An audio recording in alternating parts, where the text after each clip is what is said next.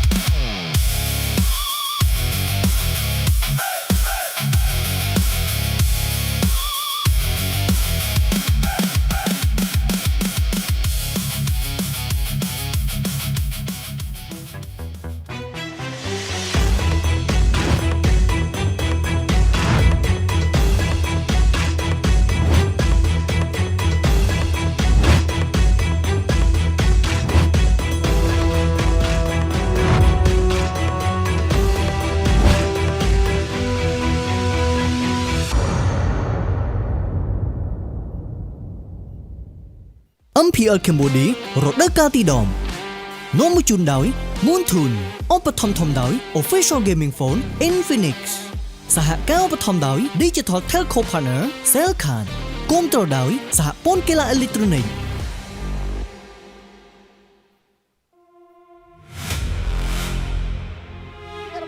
Top 1 regular season ស្វាគមន៍ជាមួយនឹងក្រុម Pro Esports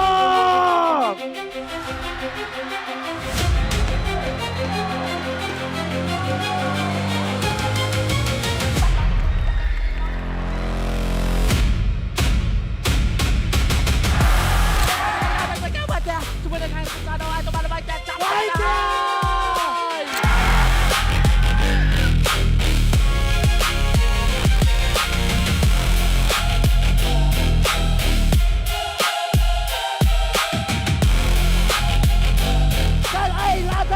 Bracket final ទៅបានទៅលើ Galaxy Legend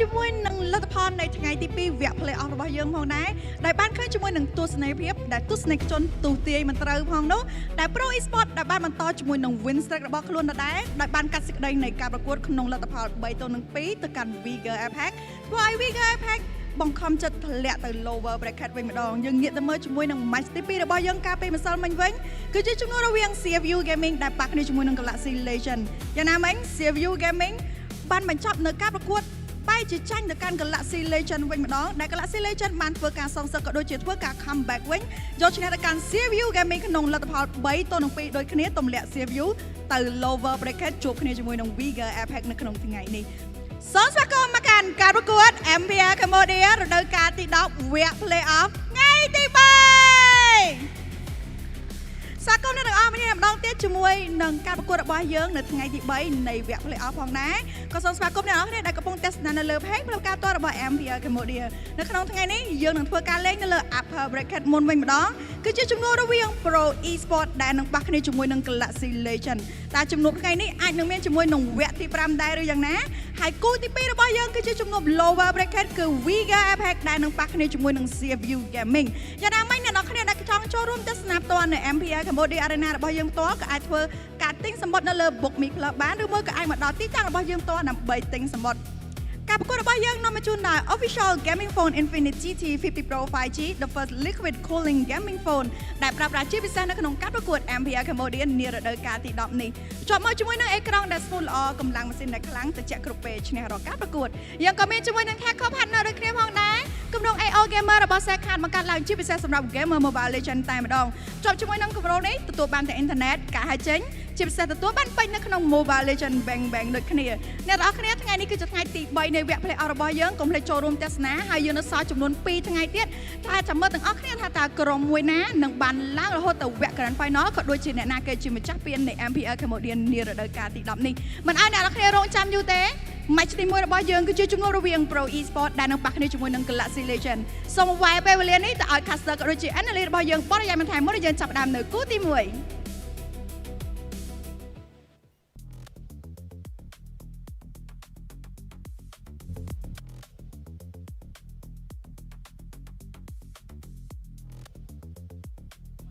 Oh, it's day number 3.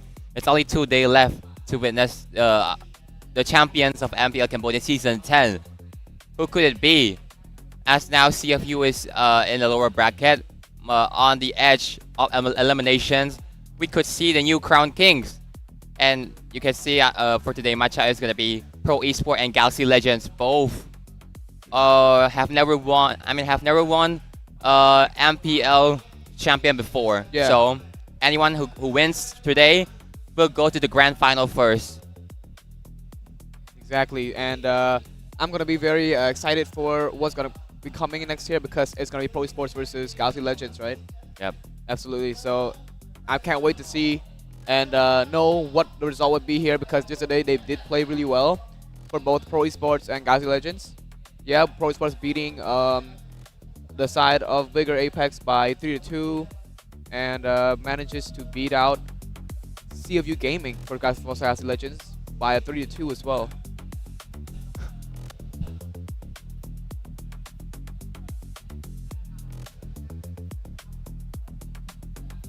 So now, as you can see, yep, CFU Gaming yesterday got reverse sweep by Galaxy Legend, and look at Pro Esports, almost meet their first defeat in our MPL season number 10. Vigor actually has the edge, but however, Pro Esports still have the upper hand in game number 5. And there you go. Look at the lower semi-final. Vigor and CFU. CFU lose to Vigor at the regular seasons with a 0-2 against Vigor. And now, could it be the same thing? Can CFU finally redeem their arc and defeat Vigor APAC in this lower semi-final? Yes. Now, Pro Esports and Galaxy Legends here. This is going to be a pretty important match because this is the ticket. This game right here, this match number 5, is the ticket to see who will get the ticket for the grand final. Yep. All right, let's look at today's schedule in the playoffs of Day 3 of the MPL KH playoffs. Day 3, Pro Esports against Galaxy Legends for match 5. And not just that, you also have the also fun and enjoyable match right after that, Vigor Apex versus CFU. Yep. Yesterday was a full 10 game, so can today be the same thing? Best of 5 once again. Could it be a full series for both match? Because yesterday was so intense. Match number 1, match number 2, everyone was at the edge of their seat. Yeah, both fans from the side, especially Galaxy Legend was so happy they could finally break their own curse. And now they're only one step left to reach the grand final to become another time grand finalists. And Pro Esports have never reached grand final before, so can they finally, as they're now standing at 10-0? All right, let's look at the hit list though. On day 3, Lin has secured a total kill of 120. Coily, total kills of 143. Cannonale, total kill of 129. And Kuzin, with a total kill of 117. However, the king of all kills does go to Wiki with the total kill of 149, leading Coily by about 7.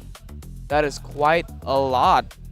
And honestly speaking, Wiki might actually be one of the biggest and best gold laners. You can see how Wiki yesterday was so clutch in CFU game. Oh, Wiki do everything. He's the man of himself. He participated in a fight. He could solo kill Suzy on the bottom lane. And now, as you can see, forging the new history. The king, undefeated king, looking really dominant in our latest seasons. Can Pro Esports finally be the new crown king or no? Or Pro Esports will have to fall under Galaxy Legends to the 3rd place. There was once a 3rd place in Season 7. Yep, as you can see there, MPL Cambodia Season 7. They were 2nd place in the regular season, now 3rd place in the playoff. And then MPL Cambodia Season 8, 3rd place and 5th to 6th place in the playoff too. And our recent season, they were 5th, but then got 3rd in the playoff. It's a 3rd curse for the Pro Esports though. Right, so we can see that based off the stats here, immediately after the introduction of Coily and the Filipino jungler, immediately in Pro Esports, the team morality lifts. Their stats, they play better, they manage to secure things better, they manage to play on a whole different level than the way that they did seasons ago, right? I mean, ever since Season 9, they only secured 3rd place in the Season 9. That's good enough, but now, for the regular season of Season 9, they secured 5th place, but for Season 10, 1st place. Yep. That's a lot of difference. There's nothing to doubt their victory. They deserve everything. They've been with MPL KH since MPL Cambodia Spring 2023, and yep, we can call them a veteran team in our MPL. They should be in the grand final for once. They should deserve a spot to represent Cambodia at least for once in the international stage. They put all the effort, they come all with passions in this playoff. 10-0 and still counting. Could it be in 11-0? And yep, go to the grand final. Could it be? Look at Sa. I want to talk about Sa. Sa has been with Pro Esports ever since Pro Esports debuted. Yep. And look at him. He's still here, building up the strength for Pro Esports. And now he could find the suitable teammate that he's playing with. They're looking really, really dominant. All right, so now that we're back from that, we do see that both both teams are good, but with the side of Pro Esports, with the new player in Coily, I feel like they work together with Kuzen really, really well, right? It's like the chemistry that the moment Coily comes in, and they play really, really well with Kuzen. They just work together they work together really, really well. Yep, a couple of seasons ago, they have a Filipino goal lane and also a Filipino jungler. But now, it's also the Filipino jungler and the goal lane. Yeah. They're the same. I mean, they're the same Filipino, but they come with a different name and actually bring a lot of victory on the table for Pro Esports. As you can see now, yep, the stat show it all. With all the strength they have, they could have a potential to become the new crown king. Exactly, and the fact still stands that Pro Esports currently is fighting for the ticket to the grand final. I'm sure they want this just as bad as Galaxy Legends because you get to have a day off. Because right now you're in the upper bracket, right? So you can have a day off to study your opponent, which is in the lower bracket. Whoever loses this game will go on to fight in the lower bracket. So they still have one more chance left in order to reach the grand final. But I'm sure that both teams here would want to prioritize that grand final ticket as early as possible so they have their time to rest as well as having time to study their opposition team. Yep. So now let's imagine this. If Pro reach grand final, yep, they before they reach grand final, they gotta beat Galaxy Legend in our upper bracket final first. So if they reach grand final and able to win the first champion, so they're gonna represent us in our in the MSC 2026. I can feel they're gonna do really well. You can see the roster, man. Yeah. D7, he was once playing with Burn X Flash at the MSC 2023. He has experience on the international stage. Story I am Felix. I don't think I need to talk about him. He has a lot of experience. We'll see you soon on the international stage too. For Coily, for Kuzen. They don't have experience in an international stage, but they are from the regions who are full of world champions. So it is self-explanatory. I don't have to talk about them anymore. And lastly, Sa, he have never once in an international stage, but however, I can see the fire in him. He has a lot of experience. Yep, like I said earlier, he's been with Pro Esports since the start, and they have never changed him. They trust the process. They trust that Sa is gonna be their best mid laner, and it is actually the truth. Yeah, he's working up to his potential. Honestly, right? I mean, he's working really, really well. Sorry, he's working really, really hard on the mid lane. He's been with Pro Esports ever since the beginning, and it's gonna be really, really hard for the side of Galaxy Legends because I mean, they managed to beat Galaxy Legends once again. Pro Esports manages to beat Galaxy Legends in a 2-1 in the regular season, right? Galaxy Legends managed to get one game in. However, Pro Esports did come with a 2-1.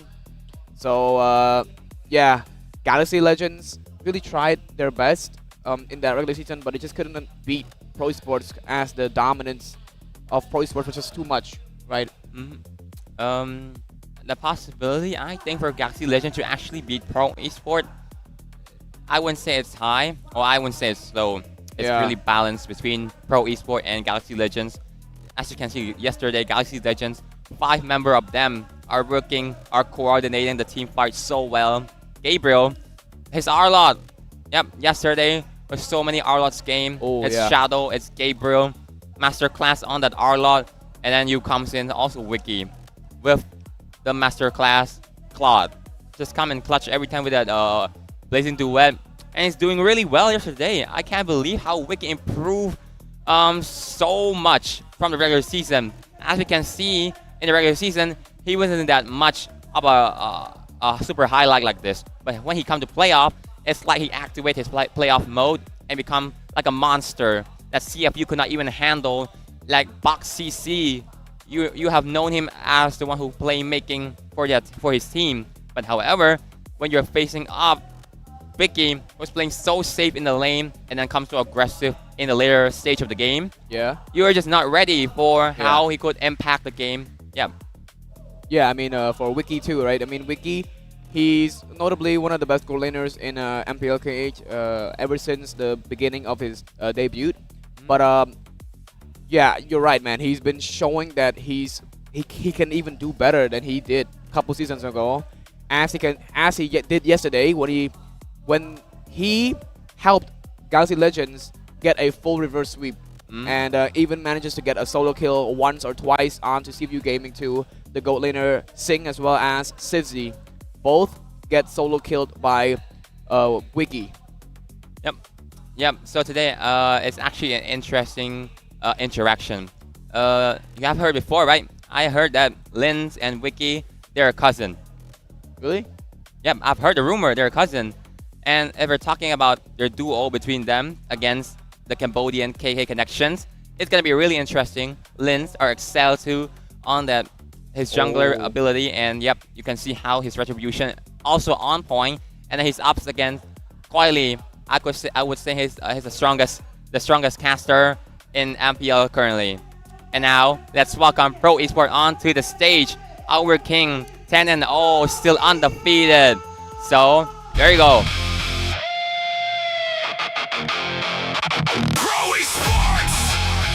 The number one in the regular season. We push the limit.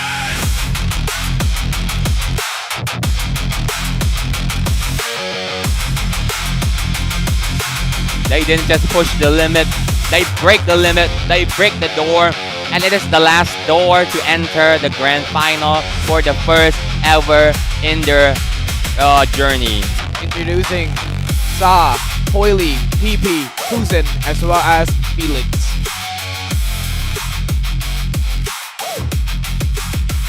Alright, and now for the opposition, I welcome you to Galaxy Legends.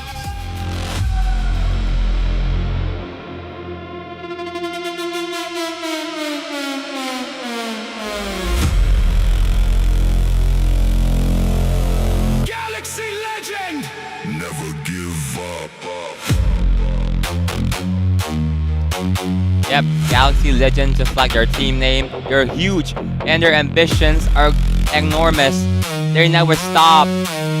Even if they lose for many times, a failure is a lesson. And look, they never give up. And now it is Run leading the Horde coming to the stage. Cadenza, Linz, Gabriel, and Wiki are just following up. Same roster.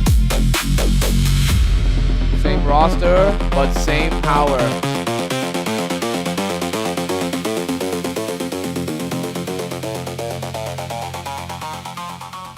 Alright, now that they are introduced, they will take their walk as they fist bump each other and take to their booth. And now welcome both coaches from both sides. Coach CatGod for Pro Esports, as well as Coach Chai and Coach P-Jane for Galaxy Legends.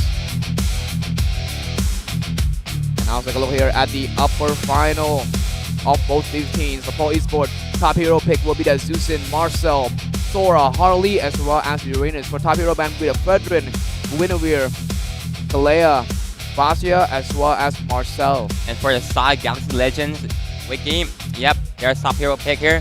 It's Harley, Claude, and Khalid, Valentina, and also Liam Ward. Top hero band is gonna be mainly we see a lot of Juice in band, and there Fanny, and then Guinevere, Bowiz, and Alfreya. Yep, and I'm really seeing the fact that GXL should ban the Fanny as they've always banned the Fanny. Because Coily, I mean, Coily can really play Fanny now, can he? We know that he can. And like just said earlier, it's the K-Blood going up against the two cousins. But this cousin has been with each other for a while now, ever since the D-War times. They've now renamed themselves, but the chemistry is still there and just as strong as they were years ago. I mean, as they should. If they usually ban Fanny out, then facing Pro Esports, it's not a problem to not ban a Fanny. You should, because Coily, I do not have to explain anything about Fanny from Coily. His hands, on the fan are just monstrous. Yep. Yeah, and looking at the top hero pick here for both teams, it's all different. I mean, the only thing they have in common here is only the Harley. But we do see that they both prioritize different heroes when it comes to hero picking. That is very interesting. And even the hero ban too. I mean, yeah, no difference. Oh, sorry, no difference. A lot different from each other. They don't prioritize the same thing at all. So it's different hero, different playstyle, so different strategy going up against each other. Yep. I love the battle between different breeds. Exactly. I mean, yesterday it was just with CFU Gaming and Galaxy Legends. It was just Same draft. the same draft over and over. CFU Gaming prioritized the same draft for 3 games straight. Yep. Which why they've lost because of how the draft they've been using again and again, making Galaxy Legend able to capitalize, able to read the flow, and also the play style that actually brings to the table. Absolutely. And for Cadenza, I mean, his top hero pick is definitely that Khalid, right? I mean, he managed to get Khalid in order to help the team get that insane reverse sweep yesterday against CFU Gaming, making the defending champion choke on their own throne, as Galaxy Legends says that it's not even that hard. They broke their curse and even manages to get a reverse sweep in, as well as Pro Esports, right? Okay, now with that being said, Pro Esports is also on the side of the first pick as they've chosen. Yep. Cat God are so excited in first pick too because of how you can have your hand on a prio pick first. Yep, a prio pick we're seeing a lot. It could be the Uranus on the XP, and then Harley, if left open, you're gonna pick it. Phobius too, we have seen a lot of ban. If you don't ban it out, then Phobius, yep. Look at the prediction here. Okay, -3 to 1. Let's look at the talent predictions here. Wow, everyone's almost different. I mean, it's all, wow, yeah. Ooh, Ice Frog goes for Galaxy Legend 3 to 1. Interesting there. None are disrespecting. Everyone knows that it can be a 3-1 or a 3-2. There's gonna be no 3-0, no sweep. No man, honestly, I thought I was going to put a sweep. But I feel like Galaxy Legends are not that weak to get a sweep from Pro Esports. They sweep the defending champion, which is an actually great feat to come here against another king. Yeah. Oh yeah, for sure, man. And for Galaxy Legends, they're going up against Pro Esports. You think that there's gonna be pressure? It could be, but Yeah, yep, they're undefeated since the beginning of the regular season. they are. I would call them Galaxy Legends Champion Slayer. They slay, I mean, they drop Flash K8, 2-time champion, and now they drop, what, CFU, Yeah, and 3 champion. for sure, man. And as of right now, you guys can also scan up this QR code to give your feedback Yep. to MPL KH. See what we need to work on and see what we need to improve on.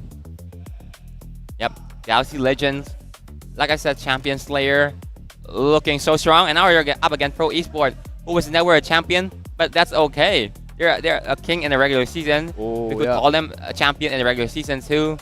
Yep, they're promising. Yeah, right now they are holding the throne, right?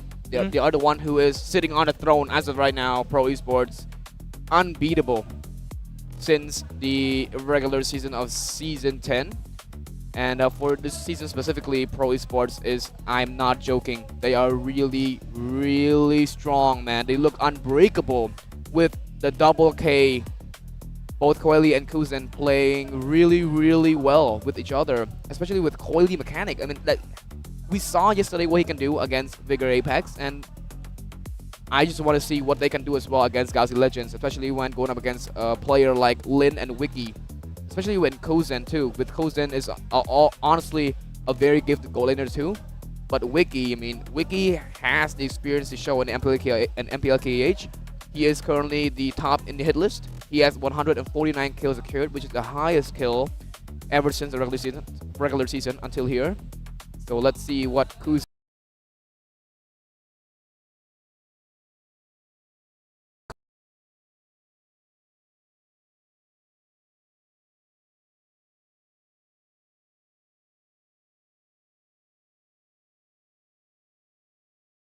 Is on the sword Infix now this time because if coach every time onto Sing, and it was amazing. It was so clutch that Sing with a Purify are not ready with how fast the final slash is. And if you want to put it on someone like Sora Einfelix on Arlot, it would be great just as Gabriel on an Arlot.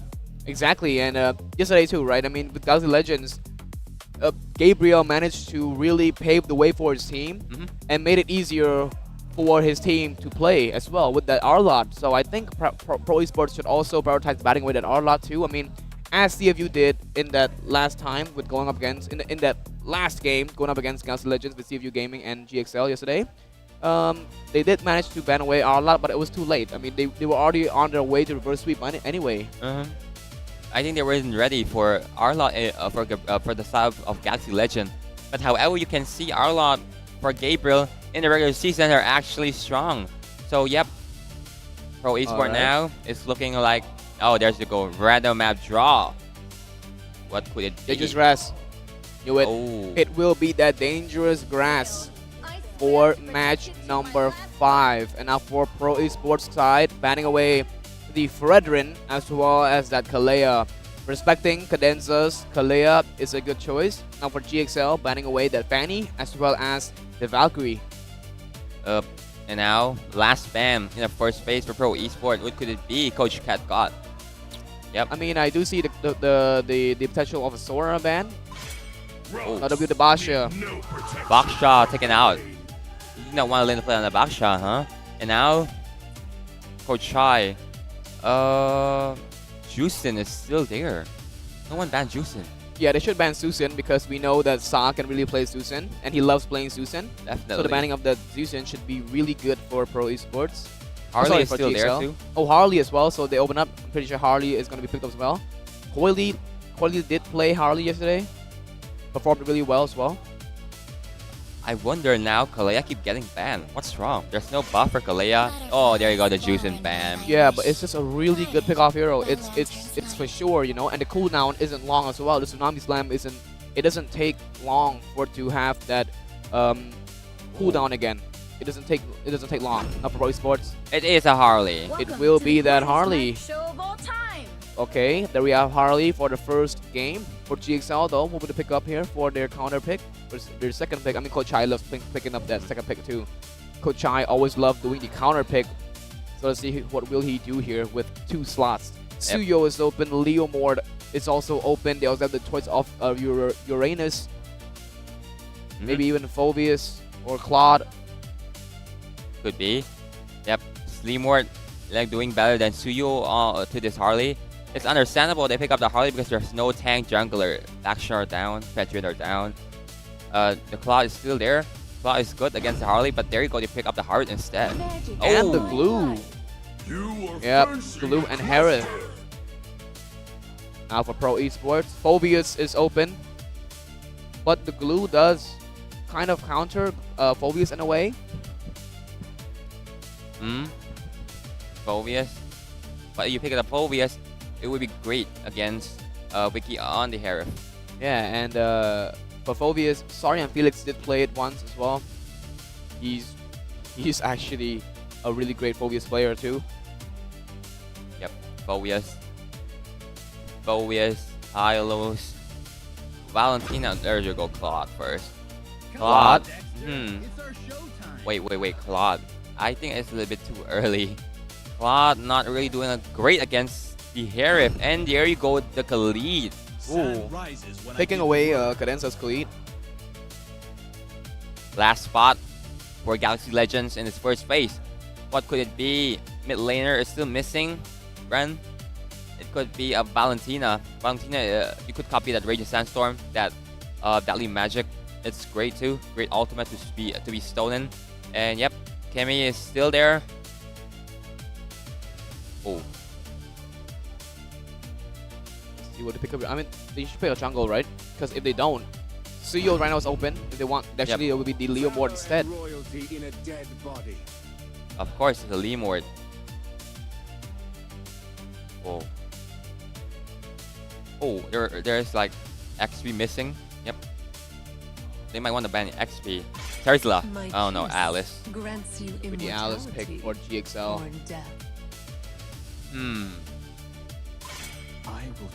And of Ooh. course, respecting Gabriel's R-Lot, banning it away. Oh, there Oh, you go. Coach Chai immediately responds with a Charisma ban. What? Are they going to ban Valentina? Or what XP do we have left? Yu Zhang is not really that good. It's kind of calm. There's still Lapu Lapu, which is not great either. Coach Chai didn't ban away Phobius. He's not scared of it. I mean, it's understandable. It's the Harley. Phobius cannot catch this magician. No, I meant Yep. for Pro Esports onto GXL. Sora and Felix could perform that Phobius. Yep. Instead of banning with the Phobius, he banned with the Charisma. Oh, there you go. Oh, instead him being the one who bans Phobius, Coach Cat got. GXL can still pick up an XP as well. Valentina first, so they weren't able to pick Sora. I harness it. A really nice cut off. But if Pro Esports still decide when to pick Sora, it would be a great choice, but you're up against a Valentina who could copy you. Alice is also open too. Wait, no, Alice got banned. Oh, sorry. Farsa got picked up here. Payback Oh. time. 43 win rate, not so high on this mid laner. XP still left missing. Lapu Lapu is Wow. great for zoning too. Yeah. Both teams are missing an XP, but for GXL, it could be an XP or a roamer. But Lapu Lapu still open for Pro Esports if he wants. But it's just going to be a little bit hard. Oh, Sora still. No fear into Valentina's. His heart remains steadfast. So now they can transition the Valentina into XP. an XP, but will they do it? It's possible. You could just pick up the Kimmy to make sure that you have that basic attack damage onto the turret. Kimmy could be. Whoa. Kimmy? It could be Kimmy or S10 to stop the potential shifting skies from Sorry Iron Felix and the Fury of the Phoenix, able to completely shut down the Feather Airstrike when it's turned on. Ooh.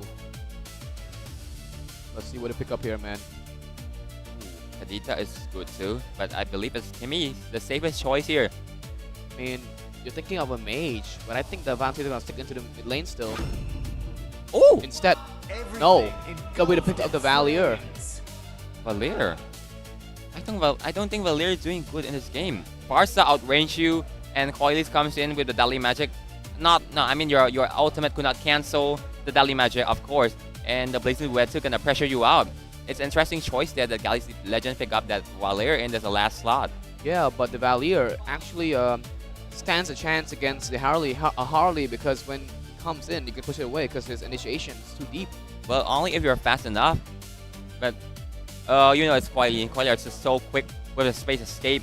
If you're not quick enough, then your HP just go boom, it's gone. And Yeah. look, they're all ready. Now, feel like a solid draft from both teams. It's only the player who gotta click that button and execute it all. And let's welcome everyone into the Land of Dawn. Our first upper bracket match and game number 1 final.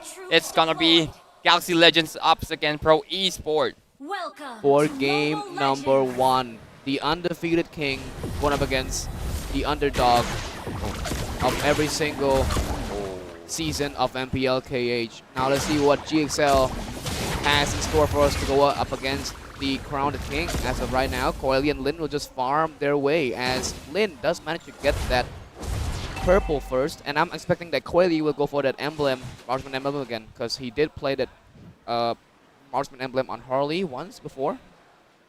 Yep, the slime into the burn of run, making it really hard for PvP. And no, this time Coily is not prioritizing the Marksman emblem anymore. Oh. Contact still. Thunder onto Sa. Sa gets tested down onto half HP. Cadenza is also just going to be holding onto PP too, but PP with the Sandguard does manage to heal up to at least half health. Yep, Sa is actually having a really hard time against this Valir. Yep, Lin is on the Marksman emblem, just making sure that you could out-farm Coily on the Harley. I don't think so. Coily is just faster on that rotations. And Coily, Gabriel might be in trouble here. Oh, there you go. he flicker out before the turtles fight. He's out of flicker right before the turtle fight. I don't know if that's too smart, man. Yeah. And there you go. Saw. Got pressure up by Run. And he cannot walk out because as their Cadenza is still waiting in the mid bush. Lin. Okay, Lin is level 4, so is Coily. And now Turtle is about to spawn soon. Cadenza is still waiting in the bush, level 2. Both Roamer are level 2. And as you can see, Sorry Iron Felix already having the shifting sky. And now look at the zoning. The lightning form from Sorry Iron Felix. Able to zone, but he might be in trouble here. As Gabriel able to copy that shifting sky back. And look at the thunder form again. Coily comes in. He falls here. Run is the one who take out the turtle. But look at double kill for Lin.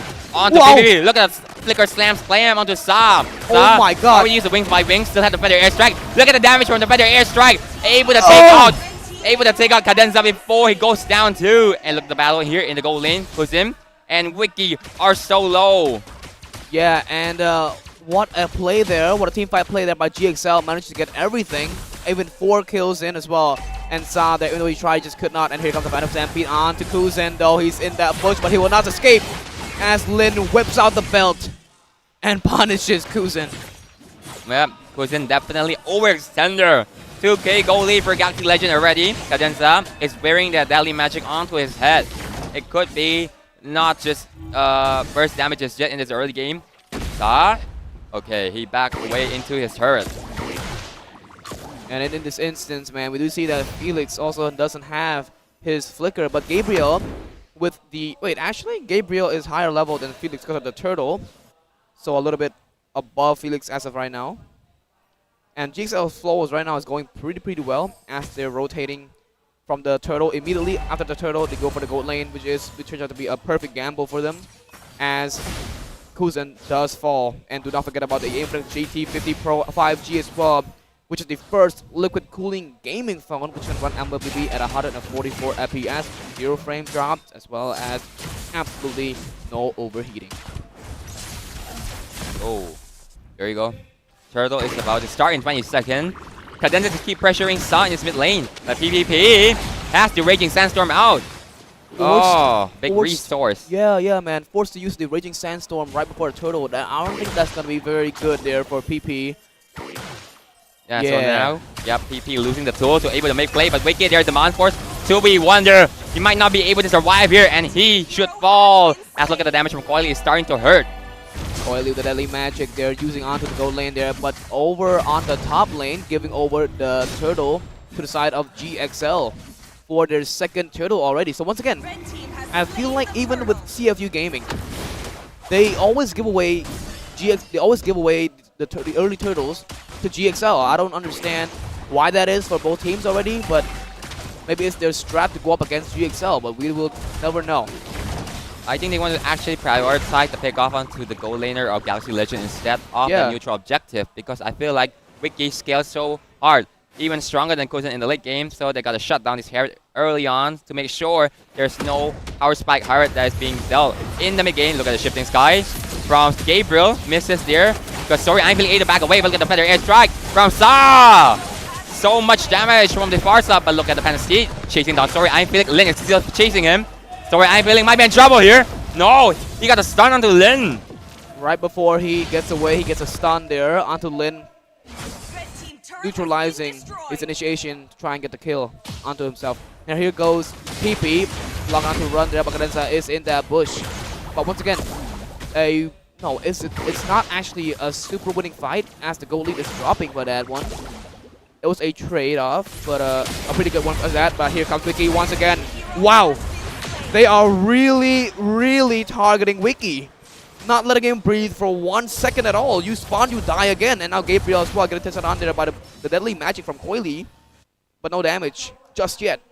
Yep, I feel like there's a game plan to victory for the side of Pro Esports. They gotta shut down Wiki because of how strong Wiki yesterday. Now penalty comes in, blazing the web from Kuzin, able to be Maya out in time.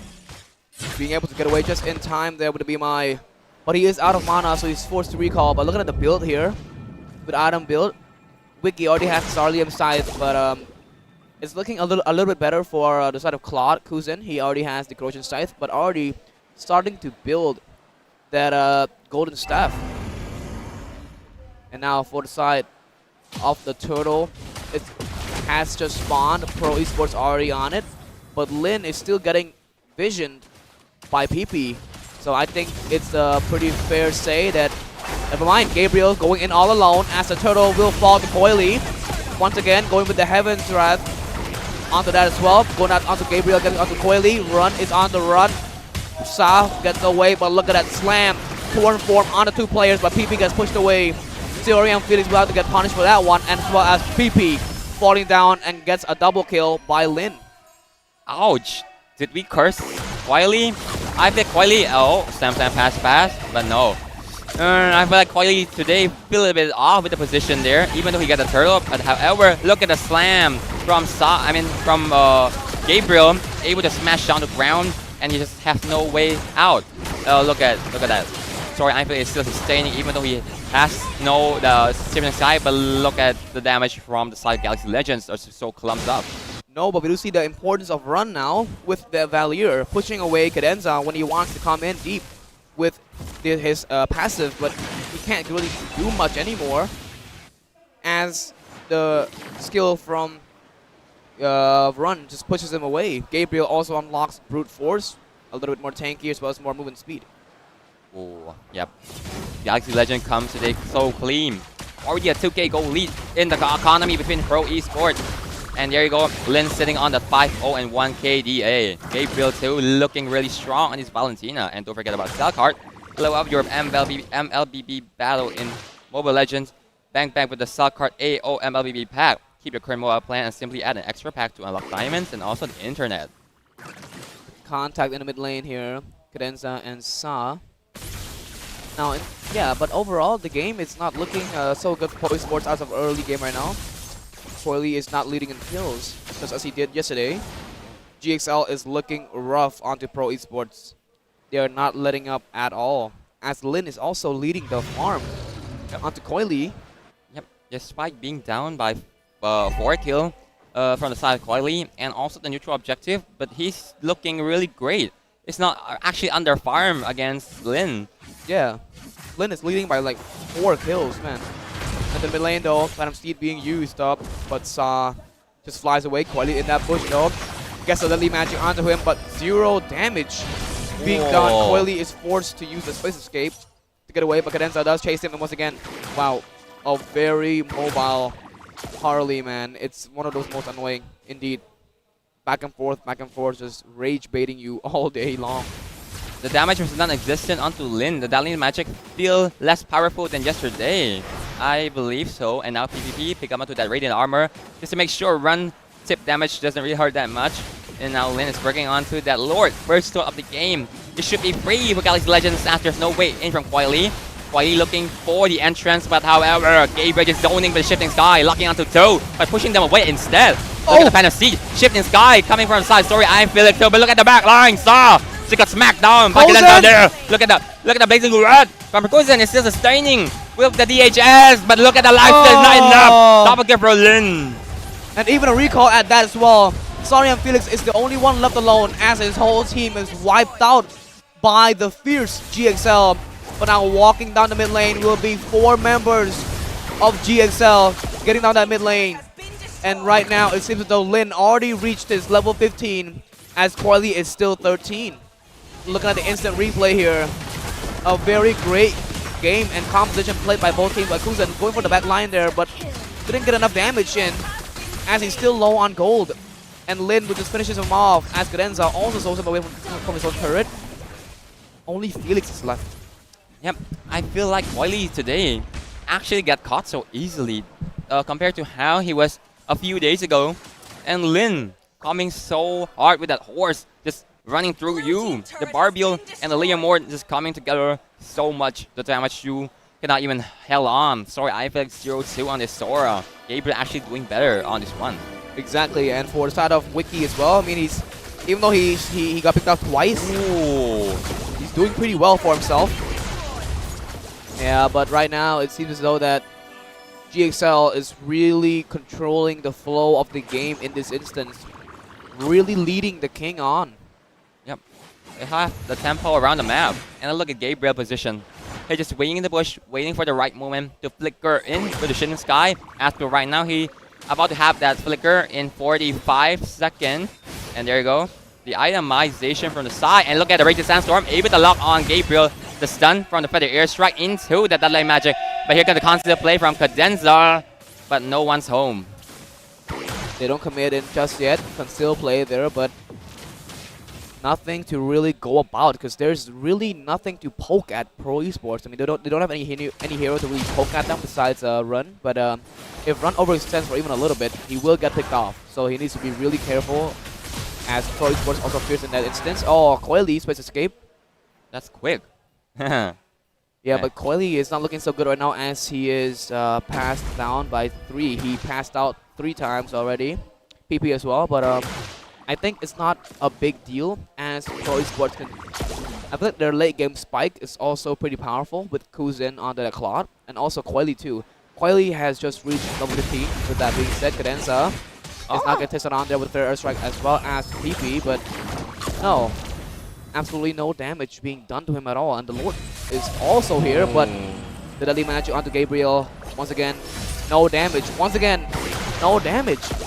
Not enough time for Coily just yet, as Lin rotates down onto the Lord fight. PP is also present. Sarian Felix is forced to get out as Cadenza is zoning every single member out of the Lord fight. They try to go in, but will you be able to go in as well? There goes a copy IMU onto that Sora play. Link at the Lord for his team. Wiki is unfortunately being put down there. Felix is all alone in a 4v5. Sorry, a 1v5, but he will not survive as he falls down to his death as well. Double kill is secured by Lin, and the Lord will now walk down the top lane. How will Pro Esports respond to this? Yep, I feel like the play from Pro Esports is actually so weird. Their communications for today's look showing off. Wiki on demand force, but the airside dropped to clear the lane, but Star got deleted by the fireball. And now his demand force already been used by Vicky, but they want to target on the base. Ooh! The single Christian Chrono Dash just onto Kuzin, down to 30% of his health. Look at that damage, man. Oh, a Deadly Magic down to Wiki, but no, it will not finish him off as the Lord will now be walking on the top lane, but 0 turret is left Pro Esports to defend. Only them and their own minion is left, but how will they survive against this one? As the Phantom Steeds come down onto Sorian Felix as well. With the Torn Form being used, but he also falls down. But Kozen will lightning do it, but no damage. This might be it, and it is. As the King falls to GXL for the first game.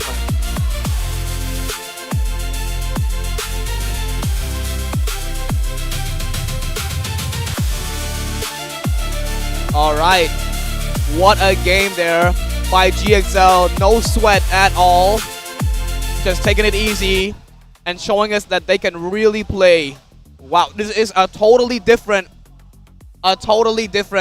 team from the regular season.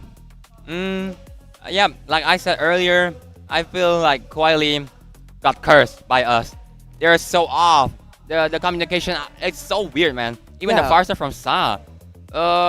The Feather Airstrike is coming so bad. I mean, it's at the wrong time every time. It's so weird from Pro Esports for today. I feel like they gotta rebuild something up. They gotta come back like yesterday. Yeah, they gotta make something new out of them. It feels so rusty. Yeah, it does feel rusty a little bit, doesn't it? Yeah, it feels like they're not really playing as connected as they did yesterday. And it doesn't feel as the confident Pro Esports at all today. It doesn't feel like the King that it's playing. It doesn't feel like that at all, man. Yeah, so maybe they can bring up something different. But actually, it's not even that bad from side of Pro Esports. It's actually the side of Jazzy Legends being able to execute it even better. I mean, with Wiki being down by 2, he manages to farm his way back up. Pro Esports allowed him to farm that way back up. And of course, a Harris late game is going to be an easy one to go against. I mean, with that Zaman Force being put down, with the Chrono Dashes, you just dash around, and with the passive, damaging your whole team. And you can see the damage in that last late game with just 1 passive and a Synchrovision. Kuzin was down by 3 bar. Yeah, so it is not no joke with the Harris damage, man. Yep. This is a game that Pro Esports actually shutting down Wiki in the early game.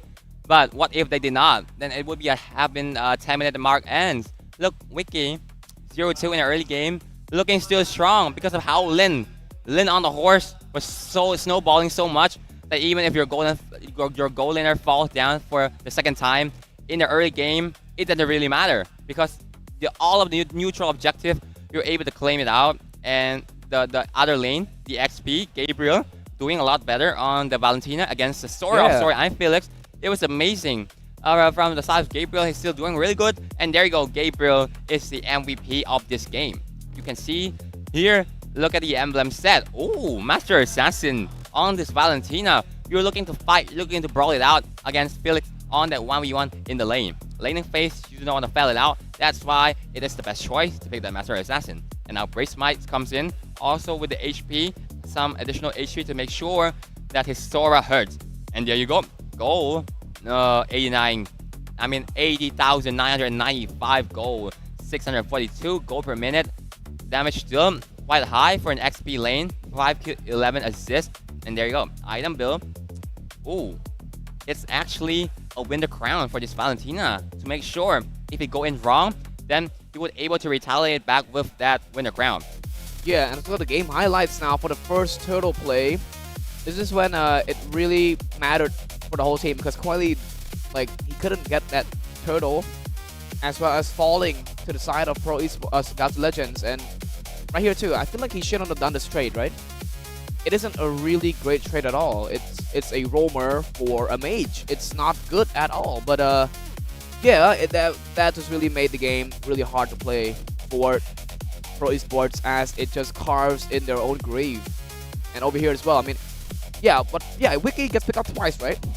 Twice, and he still managed to get back that much gold. So it's like not really good looking for Sada Pro Esports. And in this fight as well, we can see that Gabriel copied the used the IMU onto Sora and Felix, the Sora, and copied the Corn form and even played even faster than Felix. So he manages to secure the war for his team.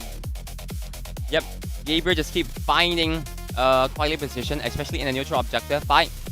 When Quiley got picked off first, no more damage in the early game because you will expect the Harley to do better job than Lin on this Liam Ward in the early game. But look at how Gabriel just punished Quiley every time he used a space escape. And then, you know, Lin, after taking every neutral objective, coming up with that Panda Seed after the Lord, after a Turtle or the Lord fight. And there you look at the damage.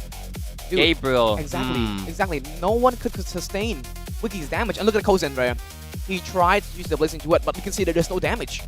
He dealt no damage at all. I mean, it seems as though that Wiki just led the gold lane. And now let's look at the game time here, 14-12. And GXL led by 49k gold lead above 37k of Pro Esports. 9 shirts above 2 of Pro Esports, and 2 Turtle above 1. And 2 Lords as well, above none of Pro Esports. So we can see that in the early game, it's just a pure on early game fight onto the mid lane, onto the mid game, and then onto the late game, completely disrupting Pro Esports everything. I mean, their flow farm was cooked. Quiley could not get any farm. You can see that his gold is right behind Lin by a lot. Not right behind at all. He's behind by far. Yeah, so like even though Quiley, I feel like he's not playing his usual style. Are you feeling me right now? Are you know what I'm saying about, like, talking about here? Yeah. Like, I mean, we can see that yesterday, right? Even if he didn't get any farm, he still managed to, for example, he managed to go to the far lane and clear up that minion. He manages to get up the creep that Lin left off, and even manages to pick off at least like mage or a gold lane once or twice or something like that at all to make them be able to breathe better. But it seems as though that their lung are capacitated, and yeah, it just seems really. It's not a good game for Pro Esports. It's not a good look for Pro Esports at all. Yep, it seems like the KK connections there just seem so down for today. Just look Exactly. at the damage deal and the damage taken from both sides. Sora, I feel like they're actually doing a really great job at sustaining in the team fight. But however, I feel like Sora, I feel like on this Sora actually not really good, just like yesterday. Maybe it was kind of off that they actually played toward the comfort pick instead of the draft. Like we said earlier in the drafting phase, why would you pick a Sora into a Valentina? Because as you know, there's no mid laner for the side Galaxy Legend yet. It could be a flex pick that Valentina could be an XP lane. I think Coach Catgut are aware of this. Is aware of this. Yep. But however, like I said, they played toward the comfort pick of Sorry Einfelik instead of actually trying to counter the draft instead. And like you said, Valentina did actually go to the XP lane, and there you go. You pick up that Valir to able to shut down the Sora on the XP lane too. On top of that, yep, the Valentina XP lane are just so much better. Right, I mean, that Valir pick is actually such a brilliant move. Such a brilliant pick too. It counters Sora, it counters Khalid, it counters Coily. That one hero alone managed to push back 3 to 4 heroes at once. And with that, it also made Felix hard to play. I mean, even though Felix yesterday he played really well, imagine being able to grab onto 4 players with that torrent form from Sora. But in the end, it's in this game he didn't do well at all. He couldn't be, he wasn't able to do anything. We can see that he tried to make play, but he gets caught off guard by Run with his flame. He gets thrown back by the Valier and makes things really hard. So I think it was a matter of the drafting too, right? I mean, I feel like the draft there from GXL was just great. Yeah. Sorry, I think today are just playing under the shadow of Gabriel. Every time he initiate, it was too late. It was actually Gabriel who actually start up the fire before the team fight. Yep, the flicker in with the stolen shifting skies just to make up everything. And you can see Sorry, I feel like in the turtle 1, he was so deep in against the Leomord. On the Thunder form, he expect to at least zones Lin away. But no, the damage was not there just yet from the Sora in the early game. You can see because of how they nerfed Sora on that cooldown, also the damage on the Thunder form. So yeah, I think he was caught there, and then the collapse, the turning point from Galaxy Legends start up there because of how Lin is able to survive the Thunder strike from the Sora, and yeah, you just get run out by the horse. Absolutely, and the fact stands that yeah, normally with Sora going with the Thunder form, you would be able to at least like damage Lin a lot. I think that was what Felix was going for, but I think the better approach was using the Torrent form instead, because of course Leomord is a semi-tank. He can't move too much. He can't dash as quickly. He isn't mobile, right? He isn't so mobile that you just can't catch him with a Torrent form. So I think the position there from Felix was he wanted to get at least some damage into Lin and not make him be able to make it to the turtle where Coily was, but no, he instead wasted his ultimate from Felix, and Lin manages to get away and even made it to the turtle too, managing to get both Coily a kill, right? And then get the turtle, and after the turtle, their gold ups, right? Yeah, and then they take it as momentum and completely destroys the side of Pro Esports, getting almost a wipeout. I don't know if you're thinking like me, but I feel like Sora, it's more like a conditional hero now because of how the nerf was kind of shutting down Sora in the laning phase. The cooldown was already high, and yep, Coach Cat got to still decide to pick the Sora into the Valentina, knowing that it could be possible that the Valentina could go to the XP. And yes, it was such an error draft that Coach Cat got actually bring to the last game. So for this game number 2, I hope Coach Cat got was able to bring his form back and make sure that it's not always about a comfort pick. It revolves around the meta pick too. If you're not playing around the meta, it's like you're using a Lila in a tournament. It's like you're just playing, oh, I'm a Lila global. I would pick Lila in a tournament. I don't care about what the enemy pick. I just want to play Lila because I'm really good at Lila. Yep, it's like it's a scenario. It's the same scenario happening last game. I'm good at Sora yesterday. I was so good on Sora. Then there you go. Sorry, I'm feeling on a Sora. Yep, and there comes in. You can't even see the emblem from Gabriel. He used the Master Assassins to make sure that he even outlaning Sorry, I'm Felix. And there you go. The damage from the Valentina was so painful, the base damage. Yeah, and you know, with Sora, the hero alone isn't bad, right? We know that we know that you're right. He can play Sora yesterday against CFU, but I think that against Vigor Apex, but I think in this game he could not do much. I mean, before then Sora was a prior pick before the nerf, but after the nerf it isn't so prioritize anymore. But enough of that. Once again, for the first pick does go to Pro Esports once more. So Coach Kagot likes first pick and Coach Chai loves second pick. So let's see what they have here in this next game, because I don't think they'll keep the same flow. Coily isn't so bumped out by that last loss, so I'm pretty sure their mentality and their mental strength are still there. No worries at all. Yeah, I'm gonna be expecting something strong. And now before we get to the game, I want to thank Infinix as well. Staying cool, the GT50 Pro is the first ever look cool gaming phone. You can run MLBB at 144 FPS with 0 frame drops and absolutely no overheating. You can see that the phone is being used by the players that are in the booths right now that you're looking at through the stream. You can experience total victory. And with Slot Card AO as well, you can level up your battles in Mobile Legends Bang Bang with the Slot Card AO MLBB pack. Just keep your current mobile plan, but just simply add an extra pack to unlock diamonds and also enjoy MLBB without an internet charge. Yeah, Coach Cat got, yep. He's still not satisfied with his first pick. So now he's going for the first pick once again. I thought he was going to let go of the first pick for Coach Chai, knowing that the second pick on Coach Chai is actually dangerous. But no, Coach Cat God are just a man of his world. If I'm not satisfied with the trap last game, it feels a little bit off. I would do better here in this early game. I love the mentality of Coach Cat God. Yeah, and I mean, I don't think there's any reason to be bumped out because this is a best of 5. They're playing in the best of 5 series, so one game, I guess one game is important if you look at it from the perspective. But if you look at it from the best of 5 perspective and from the player's perspective, it's not much at all. One game, 1 point, not much. You can come back, you can reverse sweep as GXL just got yesterday with CFU Gaming. So Pro Esports can actually still get this bag in.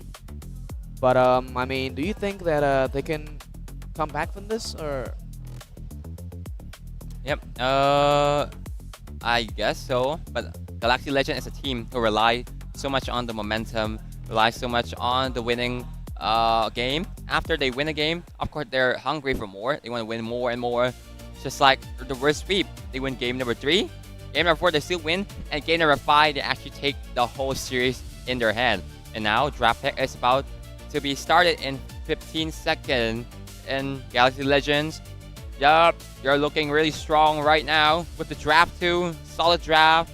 The gameplay from them are clean. Yep, all player from Galaxy Legends, they're doing really good today. Absolutely, and yeah, let's welcome everybody to the draft picking phase now. Random map draw. What will we get? And it will be the Flying Cloud map. So both teams here for game 2 will be playing around in the Flying Clouds map. And for Coach Cat got once again batting away the utility jungles, Fredrin and Basha. And for Coach Chai batting away the Fanny as well as Freya. Yep, now it seems like it's the same band, same draft. And then there you go, execution follow up. Coach Chai still banning out the same thing. Freya got taken out, Vanny got taken out to make sure the KK connections is off. Yeah, and yeah, right. With Kozen on that Freya, he can really play. We know they can really play, right? I mean, yesterday he got a point in for Pro Esports with that Freya. And of course, yeah, of course, batting with the glue. GXL loves playing glue. And every time they pick glue, they win. Yeah, ever since yesterday. With glue, they win. They haven't lost a single game with glue yet with GXL. So, batting with glue, I mean, like, throw it away. Respect the glue from Coach Kai God. Yep, it's spontaneous decisions on the glue ban. Just after you have lost the glue, you ban it out. That is also the right thing that most coach could do, because don't try to resist. Don't try to resist. Oh, I could counter this draft.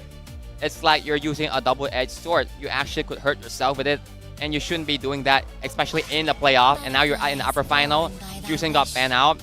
Ollie is still open for Pro Esports. Can Coach Cat got? Oh my lord! Yep. No hesitation at all. Not much thinking. He knows that Harley is good in his meta. It's one of the top jungle, if not number 1. So go ahead, pick that mobile Harley. Now for GXL here for their counterpart counter pick. What will it be? They still have the Leo Mord once again if they want to play around with the same draft. Leo Mord, Phobius, or Claude once again. I mean, maybe steal away that Claude, or keep the Valentina again, because Valentina is super versatile. Yep, you know what? Kalea and Guinevere is left open. All right, Guinevere and also Kalea, you were absolutely right. I mean, for Cadenza, I mean, also the Khalid, if he wants to pick up early, but I don't think so. Oh, you're right. It will be the Kalea as well as the Phobius pick for GXL. Pro Esports has a chance to pick up that, yep, Valentina. Not much shot. Pick it up super quickly, as well as Sora. The clouds are ever shifting. They got a Sora once again. So instead of giving away the Valentina, they'll take both Sora and the Valentina for one team. That's that's now looking solid. Oh, yep. You see now, Coach Cat God is learning from his mistake. Actually take both of the Valentina and the Sora. Last game, it was an error draft, but now it's no longer as you take the Valentina into the mid lane. This Sora could be the gold lane Sora, I don't know just yet. Now, what is Coach Chai thinking of? The Guinevere is still up. Guinevere is great against Sora. You're able to ambush him with the spatial migration, but actually it's the Herif to make sure that you're safe in the team fights against the Sora too. Once again, the Herith pick for Vicky. Oh yeah, man, Herith is also a prior pick as well in this meta right now, in this patch. For GXL side of banning there, of course, ban away the Grandeur for Coach Cat God. You never know. This Sora could be a flex pick. It could be a goal lane. Yep. And yeah, Kuzin could play Fire Goal, Freya. So why not Sora goal lane? Oh, it's actually Lee who got banned out. Yeah, got banned out because of last game. God. It's so dominant. Wow, man. The coaches are going back and forth here, showing off how fast they can really ban. Coach Cat God, what will the ban away next? Wow, so GXL is banning away 2 MMs for their second ban phase. Both slots are reserved for the 2 marksmen. Now for Coach Cat God for his last ban, of course, banning away the Guinevere, stopping the combination of the Kalea and Guinevere. Guinevere, if it actually got into the hands of Lin, it would be a disaster because you got the Kalea on your side. But with still, you got a lot of knock-off here. So you just click the Wild Requiem, and then the knocks-up come in, and you're gonna get Change Seed. And especially Harley, you're quick. But however, you might got stuck, and you got once you get stuck, your HP are just gone. You're squishy as hell. Yeah. And for Harley, yeah, right. And Harley and also the Kalea also in a way also counters Harley, because if you space escape in a wrong way. Never mind that. The Suyo pick immediately from GXL would have been rated 40%. Okay, now for Pro Esports. For Pro Esports, I mean, Pro Esports right now have the chance to pick up a Rome. Do you think Suyo actually can do well in this game? Yeah, I think so, because he can. Never mind that. Moskov. Not again, Moskov. Yeah, Moskov is a little bit hard to get to when you're playing Suyo, because he has dash, he has mobile, he also has the Spear of Misery, which can push you away. And also, if we're counting the SOD, which you can use to teleport away from Suyo's initiation as well, if you throw it right. And also, the high-lows pick for Pro Esports, finalizing their roster and hero lineup. And now for GXL, for the last pick, they are missing a mid laner. Farsa, actually, yeah, Farsa is alright, but a little bit vulnerable. Oh. Once again, Valdir for the side of GXL. Yep, why not? You're Yep. getting a Hylos and a Sora too. There we have it. The finalized hero lineup for both teams. They are ready for game 2. They are not wasting any time either. And now the coaches will now leave their station as they've already done their job. And there you have it. The handshake between 2 coaches. Actually 3 coaches. Let's take a look here at the roster. Felix Koilisa, PP, Kuzin versus Gabriel, Lin, Run, Cadenza, and Wiki. Pro Esports versus Galaxy Legends. And now I welcome, ladies and gentlemen, 5 seconds to the MPL KH Season 10 Match 5 between the King Pro Esports undefeated reign up against GXL. Welcome to The denying- Legends. Actually, they're actually denying it. They're denying the fact that Pro Esports is the king currently from the playoffs ever since. And you can see the Valir once again to seal up the draft. Oh, okay, look at the burning from Run in his early game. Actually hurt. Is Coily using the marksman emblem this time? I mean, he used it last time. And also, a pretty rare skin here from Coily. If you're looking at his skin, it's the referee skin. I don't see much of that at all. Coily, space escape. The little Wanderer here. Might be the fight forward, but no, they will back off as Coily will too. And Lin will just go for his red buff. And look at the emblem here. No, once again, Coily is not using the marksman emblem. Cadenza is also not using the support emblem, using the tank emblem. Yep. Lin is on the assassin emblem, not the marksman. Oh, yeah. Kuzin, yep, on a typical fire emblem. Very strong now for marksman nowadays. Exactly, they don't use a marksman anymore. I mean, nobody is doing what they're supposed to do. I mean, the game.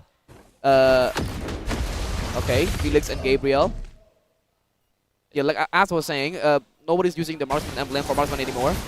Cadenza once again with deadly magic there. Oh, Flicker gets switched to time there, but PP is also on the way. Sa is very low. Lin goes for that final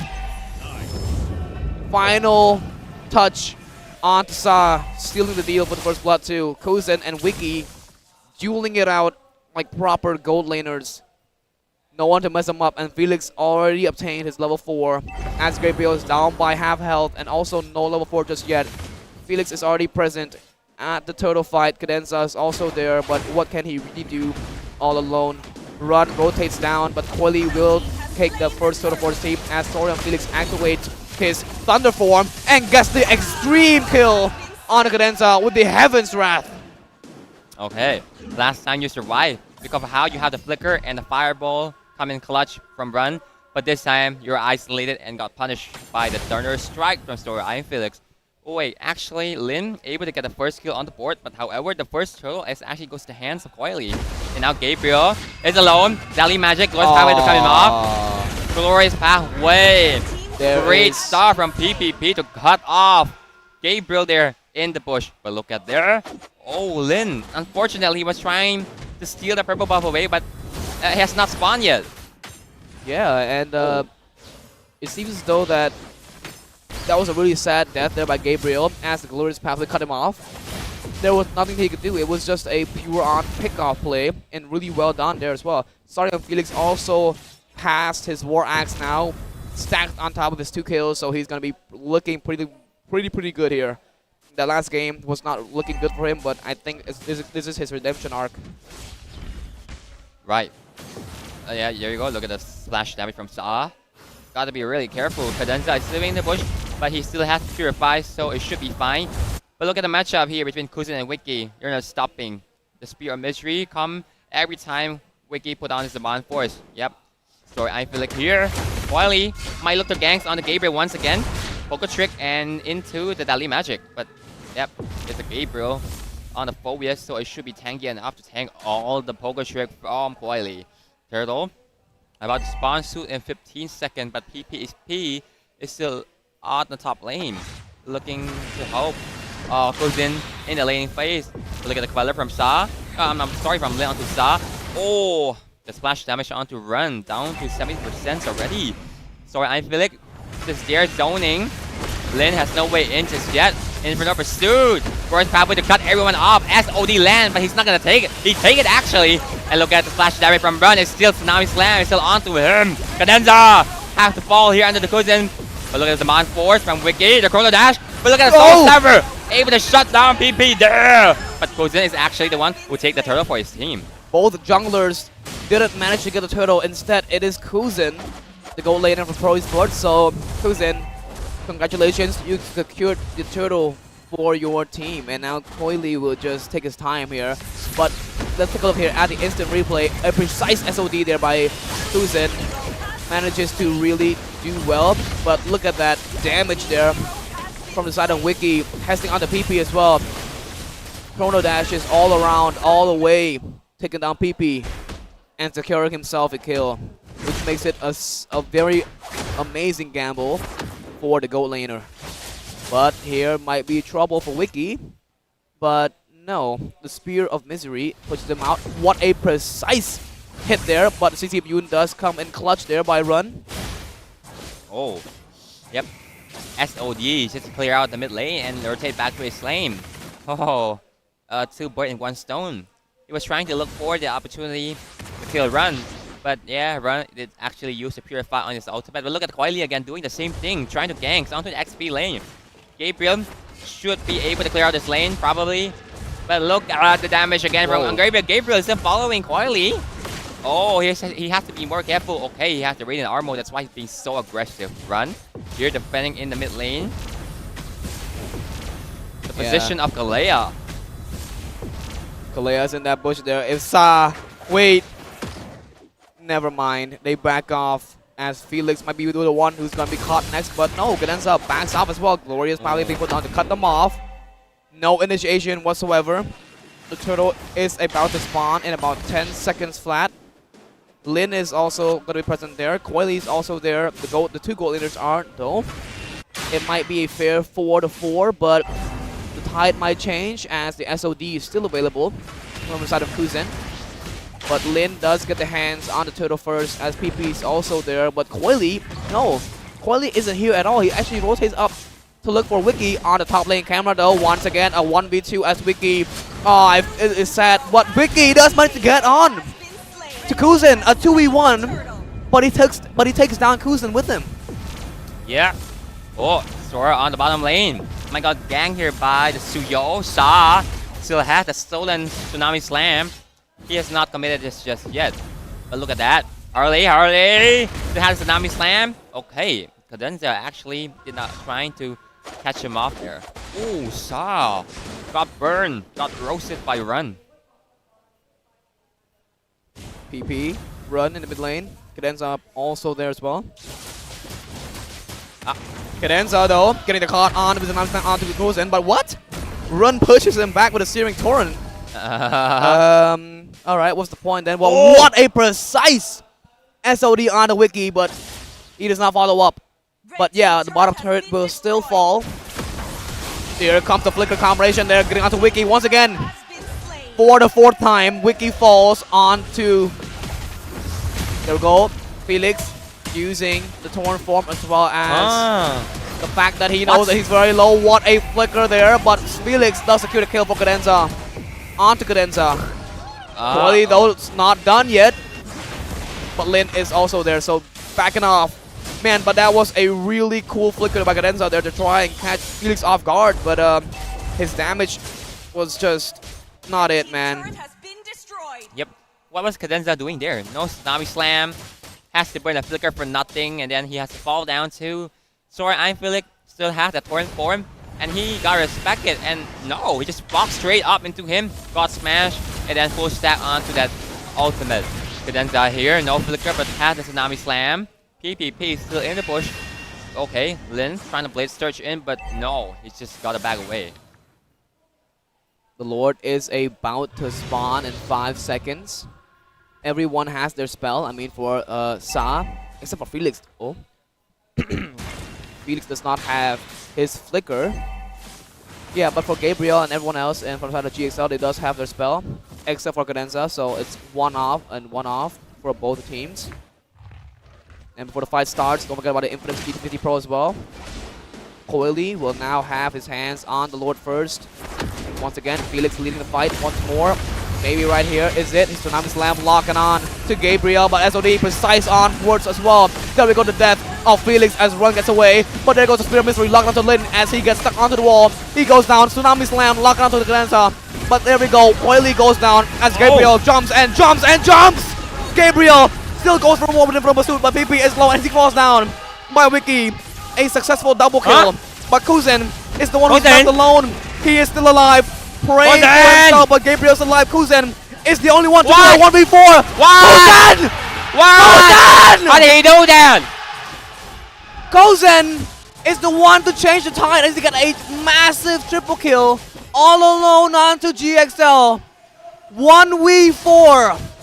Kozen still has that K blood in him after all, doesn't he? How? Kozen, so low in the mana, but he's not afraid to fight. And Galaxy Legends was there, misplaying. They go one by one, and then the spear from Kozen just keep hitting onto them. The damage, the piercing onto 4 member of Galaxy Legend. And there we have the Lord secured there by Pro Esports. What a carry by once again. They're locked onto him. You cannot escape this time now, can you? As Kozen also falls down by Wiki, get on the shutdown. PP is the one who's left alone with the glorious spy being used by Wiki. Wiki is chasing him down as also Lin does as well. Lin gets a kill on the PP. Felix is forced to back away, but there will be the fall of 2 players. I feel like that was a little bit of over-aggression by both PP and Kozen.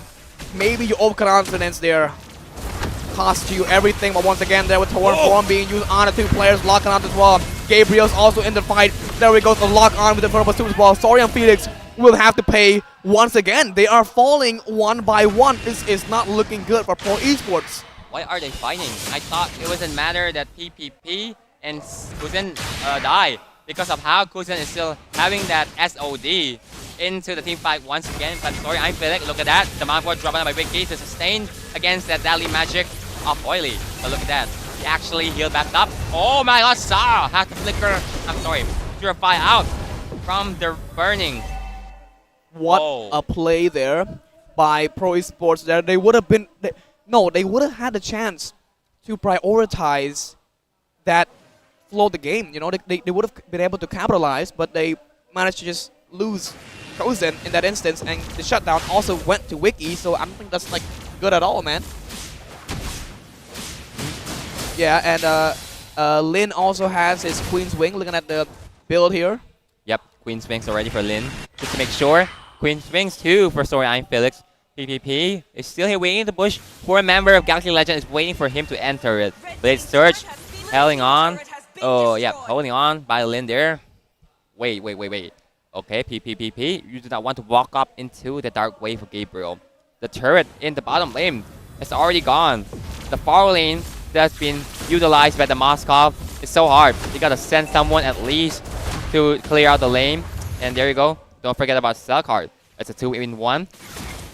For $1.5, you're able to get both internet and time. Exactly. And now over here as well, into the mid lane. PP's in that bush, Cadenza. Seeing him right now, maybe the Slime Slam locking onto him as well.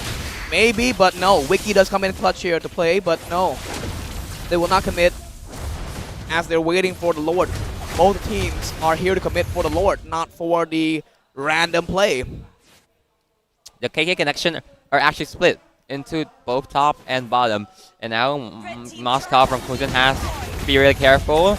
Lin is actually reading it out and bringing Gabriel with him just to make sure if there's actually a clear ring lane. And Dali Magic, the flicker, Dark Wave able to miss. Hey! Oh, but look at that. Shifting Sky onto 3 into the first halfway. Look at that SOD landing from Kozen to Kozen joining the team fight. But look at the stun. The stun to Wiki make him vulnerable in the team fight. Blade Surge also from Lin. But the Spear of Misery able to push him away. A winning fight for Pro Esports as they walk away with 4 members still alive. But GXL pays with 3. So 1 for 3, that is insanely worth it. However, Coily is the one to fall. Felix obtains his level 5. Ooh, sorry, I feel like you're so low. He is very low, but he's not going to recall just yet though. Oh. But I don't think it's a good idea to not recall. Once again, Glorious pathway on to run. There comes the Heaven's Wrath, activated Thunder Form. Lin is in that bush. If Kozen is not be careful, he will get a very happy birthday. It's about Lin. He will get a happy birthday. Find Lin as Lin jumps in. Only back just in time there. Coily gets the Lord as the fight still goes on with the Slam Slam down to Kozen. A trade there, but PP is also in the trade as he also falls by Wiki. A Lord for 2 players, but now walking down the mid lane continues GXL's reign onto that mid lane turret too. Sa is the one left alone. Run activates his Searing Torn there. But there, here comes Cadenza too, locking on with the fearsome. Conceal there. Look at the damage there. Yeah, Tsunami slamming story. I'm feeling he has to fall here.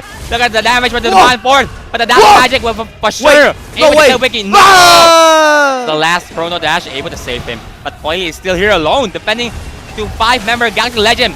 Focus Trick is not enough. Gozen is about to be here in 2 seconds, but look at that. It should be it, but the SOD is not enough to clear out the lane. And that is it. As Pro Esports falls once again, the king has kneeled twice in front of GXL. It's not looking good. What a play there by Cadenza's initiation with that concealment. Don't tell me it's a sweep. It would be crazy for someone like Galaxy Legend from a 5th place. Yep, no, I'm 4th place to actually sweep the Kings. That would actually be insane. They lost to the king twice. That's not, yeah, not sorry, once in the regular season.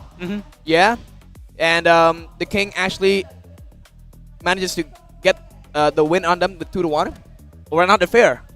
Ever since regular season, now they're fair. Now they're fair to score. It's 3-3. It is fair.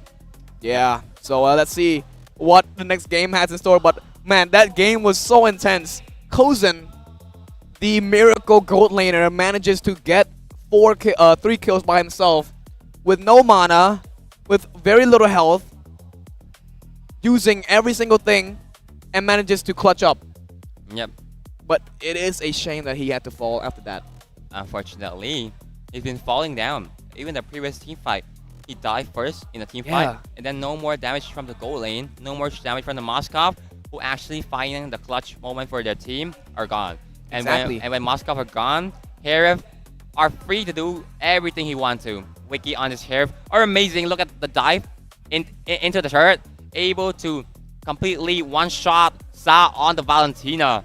You look at this, you can see how the damage from the Synchro Visions able to close the gap between and the turret in the mid lane got taken out. It was so quick, even though they lose the Lord, but the base is still in their hand. Yeah, and in that last Lord fight, I feel like they traded too much.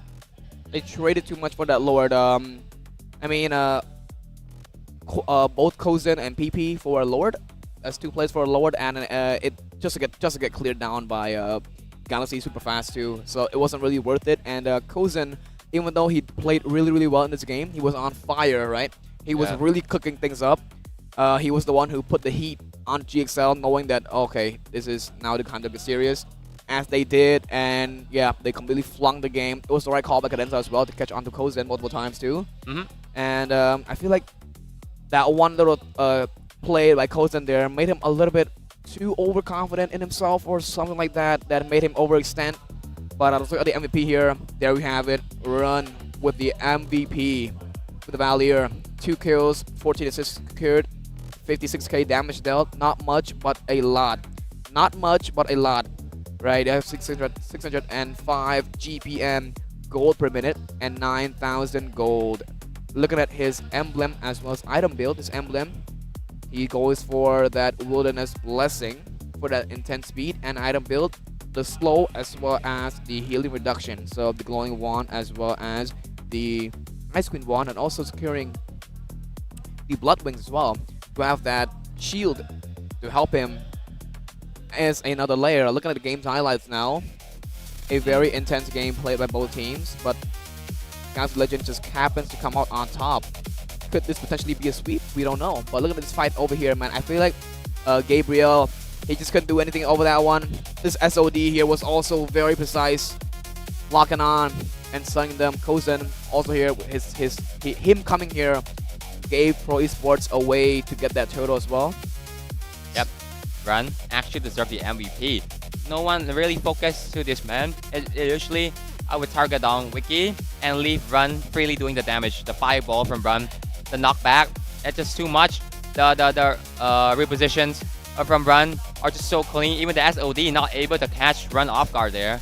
Yeah, Coily this game not actually able to find the right target with the Dali Magic, and mostly on Gabriel or Cadenza. It is a front line, but look at this one. Yeah, good stuff from Kuzen too. Look, it was a kind of misplay from Galaxy Legends. Look, they're going 1 by 1. They're hesitating. It's like miscommunication there. Exactly. They're hesitating, look. And then they go in all in with only like 10% of the HP left and got smacked by Kuzen with the Moscow, and here Glory's halfway in. Yeah, over here. Oh, Kuzen just got grabbed by the Tsunami Slam. great stuff from Cadenza. Able to flicker. A great read from him too. How Yeah. did he know where Kuzen was? Yeah, And- and Oh. overall with PP as well, like he put down Glorious Path to try and help them and slow down the side of GXL, but in the end, he still died, and he even managed to die with him too. So it wasn't really a great trade at all. Oh, you can see here Kuzen actually dying so quick. He should have been the first one. I mean, he should have been the last one to stay in the team fight, but actually he's the first one to fall. Yeah, and Pro Esports, even in Oh. here, I don't think they played really well. You know? Yeah, Yeah, and sorry for you to see I don't think he should have done that in this scene here. He should have done that, but see, leaving Coily all by himself. he should back away for a bit, giving Yeah, that mid exactly. inhibitor for free, and then Sa too. Yeah. Sa disrespect Yeah. the damage from the Herif, and then he actually be the one who got punished. And for the Sora too, you can see the miscommunication there from Pro Esports. They're going one by one. I really don't understand. What was the call there? Who was the in-game leader? Who was the one who called everything out in the team fight? Sora, I'm feeling here. Yeah, he keep going in, just trying to make the play. He's just trying to he want to get clipped. I just feel like that. Come on, Sora, I feel like you gotta play for your team. You gotta put your team on the back and stop like you're being so over aggressive that actually you get punished. Yeah, and now for the game settlement here, 15 minutes and 08. So 46k below 48k of GXL. The game completely flipped around each other. It was a back and forth game. It was GXL and it was Pro with the Cosen's play, but they messed it up. It was a mistake from them, and yeah, GXL took the win. 4 turrets below 5 of GXL, 2 turtles above 1. So it's Pro Esports to secure the. I guess I would say they have the better early game above 1 of GXL, and 2 turrets above none of GXL. So yeah, Pro Esports managed to do a lot more. Yeah. But Pro Esports, I feel like they messed up that. I really think they should have done that. They really shouldn't have like got that win, and Kozen didn't recall. He went on to farm the little wanderer, and making GXL take advantage of that, taking the opportunity to pick him off, and the shutdown as well was given to Wiki, right? And it wasn't just it was just not looking good for Pro Esports after that. And now for the damage dealt as well as damage taken, the highest damage dealt for the side of Pro Esports does go to Kozen, of course, with a 47k above 46k of Coilies. But for GXL, their highest damage dealt will be Wiki's, which is the 60k, so a lot more than Kozen. And the highest damage dealt for Pro Esports does go to PP with 142k damage dealt. He is Hylos after all, a very tanky tank.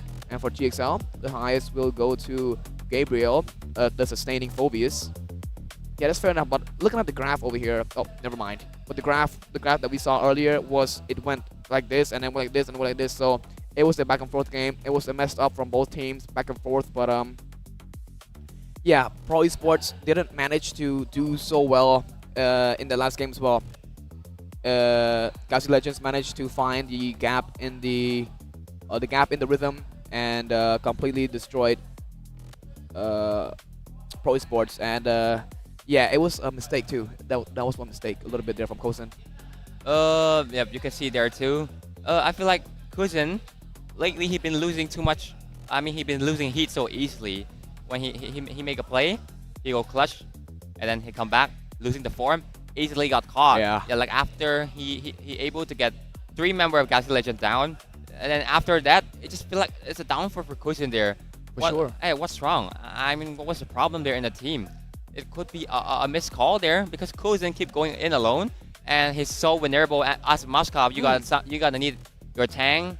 You gotta need someone to actually block up the damage for you to actually stand in a team fight to deal out enough damage to have a really great position in order to be really good on the Moscow. But yeah, he coming so quick that he got bursted out first. Moscow, when you got bursted out first, is actually over. Yeah, I think, yeah, you're right, man. Even though PP tried, but I feel like PP was also late to helping Kozen as well.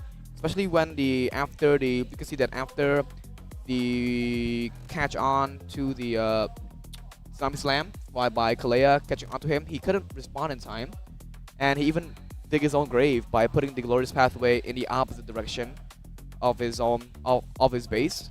So it made him run to the opposite direction, which made it easier for GXO to catch overall. So he was both late and both not in a good position. Yep. If you add all the damage from Galaxy Legend, you can actually see the damage are actually dispersed to all 5 members, meaning that all 5 members actually dealing the same amount of damage to Pro Esports.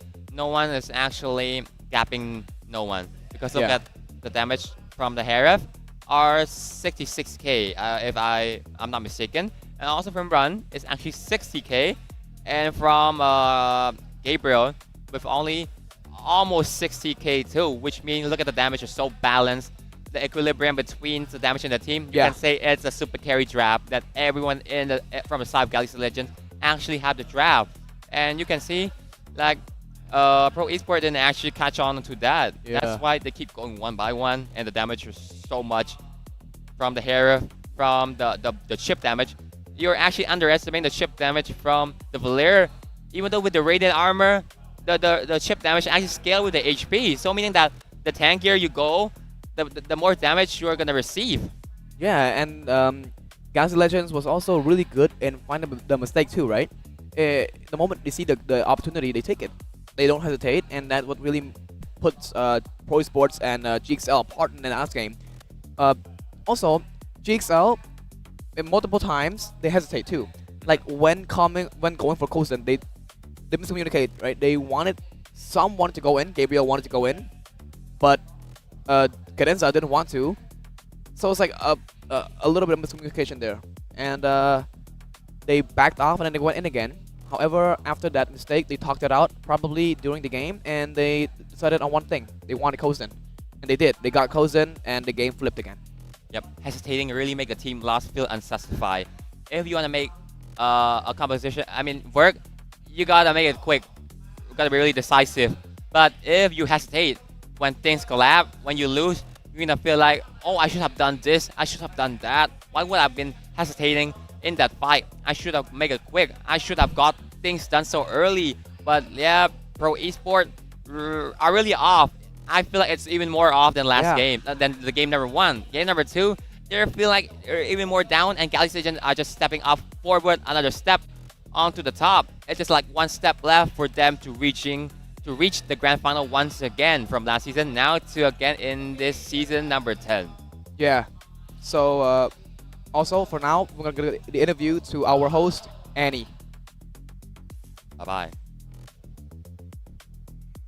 ក៏សម្រាប់ analyst ដែលបានចង់ podcaster ចង់ឲ្យខ្ញុំនិយាយចេញមកគឺថាចង់បិទការងារចោលយកមកឥឡូវយើងមានជាមួយនឹងវគ្គ audio interview ទៀតហើយដោយសារតែលទ្ធផលរបស់យើង 2-0 ខណៈដែល Galaxy Legend បានលេបទៅកាន់ Pro Esports ចំនួន 2 បន្ទុកសល់តែមួយជំហានទៀត Galaxy នឹងបានបន្តទៅវគ្គបន្ទាប់រីឯ Pro Esports ត្រូវធ្លាក់ lower bracket វិញម្ដងតែឥឡូវយើងជួបជាមួយនឹង fan របស់យើងវិញសួរខាងឈ្នះមុនខាងនេះGalaxy ហ៎បាទ Galaxy និយាយរឿងមើលមុខតិចមើលគេឲ្យមកឌឺគ្នានិយាយដូច slow មែនខាងនេះខាង Pro ណាមើលតើដឹងហើយចង់ឥឡូវសួរពីខាង Galaxy មុនថាចូលចិត្តណាគេនៅក្នុងធីមហ្នឹងVicky ហ៎បាទហើយគាត់ថាថ្ងៃហ្នឹង Galaxy លេងល្អអត់ល្អមានប៉ុណ្្នឹងឯងអត់មានល្អខ្លាំងណាស់ the best 100% ដល់10អីចាំដល់វគ្គ grand final សិនអូយមកឲ្យឌឺគ្នាមានអាឆ្លិត humble សិនទៀតចុះខាងនេះចូលចិត្តអ្នកគេនៅ Pro Esports Sorry MPL League អាយ៉ា Sorry MPL League offense រីចាស់ហ៎តាំងពីជំនាន់ស្នឹមហ្មងហ៎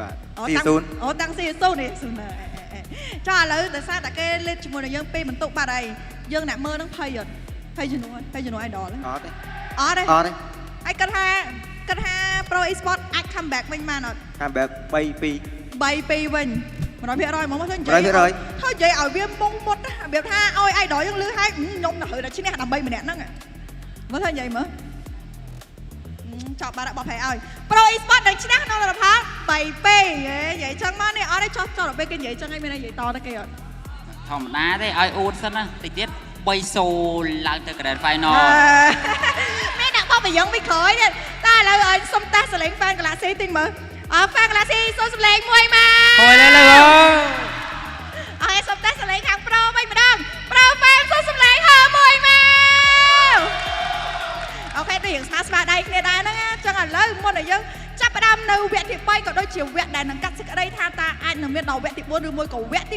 5ឬមួយក៏ Galaxy Legend បាត់ជាមួយនឹង Pro Esports បណ្ដាច់ជាមួយនឹង win streak របស់ Pro Esports ផងនោះសូមបង្វែរពេលវេលានេះទៅឲ្យ caster របស់យើងបងយ៉ាងមិនថាមុនយើងចាប់ផ្ដើមនៅការប្រកួត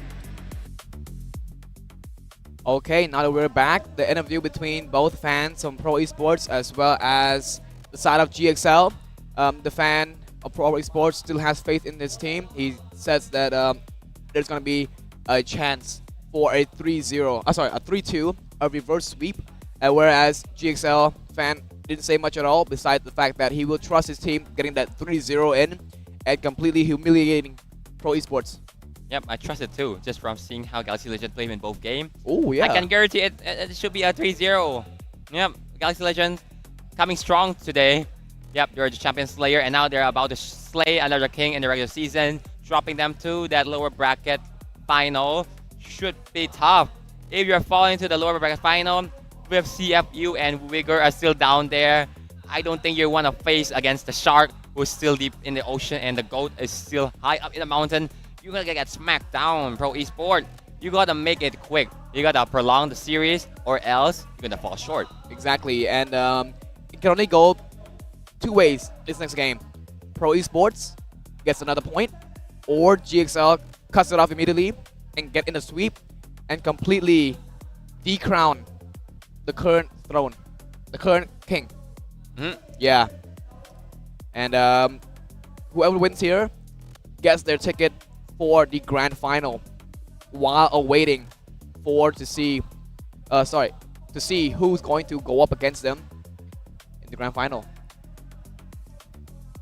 Maybe I gotta take my word back. Like I said previously, yesterday, Pro Esports has no weakness. I feel like Galaxy Legends actually find the weakness, which is the KK connections themselves. When you shut down the KK connections, look, okay, I'm down. Yeah, the you KK are connections. Down. When you shut down the KK connections, you are completely shutting down Pro Esports. Yeah, absolutely. And let's see what he has in store for us today, because my vote is still on. My prediction is still on the 3-2, which is the reverse sweep currently. But let's see. Let's look at the streak. This is like a TikTok streak. This is like a TikTok streak. It is a TikTok streak. Don't let it break. So oh my God, they are one more point away from breaking the TikTok streak. Oh come on, show my streak. I have more than Pro Esports. It's just 10. Mine is up to 400. They are on a 10-win streak right now. So if they lose here, they broke the streak. And guess what? If Galaxy Legends sweep Pro Esports, they sweep all of our predictions too. All of the talent prediction, no one actually put a sweep. So it's actually the first pick there for Pro Esports still. Wow. You're not giving up, Coach God. I can see. They really want that. Maybe if it doesn't work for you, you should have tried something else like a second pick. But by giving the second pick to Coach Ice, it's another question. Why would you do that against a coach who actually have a really good counter pick against you? And you just don't try to resist. See? This is kind of example of hesitation. You are hesitating to go the other way around, so you just have to go the same way. You're sticking to the plan A. It's still one-dimensional. Maybe Coach Chai actually read it out. That's why it's a 2-0 in the match point for Galaxy Legend. Yeah. And I wonder if in this draft picking phase, they'll prioritize Valier again, because, I mean, it's been 2 games, and Valier brought them both wins. So maybe Pro Esports here could figure out something that can really help them out here, because the ticket to the grand final is about 3 games away for them, whereas the GXL side missing only 1. Will it be a full-on sweep for GXL, or will Pro Esports unravel what they have inside their pockets and reveal the cards onto the table, and maybe be able to do something about GXL? Super close. They're super close to that ticket to the grand final. I mean, yep. Wow. I'll be just so happy, just like them, if they're able to reach the grand final once again. Maybe this time they actually have a chance to the throne for the first time. Oh man, they've been a runner-up in our MPL K8 for so many seasons. The runner-up curse. Now they have broken the curse that they're not able to be CFU. They have broken the curse, so it could be another curse that been broken, which is the runner-up curse, the silver medal. I mean, second place hurt as hell. It hurt more than you being in the third place, right? Yeah. Man, but like that Valier is actually a big problem for Coach Katgat because he really, if you can see this, Pro Esports, if you look at it from both of the drafts, as well as yesterday's draft, Pro Esports prioritize that initiation play. Hylos, PP on that Khalid, also PP on that Marcel, all initiation heroes. See, the one thing that counters initiation heroes are heroes that pushes back. That is exactly what Valier have. The Searing Torrent, pushing them away and giving time for GXL to recover and fight back. So Coach Chai, with that Valier pick, honestly, a remarkable pick. Absolutely. When you push Pro Esports too hard to the limits, to the corner, they sometimes panic, which make the communication in the team seem so off. Yep, and now 3, 2, and 1. Drafting phase will start soon. And there you go. We're gonna see the map draw just first. Will it be a dangerous grass once again or anything else? Okay. Dangerous grass once again. I feel like the random map draw feel like it's stuck to the same map every day. Oh. Okay. The same 6 bans from both coaches. First pick, however, once again, right? Pro Esports likes to prioritize the initiation heroes. So there we have it. Marcel for the side of Pro Esports. Now for GXL. Okay, once again, Valier could be a choice here. But they had a chance to pick up Suyo or Leomord or something like a Uranus that can really tank Marcel's golden hour. Fovea is still there. Harem is still there. Arlot is still there. Yep, but you could pick up the Fovea, so the Arlot will not be as strong as yesterday. Exactly. So there you go, Harem. Fovea could be a great choice to take out the Fovea first before Coach Katgat actually take it away. Harem is still a great choice here for Coach I. Will it be for Wiki to that? And there you go, Fovea and Valentina. Yep, Valentina copying golden hour. Why not? So, yeah. So I believe this shouldn't be a Harem for the size of Pro Esports. It will be too risky, and Arlot might not pop in this third spot too, but Leomord will. There you go, Leomord has already been picked by Coach Katgat. Suyo still left for Coach Chai. Now last first place pick for Coach Katgat. What could it be? Maybe prioritizing a gold laner. Kalea? Kalea's still there. No, already Marcel. Sorry, there was Marcel. Yeah, that's okay, alright. why would I thought Kalea would go to XP? Okay, what will it be? Plot? Oh my god, I don't even know what they're Ranger? thinking right here. Harith. Why? Harith doesn't really combo with I guess Synchrovision does count, but it's just not much, right? It's not much to really combo with Marcel. Okay, but anyway, let's look at GXL side. There's a chance to pick up that Khalid for Grenza. It's a signature hero. He's one of his favorite picks, or just go with the Kalea again, which can yeah, also Hilda too. I mean, Hilo is good to run through the horse. A horse versus a horse. Also a great choice against the Harif on this Demand Force. When you just drop the Gorge Pathway, you're just shoo-shooing the Harif away from the Demand Force of his own. Okay, 9 seconds left for Coach Hai to think for this last pick in the first phase. Let's see what they'll decide on here.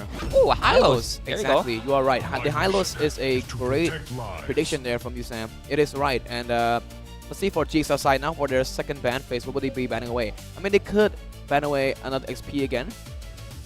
Not making them play, but I think it's just going to be Mage. Nah, XP ban. XP ban should be good here. Well, if you ask me, should ban a Terizla here. Terizla is really good against the Phobius. Exactly, should ban Terizla. Oh. Okay. Taking his time so well. Terizla still there. Alice, that's great too. Oh, Eve Eve. instead. Eve ban for Coach Chai. Now for Coach Catguard. I thought the Eve wouldn't get picked by Coach Catguard because of how the comp from Galaxy Legend able to deal so much. I mean, able to counter that Eve with the Valentina too. Claude ban. Claude ban. Coach Catguard should ban Claude. Yeah. Dude, the Claude is gonna help Hylos and his team a lot. Oh, Granger. Yeah, Granger and then Claude. For Coach Chai, what will he be banning away? If he don't ban Claude away, there's a good chance that GXL will come up. Claude is a really good combo with GXL. Marcel is gonna be hard to catch him because the BMI. Leomord can't really catch him, of course. We know Claude, Mobile, and Harris as well. Mage are down. Eve is down. So, what mage is left? Oh, it's not a mage. It's actually an XP, and Lapu. Lapu will be taken out by Coach Chai. Coach Catguard, for your last pick, it could be Claude. It is Claude. Yep. That is a Claude ban. If they cannot open up Claude for side of GXL, it'll be too much to handle. But Carry is still there, but Carry is kind of hard against the Harif. Harif will outrange you with the Synchrovision, and also your Wind of Nature would not be able to save you from that magic damage of the Harif. Exactly. Now for the side of GXL, they're missing a jungle, so maybe a Suyo is also would do good here, or maybe even a Bastia. Bastia is also open. Oh, but Basha is kind of hard against this composition. Look at the Harif. The magic damage is the first damage. Yeah, but there is the Phobius. So it's not too much of a big deal, the Harif. Suyo, Baksha. I mean, Moskov is still open, I guess, if they want to pick up Moskov. Is it going to be an odd pick? Carry. Carry. We forgot about Carry.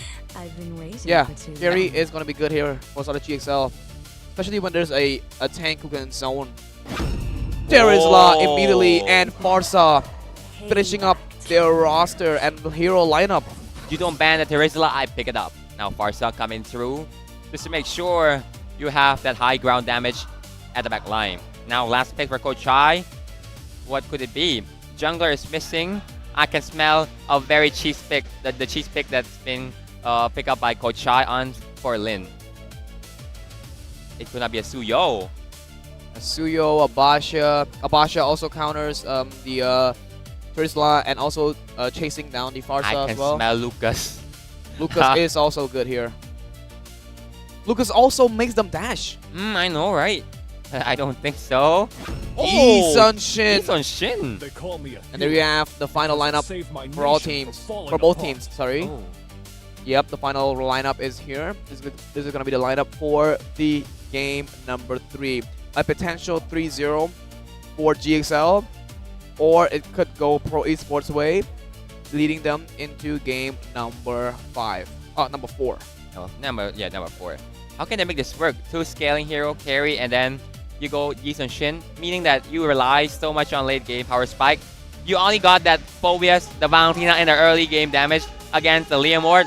And now, let's head on. As we see, Pro Esports and Galaxy Legends are all ready. Just to make sure Pro Esports, they won't see this is their last game. Okay, let's now move on into the line of dawn. This is game number 3 between Galaxy Legends and the King Pro Esports that is about to bleed. Yes, exactly. And now right now, GXL is 1 point away from completely overthrowing the throne of Pro Esports' reign. So let's see what can they do here. Coily is on the Leomord, and Lin is on that Sun Shin. And I think we all know that. Oh, the ability able to shockwave quickly, making run hit level 2 just in time.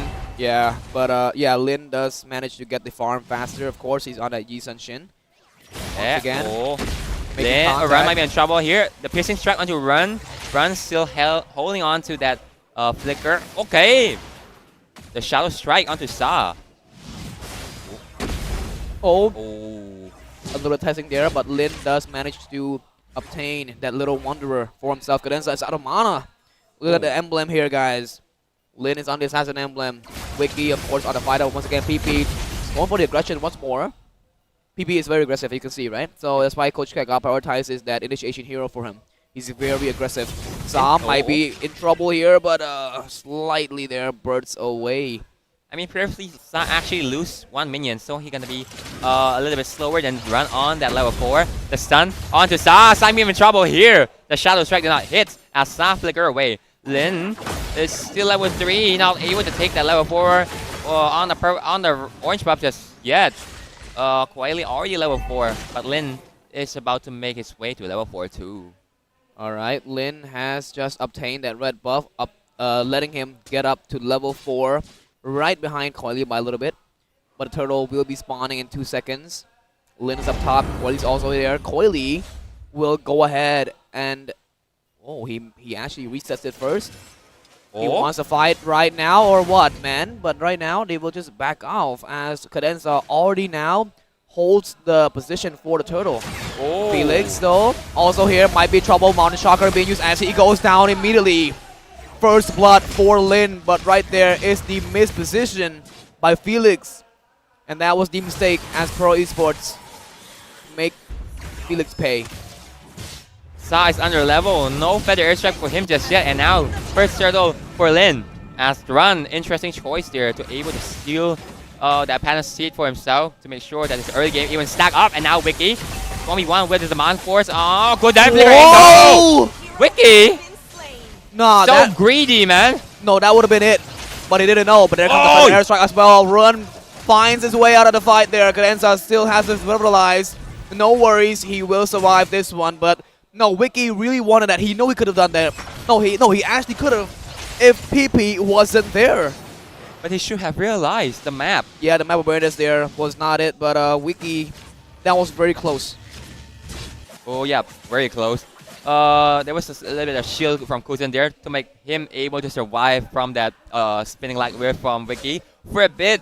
Yeah, Wiki was really kind of greedy there. Just flicker in, but however, he got punished instead. Run, still making his way through this mid lane. Okay, they kind of hesitating there, not trying to clear the lane, but don't forget about Infinix here. GT50 Pro, the first ever liquid cooling gaming phone. Experience over 144 FPS. There's no overheating if you're playing on Infinix. Exactly, with 0 frame drops as well. But right now, into the early game, nothing is really going on. The gold lead isn't much. No difference at all. Coily does get his... Anyway, Cadenza, Glorious Pathway, right on to Saba. Flicker just in time, but Coily there. Oh, Cadenza is stuck in his own golden time. Sorry, onto PP's golden time, but no damage from both sides. So nothing is going to have effect on each other. But once again, Kozen is dashing right in his turret. A trade. A solo kill for a solo kill. You for me. And that is the gold lane trade between two of the most aggressive gold laners ever. Oh, sorry, I'm taking a lot of damage from the Arcane Shade. Oh, Saw got hit by the arrow like a truck there. And now Lin onto level 8 already. PPP's still waiting with his golden hour, and now Turtles have started. Feather airstrike able to lock down to member, but look at that, immobilized onto the horse. But Coily is still able to take out the turtle for himself. But look at that, in front of pursuit in from Gabriel, but the team fight has end. Gabriel flickers away as he walks away with his life in his hands, but exhausts his flicker. But that was a very nice penalty zone from Felix, making his team secured. But with the turtle being gone, Wiki does take the chance to take up that top turret as well as the XP crab. A great compensation there from Galaxy Legends, able to find a trade on a top lane. It's actually good for Wiki there, getting a solo kill and now a turret for free. Not for free, actually trading with a turtle, but it's actually an individual goal lead for Wiki. It's actually a 95-40 goal lead, non-existent in the economy trade. Okay, look at the top lane. Wiki might be in trouble here. Okay, the speedy light wheel. Look at Coily on the horse. Here comes the Mount Shocker from Lin, able to throw base the 2v1. Coily is not able to survive.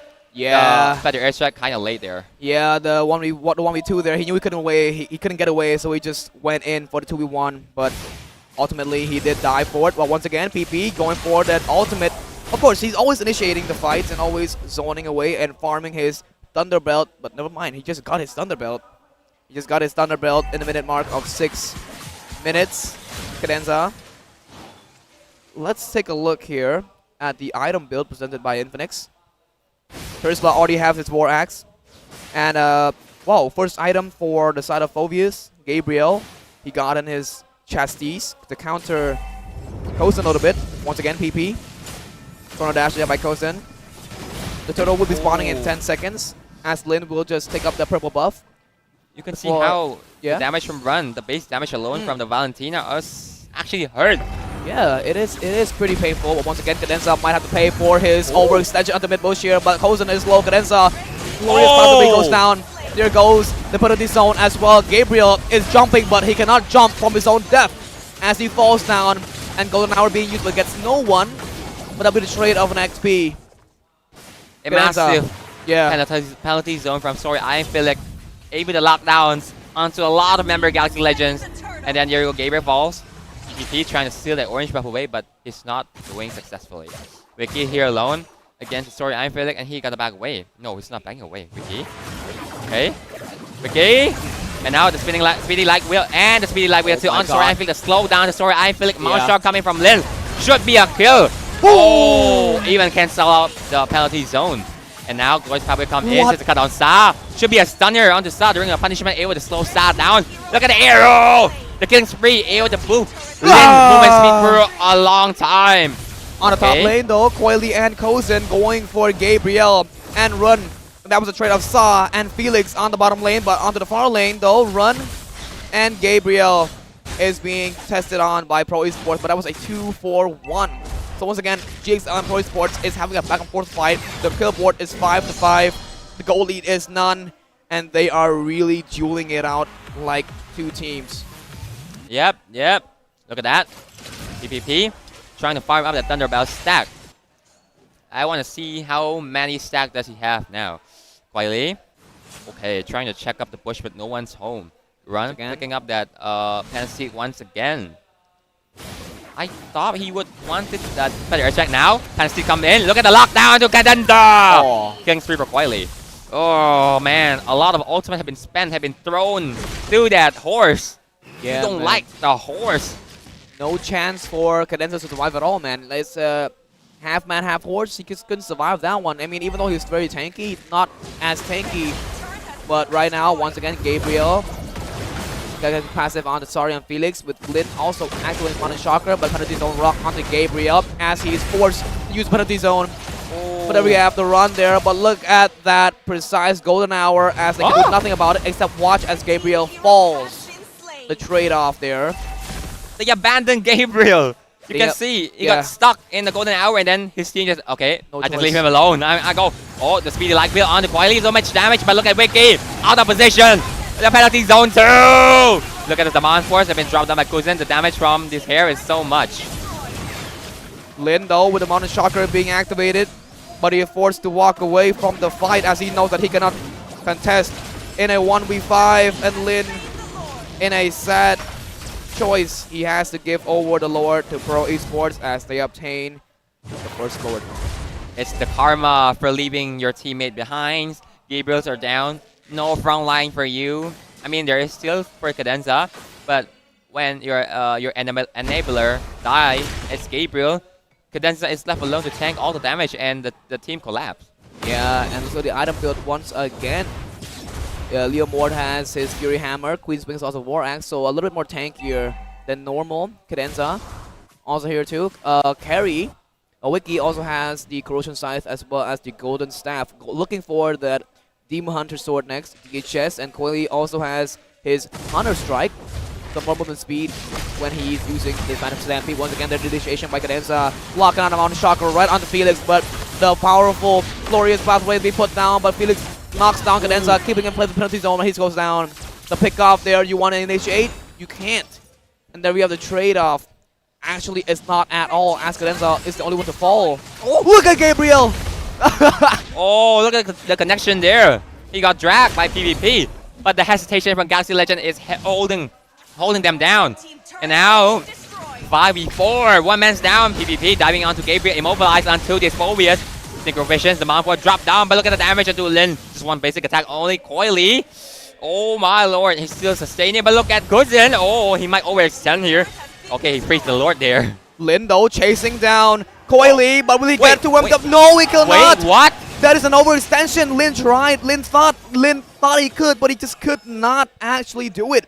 He What was thought, but he that? could not. Oh, why did wanted he to go trace for us Coily. in? Damn. Why did he trace us in like that? He had the Mountain Shocker. He wanted to get to Coily, but he did not get to him in time. That's greedy, man. On He's on Shin. Yeah, Ana using Shin as well. That is a mistake you do not want to play with. But Wiki also has DHS now, so more damage for Wiki. But I mean, will it matter though? Phantom Steed being used up as well with a Feather Airstrike. Also, the Phantom Punish Zone blocked onto Gabriel as flickers into the base there. But Gabriel is the one who left alone to jump for his life. But a knee dunk will not save you this time. As Kozen will just chrono dash his way out. But Lin though with a Mountain Shocker on a penalty zone there with IMU copied. But now as Zarian Felix falls to his death by Wiki, the damage is still there though for both teams. But Phantom Steed going for once again. Kozen is jumping around with an airstrike getting taken down. Run, but there goes Cadenza as well in the process. Coily will now look for the fight there, but Lin, an amazing dash there, get away from the golden hour. But Lin might just die to Coily, but no, he will not. Coily, you're alone. Instead, wow! What? In a matter of seconds there, he managed to get a trade on to Lin too. Lin is not looking good, man. Coily, even though he died, he managed to get Lin with him. The clutch gene in Coily. And there you go, Feather Airstrike. Oh, Drop down to hell! stun Gabriel. The damage from Cousins is enough to finish him off. That is very upsetting. He couldn't even sustain even a bit of that damage. Oh, conceal play from Galaxy Legends. But there's only Cousin here. Zaman Force should be dropped here. But no, there's no Zaman Force. Actually, he will. Oh! Zaman Force is a little bit too late here. Look at the Chrono Dash. He's still dancing around. Oh, Feather Airstrike dropped into zone. Oh, the damage onto Run. Massive Feather Airstrike. One drop and Run is down to 12%. I mean 20% of his health. This could be the final point for both teams here. This Lord, because both teams will contest. No one is gonna let up here. Let's see if GXL can do what it takes to win this Lord. Will they contest? Actually, no, they won't. They're leaving Cadenza all alone in that fight there. For the airstrike being used onto Cadenza. Go down hour, locking onto Gabriel as well. Cadenza is slow. Felix is also there. Penalty zone! 4-man penalty zone, locking on to Wiki. But he survives as Felix is low. Coily! He jumps in, but he cannot go. He cannot go for more. But he does get run in the process as he also falls to the turret. The mid turret is down. It's 3 against 4. But the Lord will be spawning very much sooner. But no, Run and Gabriel falls as Coily in the trade. What a penalty zone from Felix. Able to cut off 4 member and 2 falls to escape. But look, the golden hour keep cutting the team fight off in half. It's so annoying. And PPP is doing a really great job. Wait, Kusen actually picked up the Genius 1 on this Harem. Great choice there. I don't know. It's actually new for Harem to actually build a Genius 1. Okay, Lord is still out the bottom lane. Okay, 5 members of Galaxy Legends as Coily has not responded yet, so it's gonna be 4 one-man advantage for Galaxy Legends. Run, picking up that penalty zone, force pathway just to zone them away. Okay, the Lord is free because there's no presence of Coily. Yeah, that Coily death there for a Run was not a good trade, I think. Ooh. Even though it was alright, it was not good Ouch! enough. Look at that damage there, golden hour being popped as well. Right, Look at the damage from Wiki. Wiki! The damage is still there, but it is on other two players. Also, the Glorious Pathway being put down. PP is low. Wiki takes him out of the fight. And then we have the double kill for Wiki. This might be the comeback point here for GXL as Coily also falls to Wiki. They are! In the massive triple kill. Felix is the only one who's left. This might just be the ultimate sweep of the king. It's over! Dethroning Pro Esports might just be Galaxy Legends. Breaking up their win streak of 10 as well. Your TikTok win streak will not be there, as Felix is the only one who's left. Sam cannot spawn in time, or will he? 5 seconds till he spawns. GXL is pushing the lane. There is no way. The base is in trouble, but will they push in time? Sa is also there. There's only 1 minion left. Penalty zone being used up. Run gets onto Sa. Sa is low. Wiki gets down for Felix. Sa gets down, bro, but they cannot push in. They cannot push in. It's not yet. Run being a sacrificial lamb is not enough. He actually able to cancel out the Feather Airstrike, but however, he can have to trade it back with Sora. I am Felix. Run. I don't think he should have done that on the Valentina.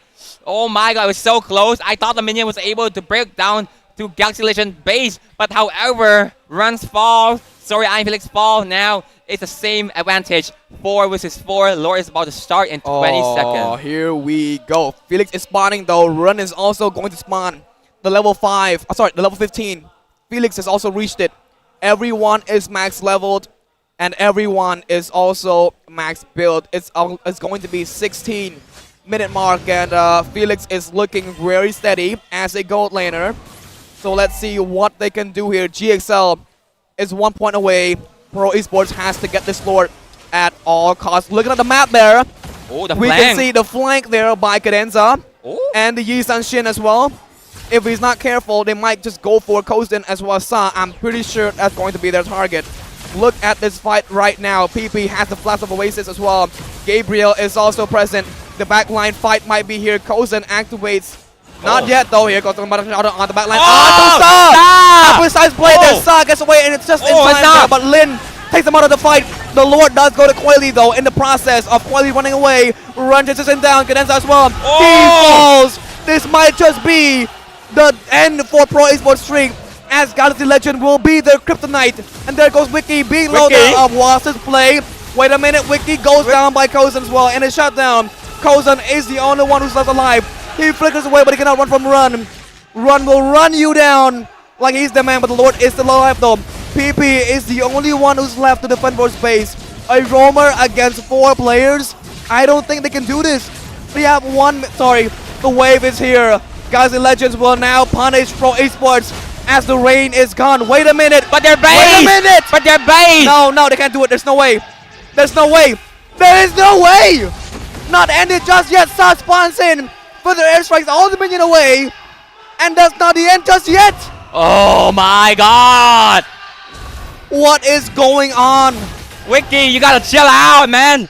You got the Lord. Yeah, you shouldn't be participating in that unnecessary fight like that. Yeah. And the fact still stays that the game is about to end very much sooner, but we don't know who it will be. It is a back and forth game between 2 of these teams. No, but PP did a very good job there by delaying the minion for Sa to spawn in and put the airstrike it all away. I know, but if Wiki was in the frame, it could have been an end for Galaxy Legends.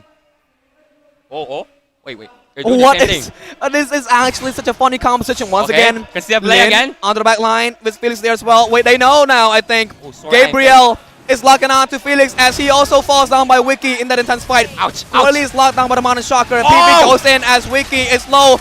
Golden Hour is locked on. Wiki has the immortality pot down. Kozen is very low. And there goes the fight as well. Run with the IMU. Takes down both players. PP also falls. And there we have it. No more talking. Coily cannot defend 5-man by himself. Finally, we see the end of the game here. As a 1v5 happens, Phantom Steed there will not help you. As Galaxy Legends pushes on, Coily can try to defend it, but he will not as he falls. And there we have it. A full-on sweep by the GXL team. Pro Esports has lost the 10-win streak. A full sweep. The King's Blade, the Titans, the strongest one, have fallen down as they sweep our prediction too. The sweep is there and also the talent's prediction as well. A full sweep. Oh my lord. They sweep everything. King who? Yeah, King who? King who? Galaxy Legends accept. I will give you 0 in this match. But great stuff from Runmare with the IMU onto the feather airstrike. Able to lock down onto Kozen and Star in the mid lane. And now Pro Esports has to suffer their first ever loss in this season. Yes, in this whole season though. Not bad for Pro Esports. This is their first loss. But a loss like this can actually be traumatizing. I know.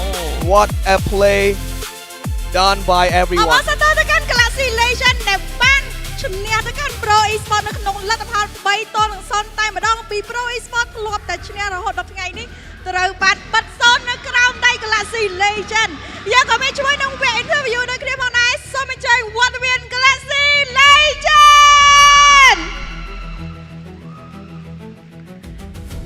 វ៉ាវល្អខ្លាំងមែនតើពី Galaxy Legend នៅក្នុងថ្ងៃនេះអូយជួយខាត់មកនេះបន្តិចមកចាដើម្បីឲ្យចំកដាលជាមួយលទ្ធផលថ្ងៃនេះ 3-0 តែម្ដងធ្វើឲ្យ Galaxy Legend កក់កៅអីឡើងទៅវគ្គបន្ទាប់អង្គុយចាំគេមុនតែម្ដងហើយដេញជាមួយនឹង Pro Esports ទៅ lower bracket វិញតើរុនមានអារម្មណ៍បែបណាដែរថ្ងៃនេះទោះអត់មានស្នួយច្រើនកាលពីសួរថាមានអារម្មណ៍បែបណាព្រោះការប្រកួតមិនមែនរត់ធត់ខ្លាំងមែនតើហ្មង សប្បាយចិត្តហើយ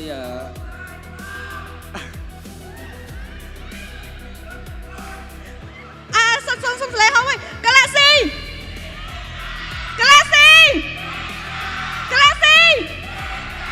និយាយបានទៅ និយាយបានខ្ញុំមានអារម្មណ៍ថាសប្បាយចិត្តដល់ពេលពួកខ្ញុំឥឡូវនេះខ្ញុំធ្វើបានទៅដល់វគ្គ Grand Final ហើយណាមួយទៀតតាំងពី regular មកពួកយើងធ្វើអត់សូវបានល្អមែនតែឥឡូវពួកយើងចាប់ដើមធ្វើល្អមួយកលៈទៅ ចានិយាយទៅសម្រាប់ការប្រកួតនៅថ្ងៃនេះដូចជាផ្លាត់ទ្វេខ្លាំងមែនតែម្ដងដូចដែលបងឯង Frog គាត់បាន mention នៅខាងលើមិនមែនអញ្ចឹងពី regular season master តែមិនបានឡើងដល់ play off ប៉ុន្តែនៅក្នុងថ្ងៃនេះធ្វើឲ្យអ្នកនរគ្នាភ្ញាក់ផ្អើលខ្លាំងមែនតែម្ដងឥឡូវចង់សួរទៅកាន់រុនវិញថានៅពេលដែលខ្លួនឯងទៅអង្គុយចាំគេមុនអញ្ចឹងយើងងាកទៅមើលខាងក្រោមវិញចង់ប៉ះណាគេ បើ 3 team ហ្នឹងបើពួកគាត់ពីមុនសើ teammate ខ្ញុំអញ្ចឹង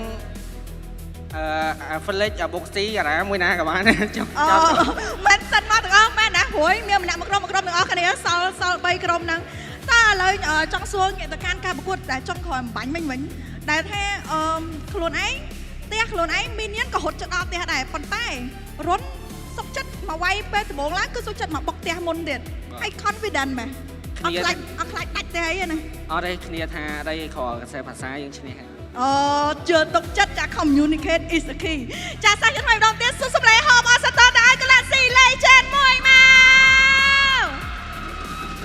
ចាអសតតទៅកាន់ Galaxy Legend កក់កៅអីឡើងទៅវគ្គ final តែម្ដងយ៉ាងណាមិញយើងក៏មានជាមួយនឹង match ទី2របស់យើងផងដែរគឺជាជំនួបរវាង CPU Gaming តែនឹងប៉ះគ្នាជាមួយនឹង Vigor Epic ផងដែរមុនយើងបញ្ចប់នៅការប្រកួតរបស់យើងមិញសូមបង្វែរពេលវេលាទៅឲ្យអានីរបស់យើងបងយ៉ាងមិនថាមុនយើងបញ្ចប់នៅគូទី1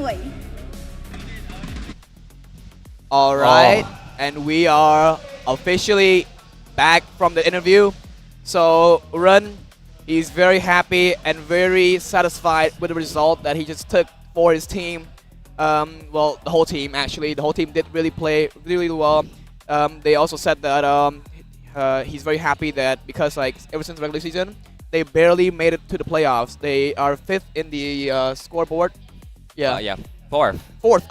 Fourth, and they were actually fighting for the seat in the playoffs, but like they are happy right now because they just managed to beat the king, the king of season 10, in a full-on sweep, and the MVP does go to Lin with his 7 kills, 11 assists, 78k damage dealt, 829 GPM, 15k gold. And looking at the item build here, he's all full build. The rose gold did save him. And honestly, the one thing that really threw Pro Esports off of their game was the fact that they did that back line. That little flank they did, that was so impressive. It was clean from Lin and also Cadenza with the concealed play onto Sa.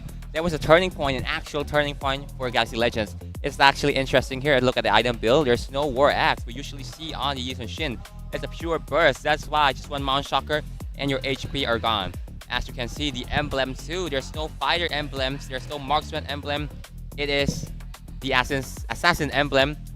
And there's a thrill killing spree just to make sure when the enemy HP are low and you're getting that speed boost and also the HP regeneration. And there you go, the masterclass composition there. Look at the game highlight here. The Mount Shocker, you can see the timing on the Mount Shocker is so good. And here, look at the match between the goal lane. I feel a little bit off there, Wiki. Solo kill. Yeah. And over here too, I feel like this was a kind of a good pick off there by the side of DXL. Yep. Wiki was off in the position and got locked by the penalty zone, so he has to fall. Oh man. Unfortunately for Wiki there, but however, they're able to retaliate back. The penalty comes in, but the airstrike come and clutch so bad. But Run, Run, he deserved to, man. With the IMU all the time, the damage was enough. The kite, and look at that. The sacrificial lamb from Run every time, making a very good competition from the side of his team. But here, I thought it was going to be the end for Galaxy Legend, but no. It's a full-on sweep too. It's almost unbelievable. What a plot twist, man. Yeah. In the regular season, it was always Pro to be the one who did that, to do that to the team, but instead it's now GXL. So, wow, who would have known that GXL is this strong? Who would thought? Not even us. As you can see, the prediction just gone. Completely slashed. Everyone's all slashed out. Sweep. GXL sweep both Pro Esports and also the talent predictions. I know, right? You're bullying us.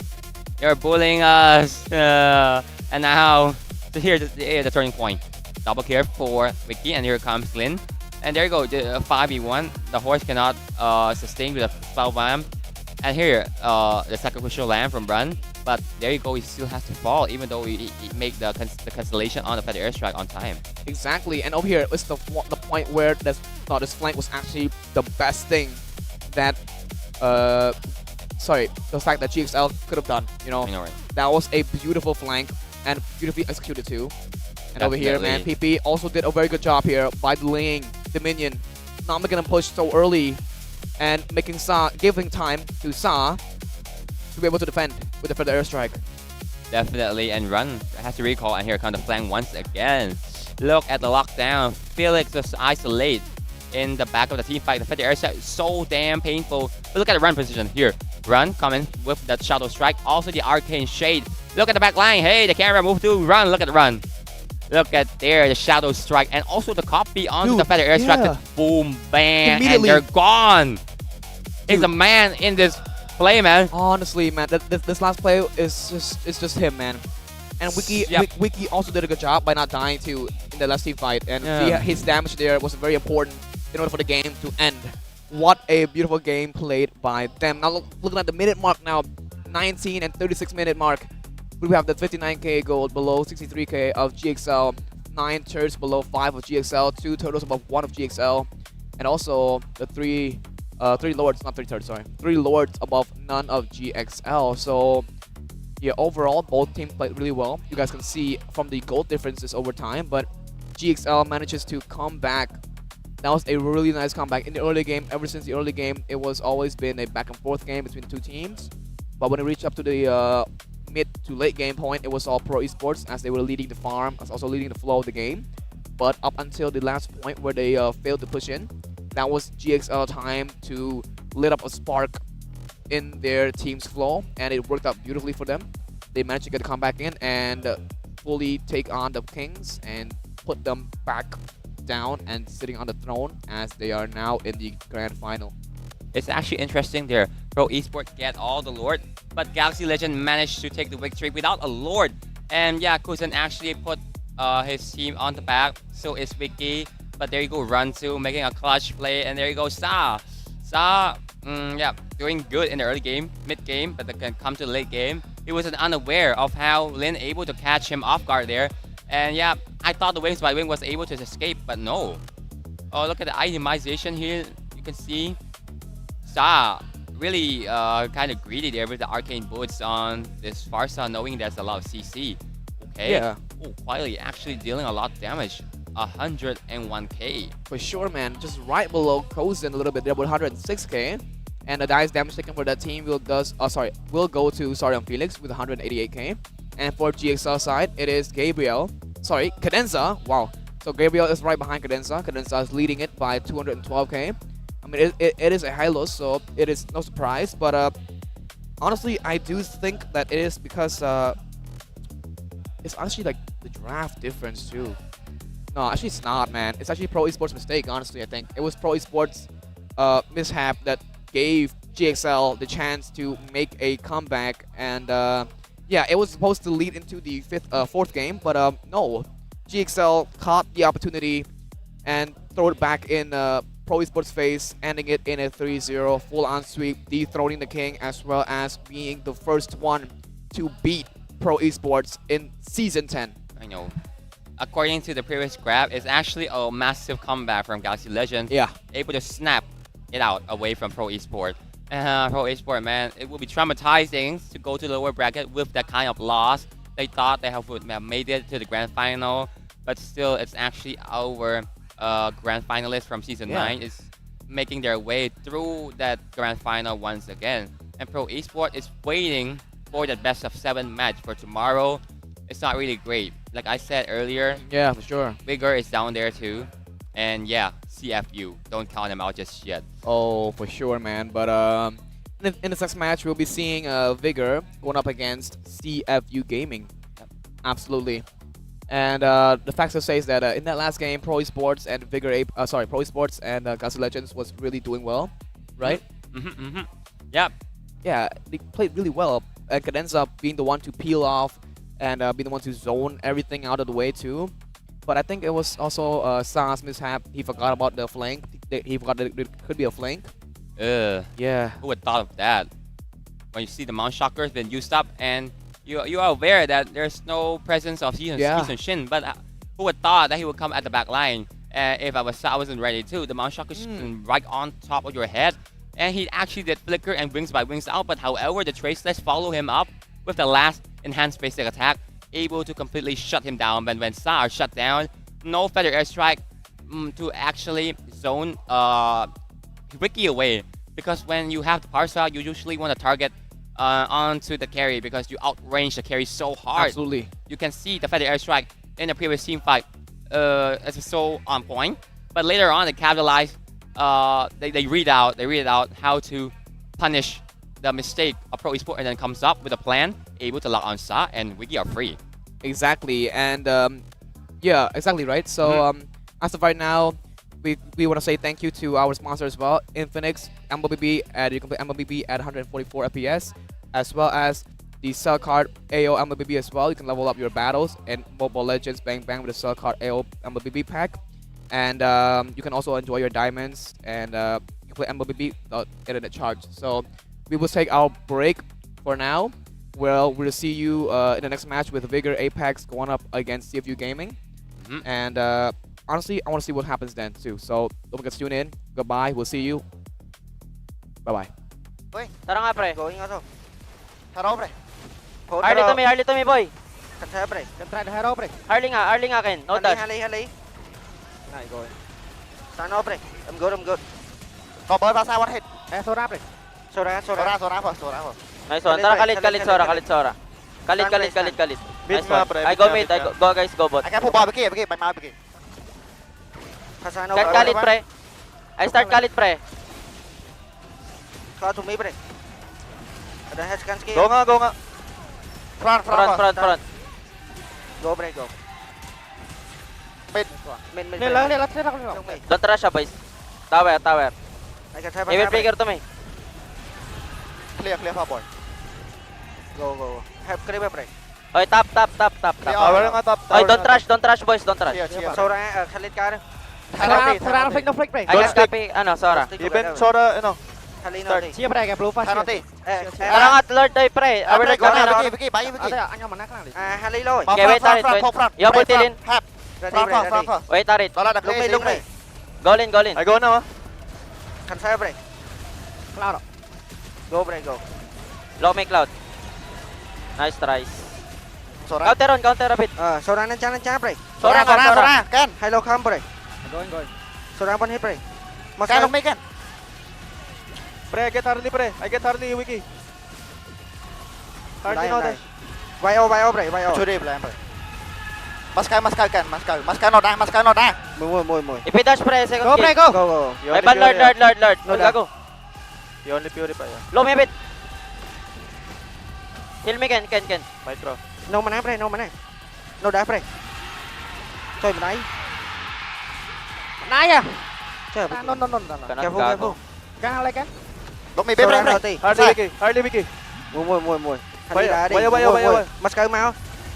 Stand all. No fury all. Có máy ngoa, Vicky. Lâu on. Mua lên. Ở đây bờ vai ban. Bờ sam. Cancel fighter. Bờ vai hai bờ vai rồi. Yeah, Sora mình off lagi nè. Mai. Lên bên đấy. Let me break. Don't stick. Pasano flip break. Double tailin. Pasano. Next arit Ken. Harat to me. Tarit. Harat no flick break. Che. Kite. Vicky way on. Nice one. Leo break. Leo. Oy ban Leo. Stand Leo. Kalma guys ah. Nice one boy. mid stand hero break hero Leo đá đi break Go Trisla. go Tara mid. only 100 break No ulti Marcel right? don't know Oh, kanan mid. Sure. go fight now 100 stand break stand 100 100 tay rồi 100 ai Nice. mid P I protect your lane. Go okay Trisla. Front. Tara. Leo Our bota. chill nga Vicky. mua Vicky pasano đi nè go break Leo break Go. Leo low Protect Vicky. ê kìa nó break bắt tay Bài đôn bắt khóm tè And double. em man Don't go bot now. em man này Pray, wait San. Oh, burst him. Leo Go together, Family Galaxy. Woo! Nice.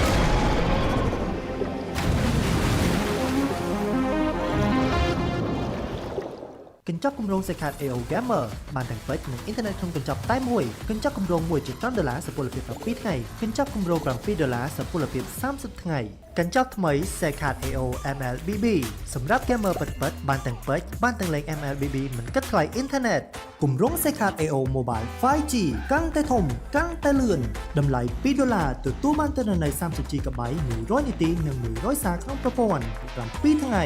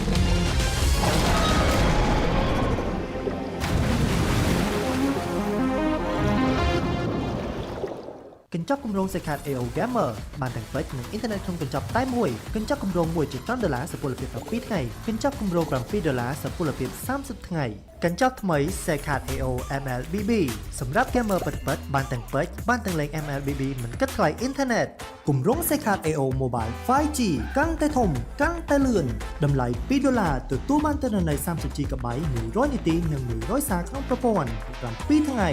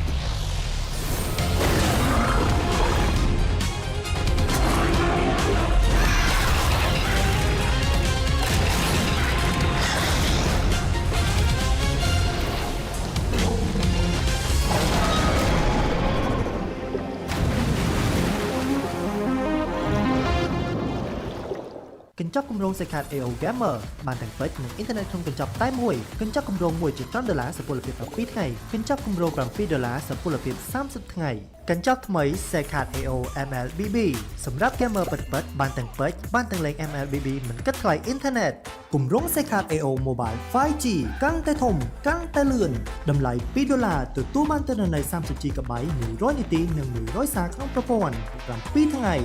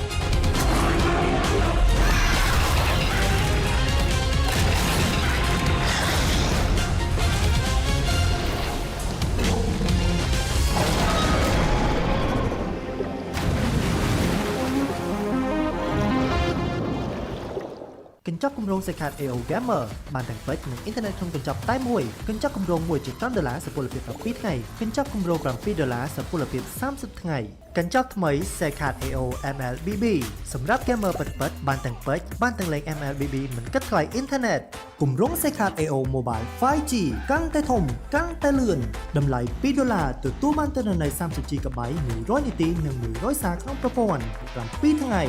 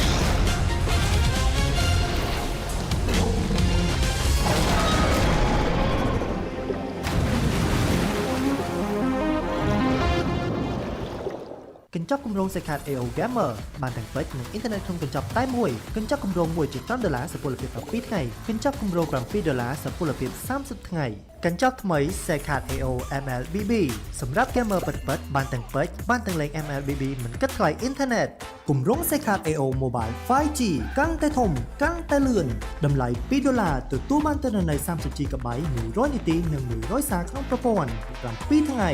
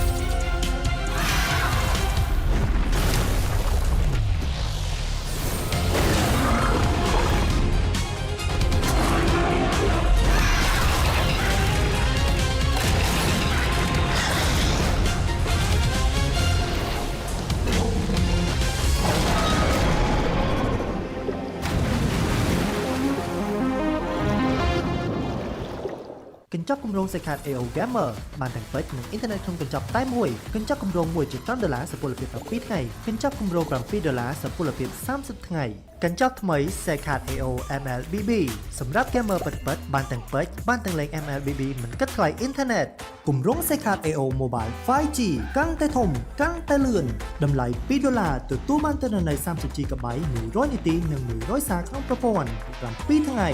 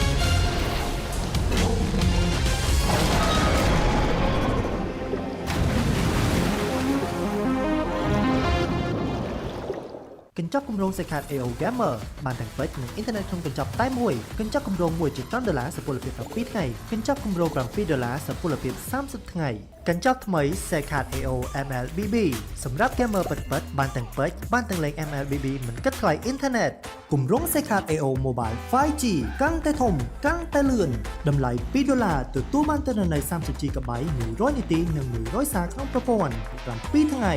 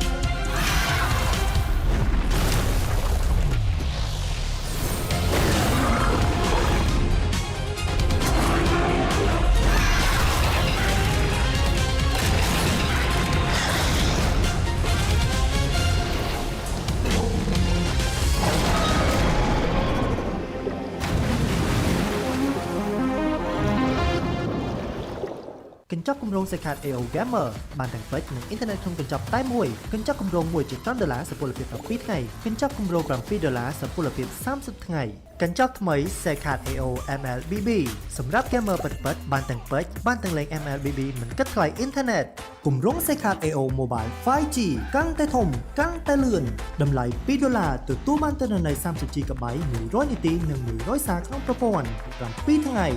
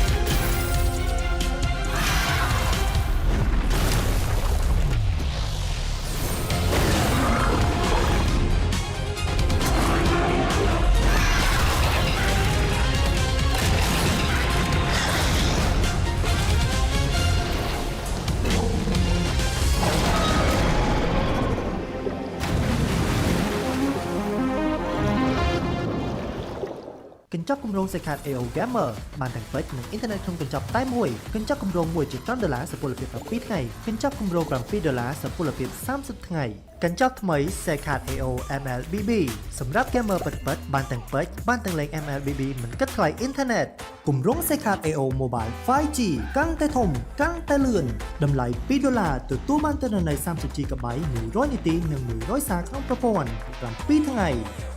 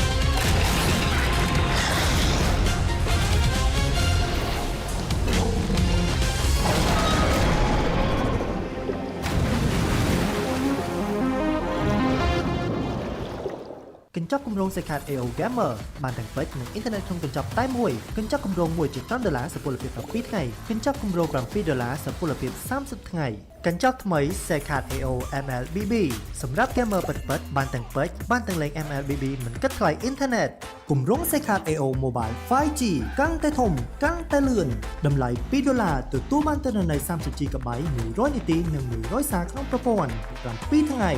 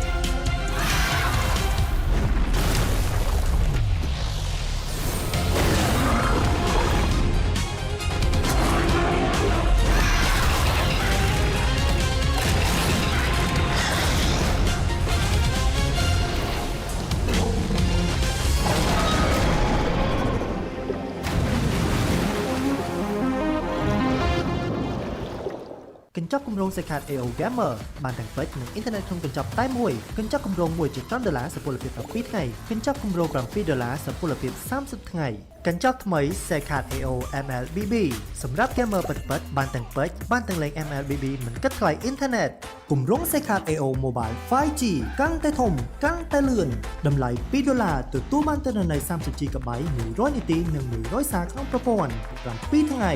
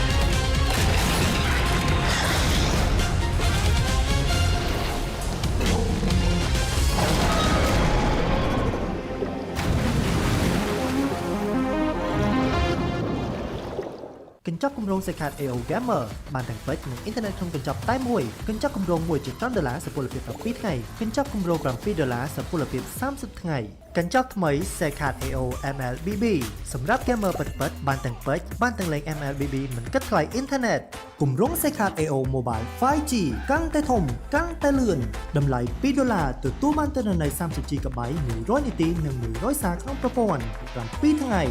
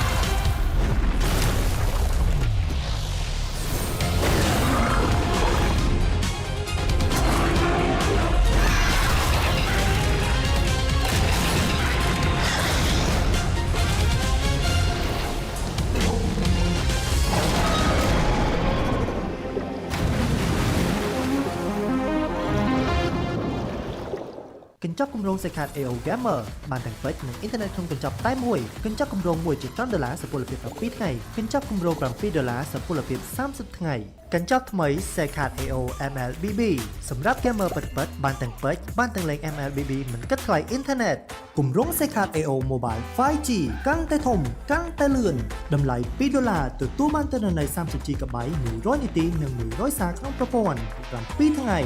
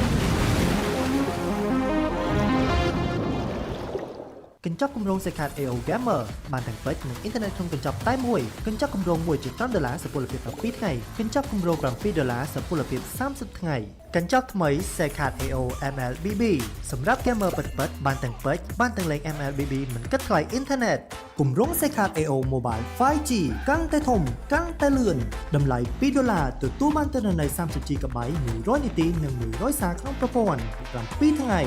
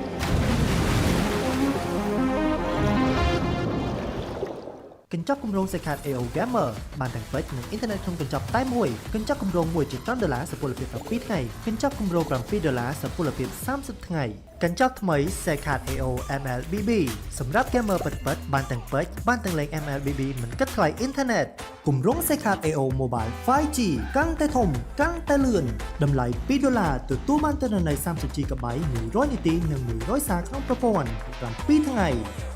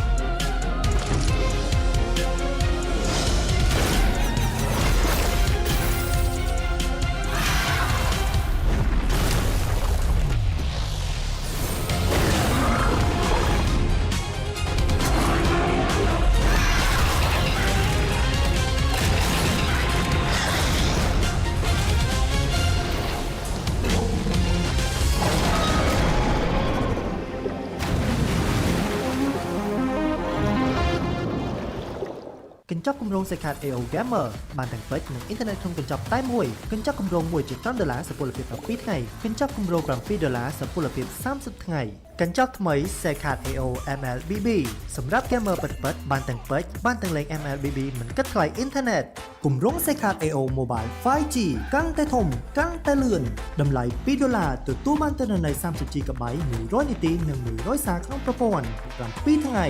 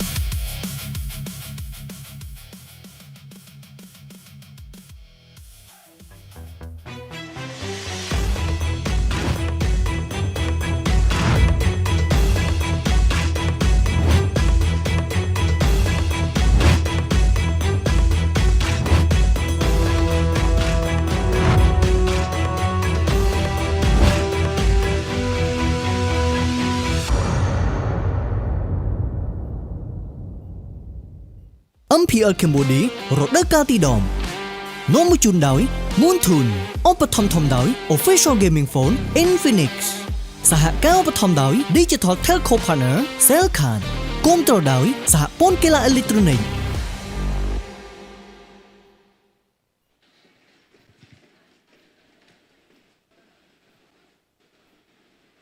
ស្វាគមន៍មកកាន់ MPL Cambodia រដូវកាលទី10វគ្គ Play-off ថ្ងៃទី3គូទី2ត្រឡប់មកវិញជាមួយនឹងគូទី2របស់យើងបន្ទាប់ពីបានឃើញជាមួយនឹងលទ្ធផលគូទី1បញ្ចប់សេចក្តីត្រឹមលទ្ធផល3-0 ពី Galaxy Legend ទៅកាន់ Pro Esports បណ្ដាច់ជាមួយនឹង win streak 10 ដងរបស់ Pro Esports ដូចគ្នាផងដែរទម្លាក់ទៅកាន់ lower bracket រីឯ Galaxy Legend បានធ្វើដំណើរកក់ក្អីទៅចាំនៅវគ្គ Grand Final មុនគេតែម្ដងសម្រាប់ថ្ងៃនេះយើងមានជាមួយនឹងគូទី2របស់យើងក៏ដូចជាគូ lower bracket ជាជំនួបរវាង Vigor Apex ដែលនឹងប៉ះគ្នាជាមួយនឹង CPU Gaming ផងដែរតែជំនួបថ្ងៃនេះអាចទេបញ្ចប់ត្រឹម 3-0 ដូចជាមួយនឹងគូទី1ឬមួយក៏យើងមានរហូតដល់ទៅវគ្គទី4ក៏ដូចជាវគ្គទី5ការប្រកួតរបស់យើងនាំមកជូនដោយ Official Gaming Phone Infinix GT 50 Pro 5G the first liquid cooling gaming phone ដែលប្រើប្រាស់ជាពិសេសនៅក្នុងការប្រកួត MPL Cambodia នារដូវកាលទី10នេះជាប់មកជាមួយនឹងអេក្រង់ដែលស្ពូលល្អកម្លាំងម៉ាស៊ីនដែលខ្លាំងត្រជាក់ក្រពេឈ្នះរាល់ការប្រកួតយើងក៏មានជាមួយនឹង Telco Partner របស់យើងដូចគ្នាផងដែរ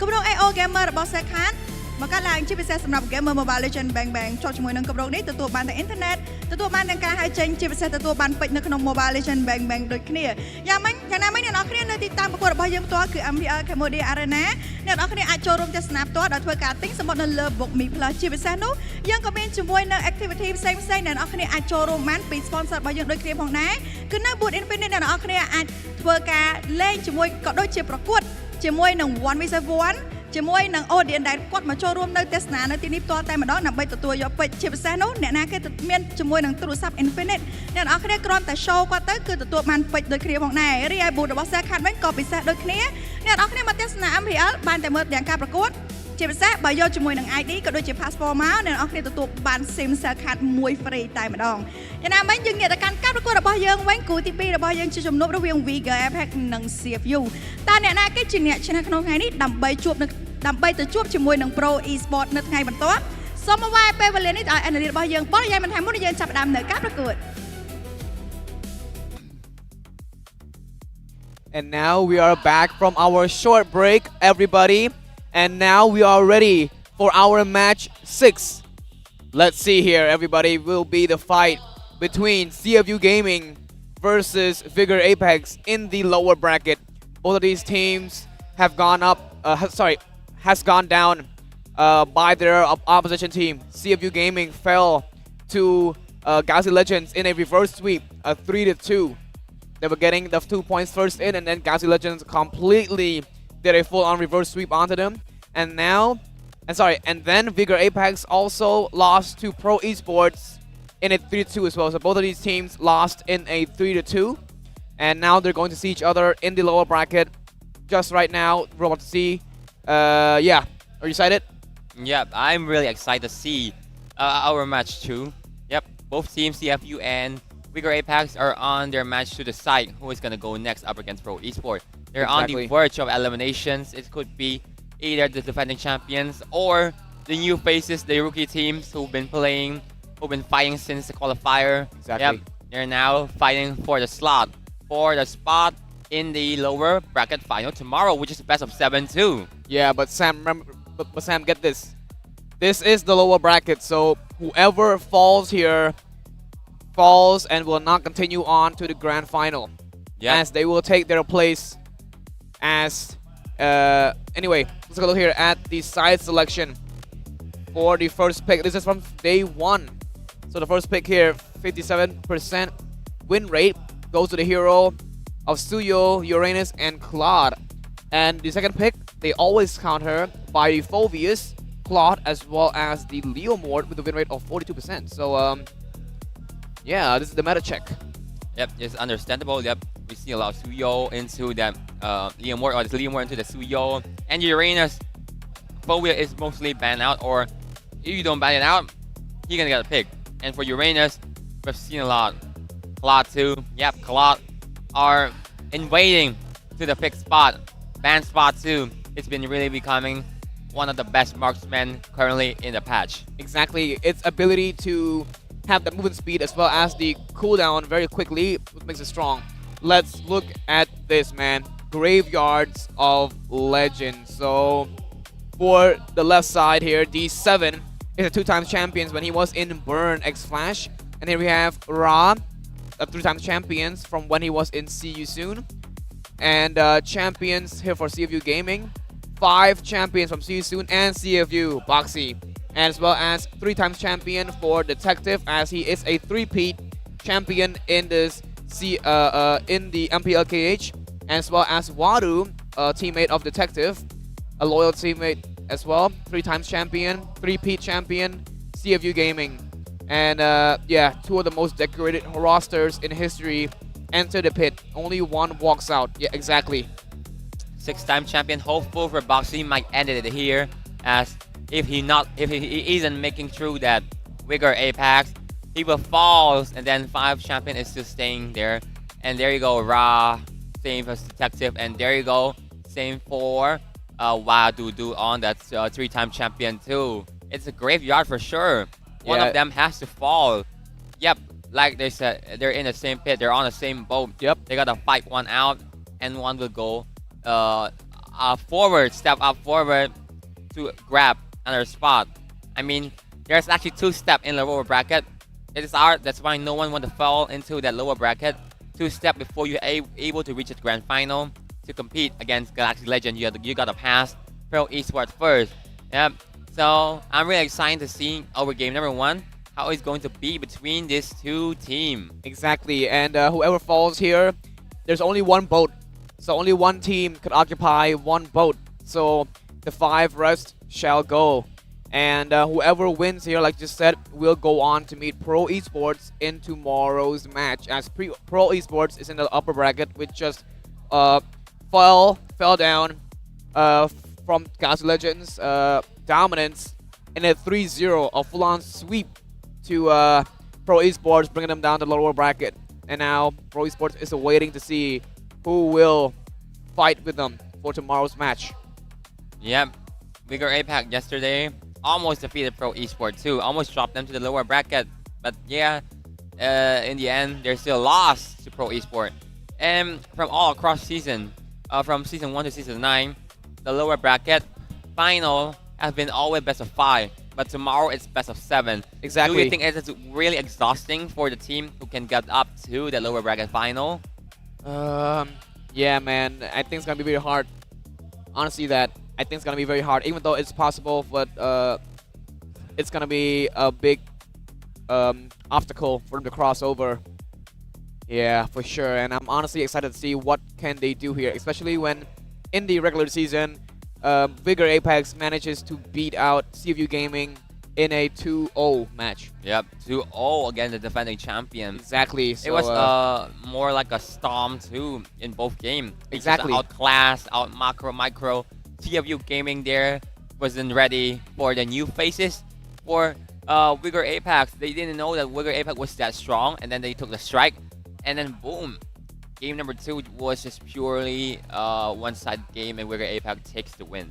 Yeah, and in both of those games, the victory was also like a 10-minute victory too. Like 10-minute victory, it wasn't like long or like a struggle back and forth. It was just a stomp from Vigor Apex. So I'm really curious to see what will happen here in the playoffs, especially when everybody here is in playoff mode. I mean, we see Galaxy Legends, right? Just earlier, they were struggling to make it to the playoffs, but the moment when they reach playoffs, it's like they activated, boom, their playoff mode. The switch is on, their gameplay is on. They play really, really well and well coordinated with each other. It's like they really locked in, you know? Yeah, and it worked out really well for them as they just showed us that they can. They completely swept out Pro Esports in a super, super fast 3-0. I guess last time CFU wasn't ready, wasn't prepared. That's why they lost against Vigor Apex with an 0-2. But this time, I think they're ready. They're more than ready. Yeah. Because yesterday, you can see if Galaxy Legend able to sweep Pro Esports and CFU almost sweep Galaxy, it was just some little mistake. The issues was there, and Galaxy Legend able to capitalize on the mistake and able to take the win. It was almost a sweep. To remind you guys, it was almost a sweep, but yeah, unfortunately, Galaxy Legend had to pull the move and reverse sweep back to CFU. Exactly. So one after another, Galaxy Legends bought their ticket all the way to the grand finals. Now they are waiting a whole day to see who will be able to come up, and that's gonna be their rest time as well. They can have some rest time. They can have their strategy time, and they are waiting at the grand final. As well as right now, we will see who is gonna step closer to the grand final as well, because CFU Gaming and Vigor Apex both are really strong and really strong team. But get this, their play style are different. We both know that Vigor Apex are derived from champions. D7 comes from Burn X Flash, a recent champion, by the way, from the MPL KH, as well as Ra, which is from Whom is from See You Soon as well. It also champion as well, 3-time champion. So yeah, Vigor Apex is just as aggressive as ever with Tudos in their roster, as well as a Filipino jungler, Cananeo, in their roster too. And you cannot forget about their opposition to CFU Gaming. They are 3-peat champions, back to back champions of MPL KH. So, however, we do see that CFU Gaming playstyle is more passive and less on the aggression side, whereas Vigor is go for more the aggression, playing for the early all the way to the late game. But for Detective and CFU Gaming, they prioritize more of the mid to late game. So now, let's welcome Vigor Apex onto the stage as they walk into Vigor Apex! the Apex Predator.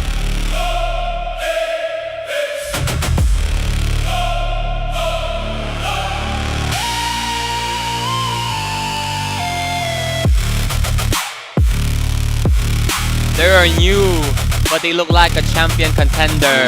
And now, they're more close than ever as Ra is leading the Horde alongside D7 Shadow, Cananea, and also Vincent 6. Alright, and now welcome the opposition side, the team of CFU. The reigning champion of MPL KH. One team, one heart.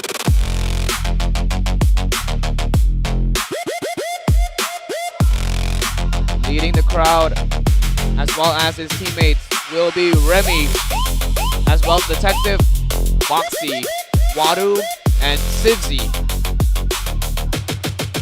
Bro, Suzy, not Sing anymore. Yesterday was Sing, mostly against Galaxy Legend, and then Suzy come up with game number 5. Alright, the players have shown their faces, and now they will go out and fist bump each other as they take to their own boots.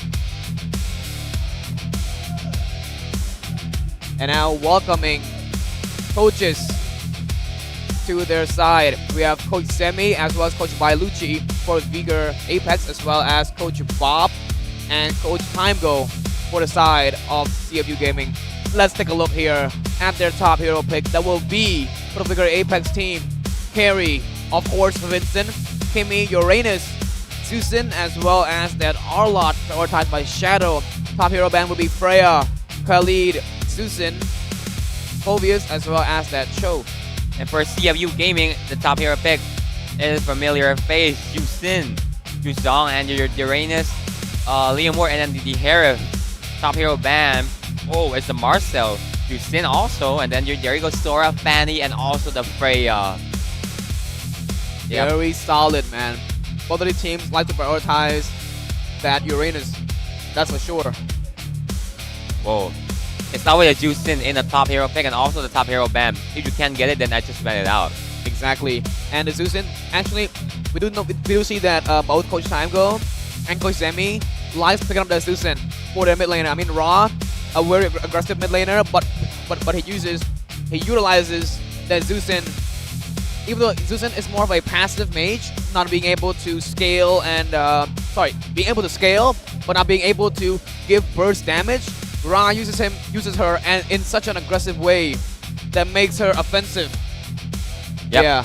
The Sky Piercer really helped Juicing a lot in a skirmish. Able to get that 80 Sky Piercer stack will be great for the Juicing. Also the Kimmy to top hero pick for Ra.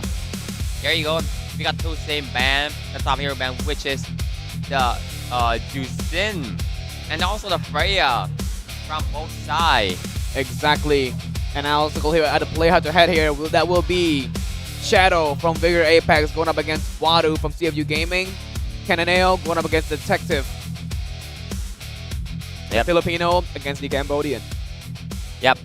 We can't count out Detective just yet. Detective, despite their team being so passive, he is the sneakiest one in the team. Yeah. Really come up. Yep. And there you go. Remy, also Ra.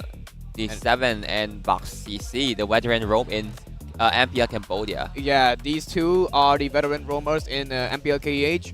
D7 from Burn X Flash and Boxy. If you notice that, though, Boxy and D7 are always rivals. They've always been rivals. And also here, we have Winston as well as Sivzy. Sivzy is a rookie, but a star rookie at that.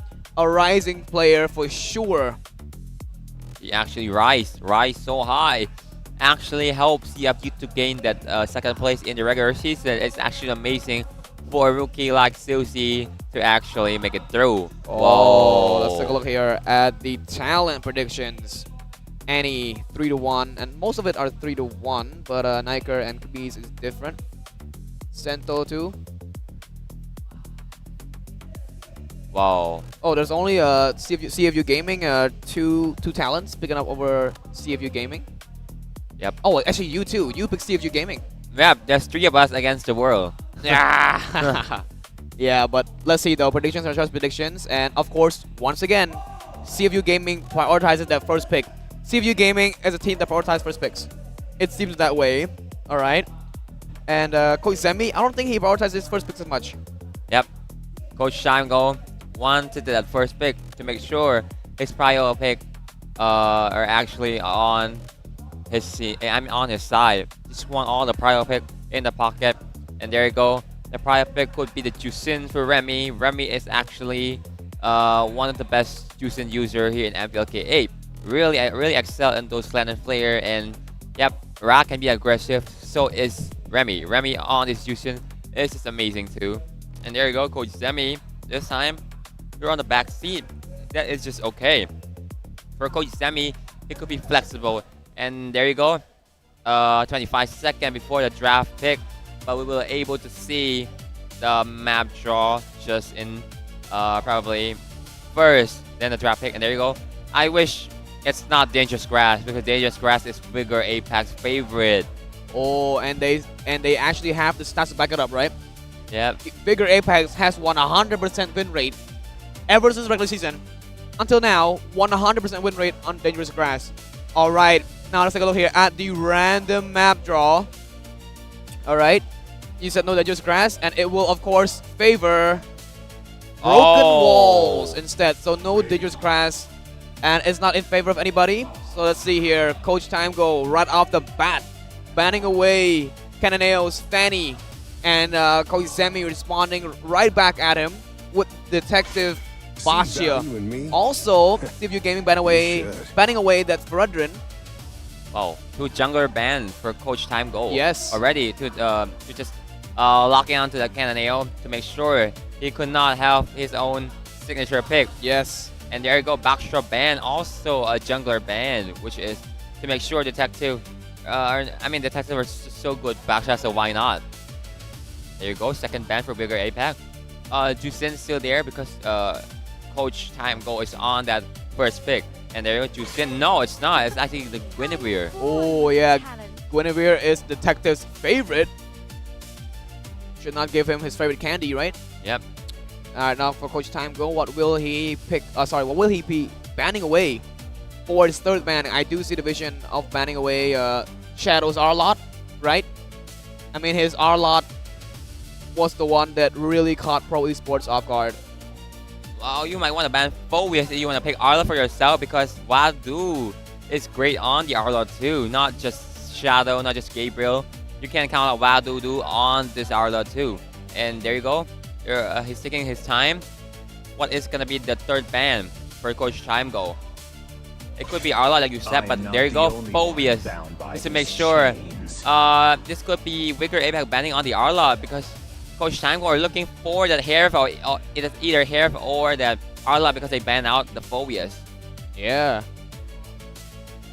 But now for the side of Coach Sammy, what will be banning away? They could ban away that Harley too. It's first pick for CFU Gaming, man. Harley, Zeusin, Freya. There we have it. Freya immediately as I was speaking. Harley's open, Suyo's open, Leomor's open. Everything is open as of right now. Even Zeusin for Remy if Coach Go wants to prioritize that Zeusin. It could be Herif again. Or, yep, Herif could be the perfect choices as Coach Go has always been known. It's actually a Jusin. Whoa. Might be an Herif or an Arla pick by Vigor Apex. Because your counter picks are gone. Yeah, I mean, for Zeusin, I mean, they could go for the Harley if they already wanted to, but Leomord is still open as well as the Uranus. But Uranus not too good against the Zeusin as the long-term player does counter him a lot. Yep. But it's still not a bad choice because Uranus is very tanky. Yep, Arla would be great here. Kalea is still up. Kalea is still up. Oh, that's actually the Uranus into the Jusin. And Harley. Whoa. On fire, man. 2 for 2. Harley and Uranus. You see CFU Gaming. They can really pick up here. Oh, there we go. Leomord right at the bat. They also have the choice for a roam immediately. Glue's also open for Boxy. He loves playing that glue. Oh, that'll be the Claude.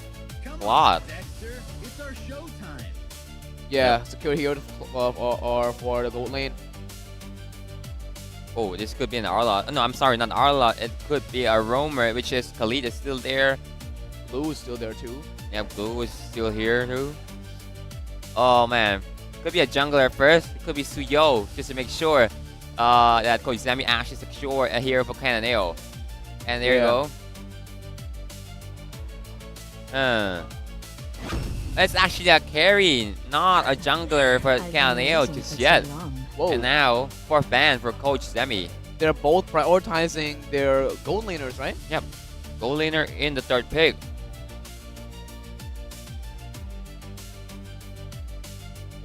Actually, today they're competing for the gold laner instead of the jungler. Oh, wait, actually, Cananeo actually have the jungler. This Harley jungler. Okay. 4th ban for Coach Zemi. Whoa.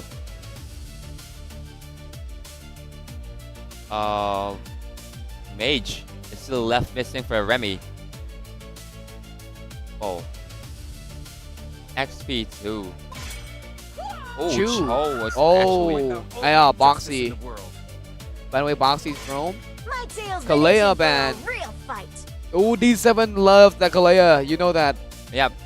Yeah. To excel in the early game, the healing. Maybe a Marcel ban, but nah, I don't think that's so good for the composition of CFU Gaming. Maybe no Marcel. It could be a Khalid ban here. Khalid ban is good, you're right. Khalid and Zeusin. Yep. Massive early game snowball. Khalid. Is it gonna be Khalid? Kalea out, Khalid is still there. Oh. It could be the other way around. XP ban. Oh, there you go, the Khalid. You're right. Now for Coach Go. For CFU Gaming. Yep. What would it be? Roam? Another Roam ban? Or a jungler? No, it's a Kaja ban. What? Oh, they're blocking off the carry and Kaja. Definitely. If that's so, then Franco would be a possible choice here. Also, Boxy, we know he's versatile roamer, right? But D7, we also know that he loves pickoff. Yep. He is one of the best pickoff roamers in MPL KH right now. The way he used Franco just to sweep RSG Singapore in MSC 2023 was amazing on a Franco. Even Natalia Yeah, Natalia, Sure. Franco. Yep. A lot of his signature hero back then. His pick-off play is no joke. Whoa. What is gonna be? A roam first or a mid? Oh. Oh, Karakacha for D7. He's played once in the playoffs. Combo with Arlot. Wait, Arlot is still open, man. Arlot is playable for Shadow here.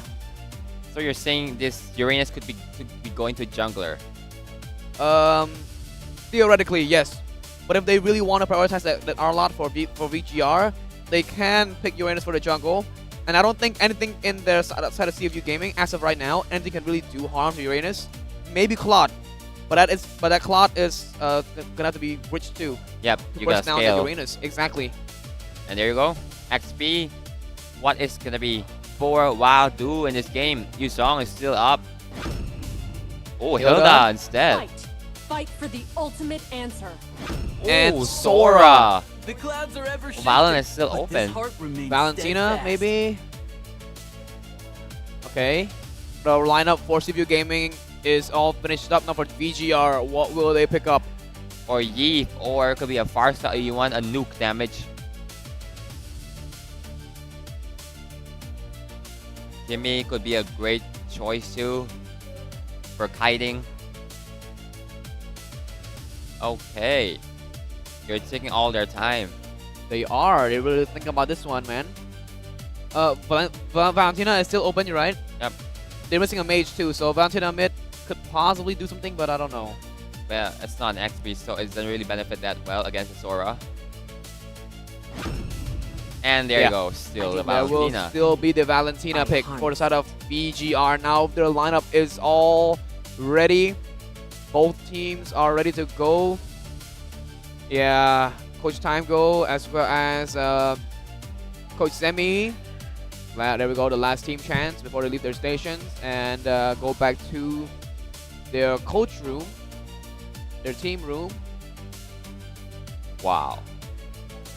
Yep, solid draft. Yep, from both teams. Fist bumping each other.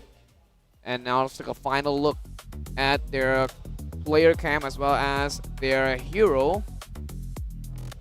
There we have it. CFU Gaming versus Vigor Apex for match number 6. So now I welcome you, ladies and gentlemen, to the MPL Season 10 Playoffs Day 3 of match 6. In the lower bracket, we do have the defending champion, CFU Gaming, against the upcoming rookie team, Vigor Apex. Oh. Ra is actually trying to do chip damage to that purple buff to make sure Canada could have an edge over the Detective, but look at there. Arthur hunting on 2d7. Lennon Flare already have been used. Low mana on Remy already. What damage there. Remy and Boxy as well as the Hilda has a lot of damage. Once again, D7 might be walking into his own nightmare there. Remy? What a precise Lantern Flare that D7 is caught off guard, but he does have the Revitalize, which stops him. Once again, Ra is the one who's caught next. What? Why are they just letting Remy do whatever he wants with them? Oh, Remy. Oh my lord, in mana, Canada come with the poker trick. Oh, Remy. Low mana and HP too, but look at the emblem here. Okay, Detective still on. The marksman emblem are usual we see nowadays. Exactly. On the bottom lane, though, Vincent once again go for save. See there, both uses Flicker. Very aggressive play by both teams. Vincent has caught up with that Warrior Boots as well. Very aggressive too. Oh my god, these two are very aggressive goat laners. Oh, Ra. My god, lifted up once again. Gotta be really careful in this mid lane against Juicin. But look at the bottom lane. Detective might be a gang here onto Vincent. And up and still come in. No Flicker Vincent this time. This might be a kill. First blood for Detective. First blood. You have no Flicker. You use your Flicker in the aggression, but at what cost? But remember, keep in mind that CFU Gaming is one of the most passive team here. And they are very decisive in what they do. So for this first turtle, once again, they're a little bit slow onto the turtle fight as VGR already working their way onto this turtle. Of course, once again, as I see, right? Yeah. They're very passive. They're not going to contest. They're just going to take it slow, and Detective will take up that blue buff for himself. but you can never doubt the decision. Look at Detective, look at the lead. It's still leading in economy Exactly. despite losing the turtle. But here, Art of Hunting onto D7, able to dash away. But look at the stack of the Lantern Flare, about to lift both of them up. Okay, talking about that, look at the audience predictions, 53%. Oh, so close. 47% for Baby Shark. It's more leaning towards the side of VGR, so not much. Actually, not much. It's actually quite a fair, but a little above there for VGR. They try to respect each other there with a little bit of testing with the Lantern Flare. Okay, notice how Cananeo in this game has the Impure Rage instead of that Lethal Ignition we usually see. Because you got the burst out, but he wants to speed up his farming a little bit more, so he got to pick up the Impure Rage. And look at that. Oh, Detective. Still in the mid push, trying to take that Lethal away. Boxy has reached level 4. Yep, it's actually quite in the goal lane. After the first set of Vincent, now he's really more careful in that. Of course. And do not forget about the Infinix GT50 Pro 5G as well. And fun fact, if you are here with us right now in the MPL Cambodia Arena, simply show the Infinix staff that you have the Infinix phone. You can get free diamonds as well as a free epic and elite skin. Really? Yes. Right here in the MPL Cambodia Arena. Do not forget to verify your Infinix phone so you can get that diamond as well as your free elite as well as epic skin. Then it's actually nice. Does it work for every phone? It is for only for Infinix. Actually, no, the model. Yeah, every single model as long as it is Infinix named. Right, so beneficial. Here comes Ra with the stolen shifting skies. They're so ready. Here comes. Well, look at Boxy. Oh, what he's doing there. Nobody's home on top lane. Cananeo's already level 7, so is Detective. Here comes Silzy retaining into the turtle too. It's a 4v5. Azor is going back home. But there's actually a sword on the side of Vigor Apex on Ra. Okay, Ra. Oh, the gold crab has been taken out by Detective. Boxy C has to be careful. Still has to shoot in the mid bush. The regen. Okay. Remy been really annoying on the Shusin. Shadow walking up. See Boxy here. Look at the damage onto Boxy down to 40% already. Could be in trouble here for Boxy as he's losing a lot of HP before the turtle fight. And now GS1 for Cananeo to make sure that he could reduce the magical defense from the side of CFU Gaming. And there you go. CFZ. DHS has been going inside him. Look at that. Full stack. Lifted up. Shadow. Okay, still regenerate.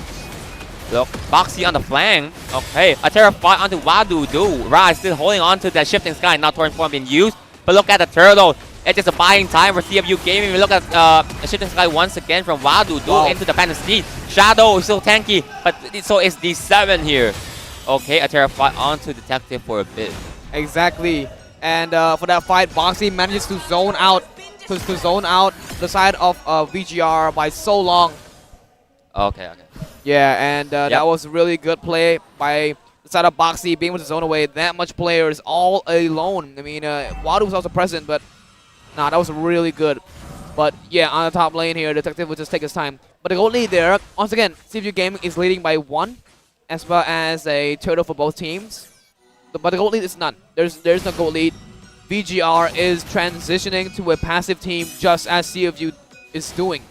So, I mean, you kind of have to adapt to every single playstyle of every team, right? I mean, if you don't, you will have trouble when dealing with them from time to time.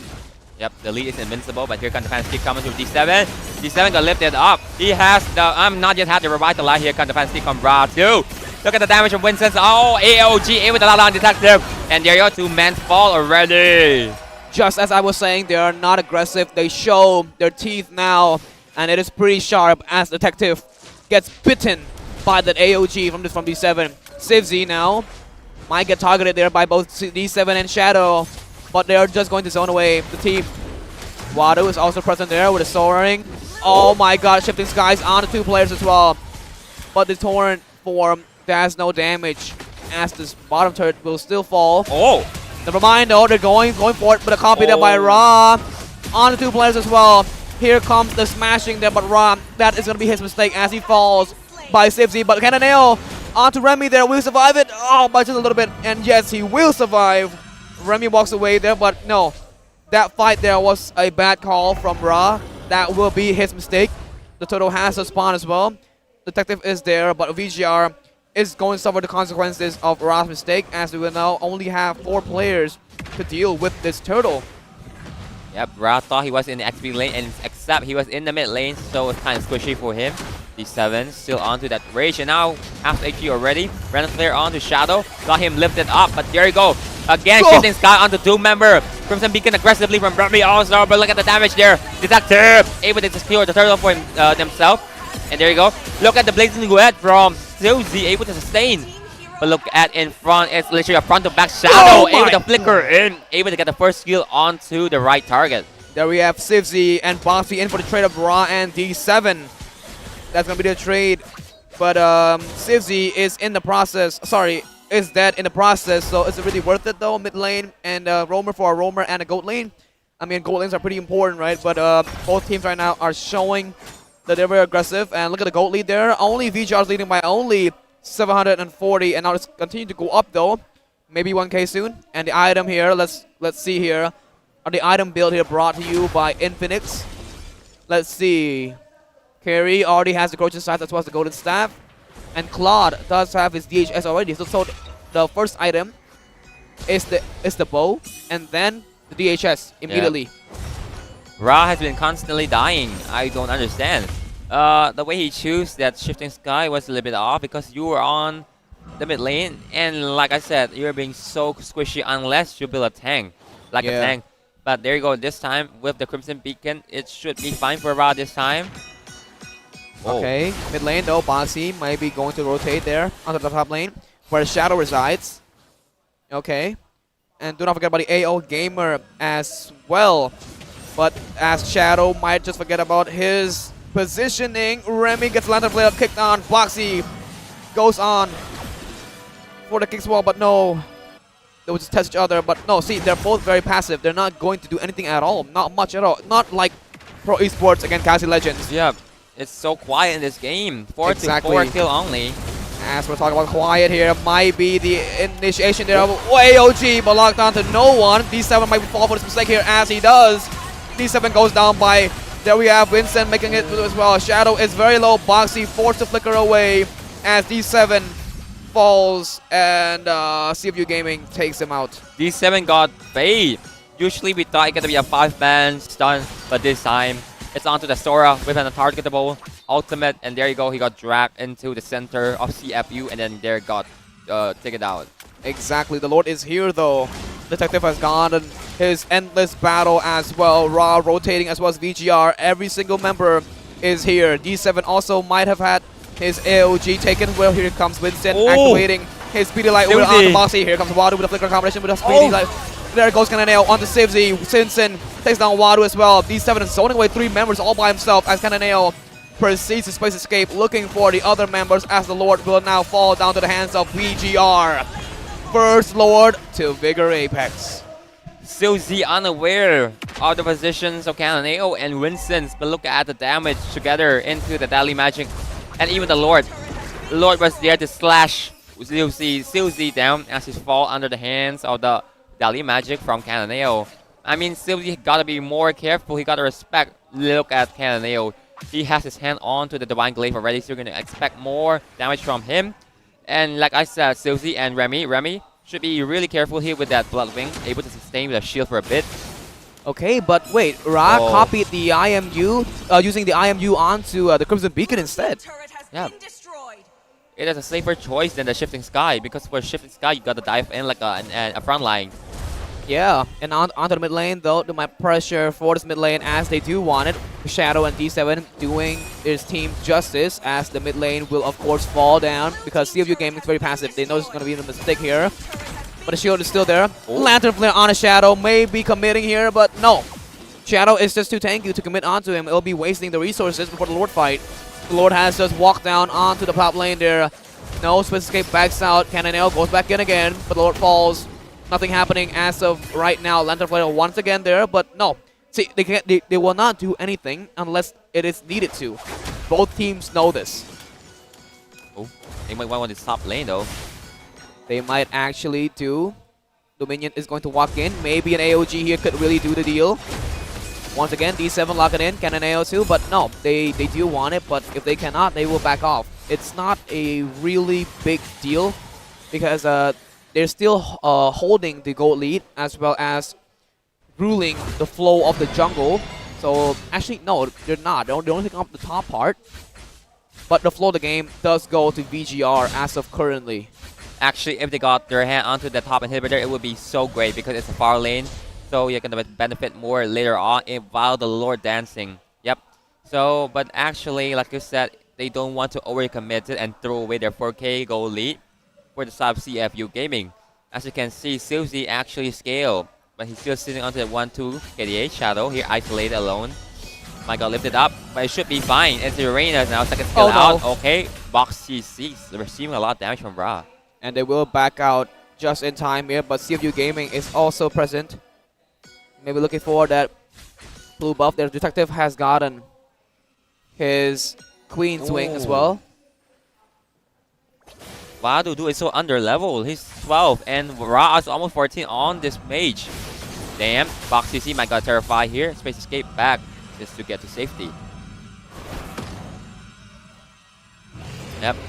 Oh, Box CC still. Oh, he actually picked up that rapid boot. Oh, he sell that and encourage Rome to buy the conceal to make sure it could come up with a clutch plan better than the and encourage Rome. Oh, Shadow with the eyes. I mean the Cyclone Eye. It would slip for a bit into that red orange buff. Okay, Shadow is just so tanky, man. He's just tanking up all the damage and look at. He's zoned for a member of CFU game, but he might be in trouble here. Got lifted up for a bit. Look at the art of hunting onto Shadow. But there you go, it's just a buying time for Vigor able to get out the Lord. But there you go, Ra. Look at the damage. AOG defensively terrifying to Remy. But everything was already planned. It's just Vigor APAC who set their sight on the Lord and not the kill. And they back off just in time as the Lord is going to be walking down that top lane where it is most dangerous. Vigor Apex still has that gold lead, so they can still become CFU's biggest predator yet. Right now, defending the base will be CFU Gaming. No, but that little bit of commitment there by CFU Gaming, they really wanted to commit onto Shadow, but D7 stopped that with his taunt. But right now, bottom lane pressuring will be Ra and Shadow. Cannonade also has Cold Crystal, so both Remy and Sivzy should be careful now. The Lord is walking down as it will fly and hit it up. And there we go. The top lane is down. Mid lane might be the one that's going to be next for them. The initiation is not yet here. Wadu maybe dropping in there. He gets bursted down there maybe. But no, the Deadly Magic will not take him out of the fight just yet. As Cannonade tries to find a way around it. But the bottom lane is being targeted as it will be cleared down by CFU Gaming. So only top lane and mid lane is going to be damaged. I feel like raw damage is so annoying, man. It keeps sending CFU back to their base just to heal back up. Yes, exactly. The little bit of scaling there from the Valentina. It has that burst. It also has that scale. It also has the range. It's perfect. Oh, look at that. Oh my lord. Suzy gotta be very careful here. Box CC. Oh, trying to zone Vincent away. Okay. Wilderness Blessing on to Vincent, but look at the AOG. Shifting Sky onto Vincent, but there's the Wind of Nature coming out from Vincent. Avery, okay, but not for long. Shut down from Suzy. Look at the Crimson Beacon from Remy. Able to live Ra. And there you go, Detective able to get his kill onto this D7. Ra might be in trouble here as he back over the Cyclone Eye. Manages to get away by slight there. Now the kill board has just flipped once more as CFU going to be leading Vigor by 1, but that was a good call there. But once again, Boxy is all alone. As with Detective as 2 pushing down, pushing back Shadow. Shadow is only one left alone. He's forces to flicker away. Detective has the damage. Hit his belt, actually hurt. This reminds me of when my dad has his belt out. What? It's the painful slashes from Detective. How could you just do that to Shadow? This is not no joke. Vigor, as well as his team, will now be scared of Detective's damage, as will now be wary of it. The Phantom Seed being used to get away. No, but the Detective's damage is actually no joke. Man, it does not hit like a truck. It hit like an airplane. That is a Uranus. An airplane into your face. Shadow can feel the heat there from the horse. Detective, he knew the limitation of him with the endless battle and also the defense reduction from Box CC with that passive. They're able to reduce the magic defense and also the physical defense to Shadow. And yes, that's how you utilize your own micro skill to know when you actually want to go in. And now Lord is spawning. All right, the Lord has a spawn as well. Wadu jumps in immediately, looking for the fight already. Ra actually copies the Crimson Beacon. The Phantom Seed is being used as well. Here comes the Torrent form, coming on, pushing onto Shadow, but Wadu gets bursted down immediately. The Detective with the retry clutches up. Gets the Lord, but Remy forces Crimson Beacon away. As the CFU makes the run for their own base, but Remy is caught up in the crisis. Flickers away just in time before any member falls, but Wadu is the only one left to die out on his own.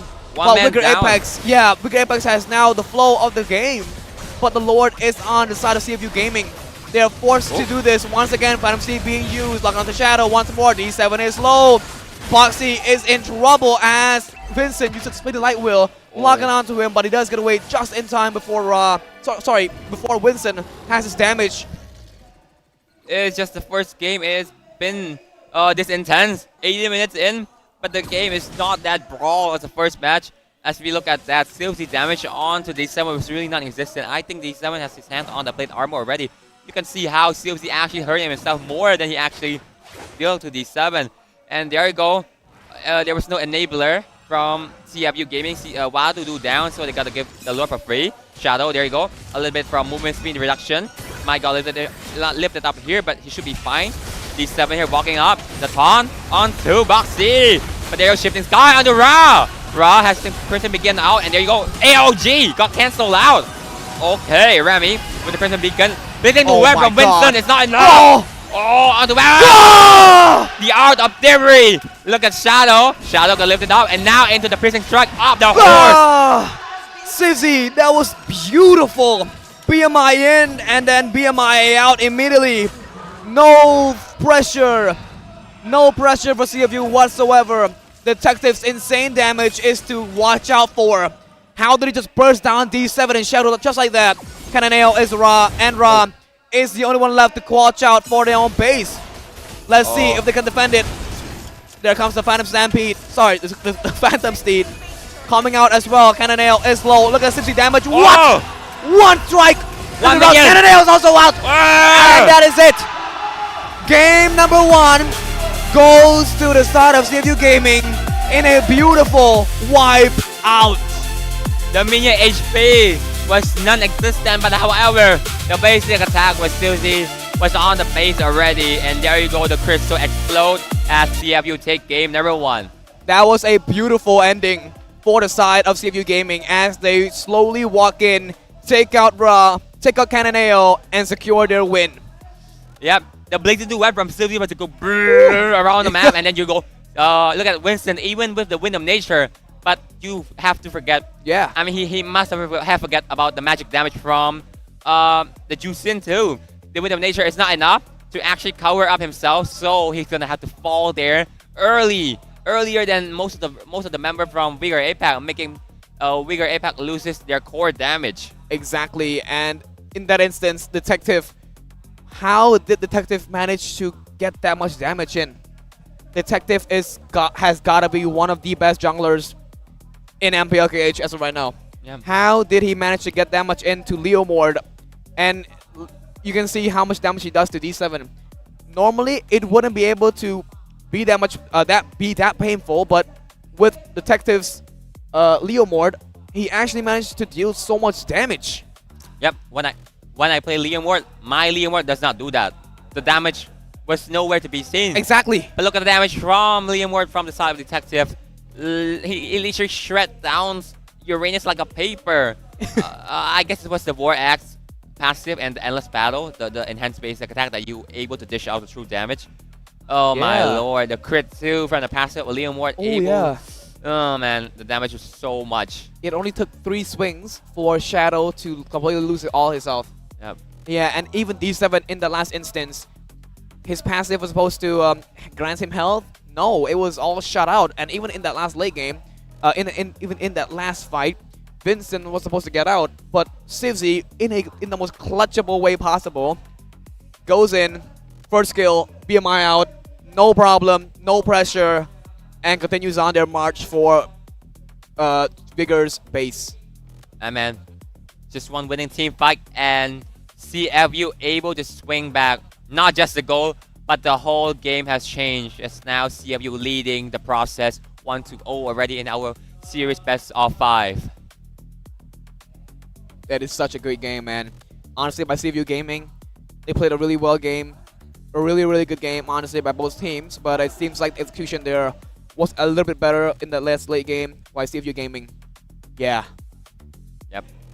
Amazing stuff from CFU. Finally, they take a game from Vigor Apex. Now, it's game number 1 for CFU Gaming. I wish the CFU could do better than this early game. I mean, the early game for game number 1 was kind of off for CFU Gaming. They gave away the turtle 1 for free. Yeah. However, the lead was not still there. But let's take a look at here. Detective on the MVP this time. Yep, well deserved, honestly. More, it's so much damage. Look at the damage, almost 100k, 85k, 231 damage dealt. 7 kills, 6 assists at this point. You should just build Sky Piercer to make sure that you secure a lot of kills. Yep, goal. Oh, 14k. That's a lot. Oh, dude, it was the Malefic Roar. Yep. It was the Malefic Roar and is. the true damage from the Endless Battle and the War Axe. Definitely. Yep. Yeah, this was the... Yeah, it was definitely the build there that really brought out Leo Mort's potential, man. It was just bruising all around. The Marksman Emblem actually helped him to snowball early on. And there you go, Winston's first blood goes to the hands of Detective. It's just pure highlight for Detective here as he's superior on that Leo Mort. Look at this. Ra made a mistake by going in so deep. Exactly. And onto the fight here. Look at that. Beautiful Shifting Skies by Wadu. Being able to stun them all up. It was a back and forth game. I thought it was going to be Vigor's victory, but no, it will be on the side of Wadu. Got baited out. D7 got baited out so easily, man. As you can see, the cancellation onto the AOG mostly are making D7 like a disabled player. Feels so tough for him, man. Here, look at the damage. From Winston, it's actually hurting, but look at Wadu do he missed it because of how Winston's able to dash away just for a bit. And as you can see, the fight started to collapse for CFU Gaming. Look at the stun onto Winston's. AOG comes in, not enough, but there you go. Shifting Sky from Wadu is enough to take down Winston in this game. Yeah, and look at this fight over here, man. In that last instance. Yep. What a beautiful play. Look at that. Ra, huh? I thought Ra was going to fall. And there you go. Comes in the horse also. Yeah, insane stuff from Detective, man. He's got to be the man of this game for sure. Well deserved. Look at this. Look at this. The Shifting Skies and Ra was he able to dodge on time, but Winston actually way too deep. He used the second skill up and their BMI in from the size of seriously, I feel like the Wind of Nature from the size of Winston was a little bit too late. And there you go, Lens Flare able to lift Shadow. And there you go, this is where CFU strike back as they hit onto the base. Unfortunately there, I thought Canada was able to clear out with the Poker Trick, but however, it's gone. Look at this. We can see the stat here, the emblem set. Right, there you go. I really love that Marksman emblem on the jungler because you have to enable yourself to farm up so quickly, and there you go. Oh, like I said, Cananeo was kind of lacking of damage here in this game with the Impure Rage to make sure that he farmed up quickly, but the Licto Ignition could have been better. From one of the team fight I've seen, Remy was about to die, but because of the Impure Rage was there instead of the Licto Ignition, he's still alive. And there you go, Boxy same, very quick with that Wilderness Blessing, also the Rapid Boot on top of it. A cherry on top of a cake, and as you can see, a lot of child type Pauldron from the sides of CFU Gaming. So it's Vigor Apex. Both marksmen are relying on the attack speed just to make sure that their goal lane from both sides are not able to deal out that much damage. And there you go, Boxy excel so much on this Hilda, and you can see D7 in this game not really do great as much as he do in day number 1 in our playoff. The AOG are just off target most of the time and got baited so easily. Yeah, now let's look here at the damage dealt as well as the damage taken. Wadu with the damage taken of 172k. It's right behind Boxy's highest, which is 200,029k, as well as Vigor's side, Shadow being the one to have the biggest as well in the whole game. Yep. The highest damage taken. Whoa. Shadow. So much damage taken. Super sandbag. Like you said, it because of the damage from the Lemort was too much through. Like you hit, it's not hit like a truck, like I said, hit like an airplane, hit like a spaceship onto your face. No. I swear, man, at least half of that damage taken was all Leo Mort. Yep. Has gotta be, man. That was actually insane. That the damage from the cavalry was actually insane. I actually thought that he played that Leo Mort like it was an assassin. Yep. Yeah. the damage burst. was like an assassin. Yeah, it was supposed to be a semi-tank, right? Semi-tank. Yeah, but it's not. In the way detectives uses it, that damage was so satisfying too. Yeah, I was feeling bad for Uranus. I don't think Shadow was ready for the damage from the Lemort. No, he was not. He was not at all. He was actually pretty comfortable until the first 2 swing hit. Yep. The first 2 swing hit, he realized, oh crap, this damage is actually unsustainable. He flickers away, but still, the chase was on. Boxy was also chasing him, slowing him down. And with the last 2 swings, he takes out Shadow. He thought it was him. He was isolated. And there you go, Boxy, and also the Detective is chasing them down.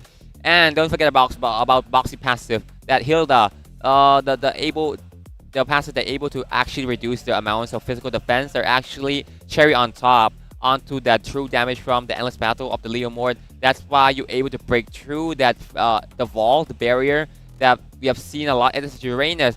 Actually, it's not really the Juicin who have impact onto the Uranus. It's actually the Leo Mort. Exactly. It was actually the Leo Mort, man. I really thought it would have been like something else, but no. And also, with Ross, Valentina, I felt kind of I wouldn't say useless, but I didn't really see the point of it, right? It was just to copy Crimson Beacon, and only that was to like run away, I guess. He was using it to only escape the fight instead of being the offensive side when Valentina should be more of an offensive mage. Yeah, so I think it was also the Valentina, the mistake there with the pick maybe. Yeah. I saw the mistake. Yep, Valentina into the mid lane against Sora XP. Not really a great choice. No. But however, what I was thinking is so crazy. You wouldn't believe. I thought, what if Valentina actually go for the XP and you could take the Uranus onto the mid lane, because Uranus has the damage in the early game with that magic damage. And Sora on the XP, why not put Valentina on XP? It's gonna be great. I mean, if you're saying that they're gonna lack magic damage, there's Harley. Yeah. For sure, man. And Harley also did a lot of damage too. But just not enough to really do something about it. Yep. The problem was that Leo Mort and him being a semi-tank. Yep. Yeah, the Cannon couldn't really burst him down, right? He couldn't burst him. Yep. Yeah, Canonale was quick too. Yeah. But whoa, from the last scene, he died together with the Uranus because of how Uranus pulled the horse right in front of his face. Canonale with the space escape alone cannot actually escape from the sword from the sword of Detective. Yeah, but right now, CVU Gaming is gonna be leading Vigor Apex by 1 point. So Vigor Apex is now behind by 3 points still, where CVU Gaming is cutting it down by 1. So now they're missing only 2 more games. Could it be a full sweep, a full series, or a reverse sweep by Vigor, or a comeback? What is gonna happen here? We don't know. Let's tune in. What if it's gonna be a sweep? Ooh. That would be pretty fun to watch, man. But I think this one's gonna be pretty direct. Who knows? We have never thought Galaxy would able to sweep Pro Esports, so CFU might do the same thing. Exactly. Sweep, a full-on sweep too. It's almost unbelievable. It's an insane plot twist. Yep, CFU loves sweeping people, and now first pick for the side of the GOATs, Vigor. Oh, first pick for Coach Demi. Okay. Now this time it's not CFU. It is actually Vigor APAC actually on the driver's seat. Yes. Whoa. Okay. Now, interesting. What is gonna be the counter pick for the size of Coach Timego as well as assistant Coach Bob to make sure that the counter pick actually work? Because of Coach Zemi, the last pick Valentina into the mid lane was so off, man. It was so forced. that you have to pick the Valentina every time against Sora, but this time it's not. It just don't work like that because it's a mid lane Valentina. That's why you gotta be really careful on the counter picks. It's like you can't just counter and you just make a hole in your own trap. And CFU Gaming now on the back seat. Can CFU Gaming change the scenario, or they're actually following the path of Coach Sammy? Exactly. But I think the playstyle, I feel like CFU Gaming just followed the same playstyle. I mean, they were waiting for the right time to strike, and it worked out perfectly. They were patient, right? They weren't really rushing in for the turtle. They don't need it. You know, they think they don't need it. They know they don't need it. So they didn't really go for it. What I'm noticing here is that Vigor is a rookie team, right? And CFU Gaming is a veteran, right? Yep. You can see the difference between the choice making. Vigor is more unstable. They're more hesitating, right? But CFU Gaming, if they put in their mind into it and really want that one thing, they go all out for it. But sometimes they know they can't do it, so they just back off. It's, you know, that is experience. So now 1 second before the random map draw. Okay, Vigor Apex actually are hoping for that Dangerous Grass would favor them more, but will it be? Oh, all right. So, to keep in mind, guys, Vigor Apex has 100% win rate on Dangerous Grass. All right, and CFU Gaming, they seem to have better win rates on Broken Wall. So right now, back then, it was in favor of CFU Gaming, but right now it's in favor of Vigor Apex, of course. Yeah. I don't think the shark can swim in the bush. Yep. Oh, so but many the goat bush. is going to be good Yep. in the bush. Exactly. So many grass around the map. CFU Gaming, because of how Vigor Apex really playing support that bush. It relies on the clutch play. They rely on the playmaking, especially from 3-7. That's why bush are really made for them. And now it's the same ban. Fanny got taken out from the side of Coach Time Go, so it's Freya. And for the sides of Coach Sammy, Blue, Winevere, Baxter are all out. They're all out, as they know, Coach Sammy know that Glue is Boxy's favorite. Now for Coach Time Go, what will they be banning with? Basia is already banned away too. Maybe banning away the Zeusyn here for Coach Time Go is smart, because Ra is a really offensive Zeusyn player. Definitely. Banning it away should be really great. Harley still there. Whoa. Could be a Harley or Zeusyn. Okay. Don't tell me it's gonna be Marcel. Marcel could probably be banned out by Coach Time Go. Oh, Redrin pick for CFU Gaming. You should. Zeusyn is available. That Leo Mord can be stolen. The Khalid is also open, but I don't think they should prioritize Khalid right now. So maybe something else. Zeusyn for sure. Zeusyn or Harley? Zeusyn, I believe so. Zeusyn from Ra, so clean. Zeusyn from Ra are not afraid of that Harley, and of course, yep. Ra loves it. Yep, he loved it. Not even the Harley could hurt this Zeusyn. Got to be more careful. Coach Time Go. You're on your double pick here. What could it be? Man, there's still a Suyo there, but Suyo kinda stuck with that Zeusyn. Leemort could have been a better choice here. Suyo, yep.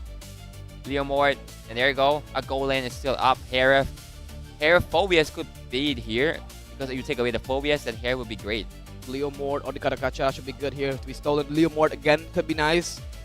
Suyo is open for Detective. I mean, Detective is a one hell of a Suyo player, so maybe Suyo. Or Yeep, a counter pick for the Zeusyn. Claude and Harley. Oh, Detective on Harley. This is the first time in the playoff the Detective has picked up that Harley. Yeah, for sure, man. And now a double pick for Coach Sammy on the last first phase pick. Oh. Uranus. Yep. The Immort is also open. Uranus is also open. Steal away. Damn, it could be. Oh man. If they actually keep jungler for the size of Vigor Apex, it actually could be a Lancelot in the last pick. Ooh. Yeah, Lancelot are great against Harley, but I don't think Coach Sammy want to show it now, or just want to stick to the ordinary jungler. No, but the last time Cananeo picked that Lancelot up against Vigor Apex.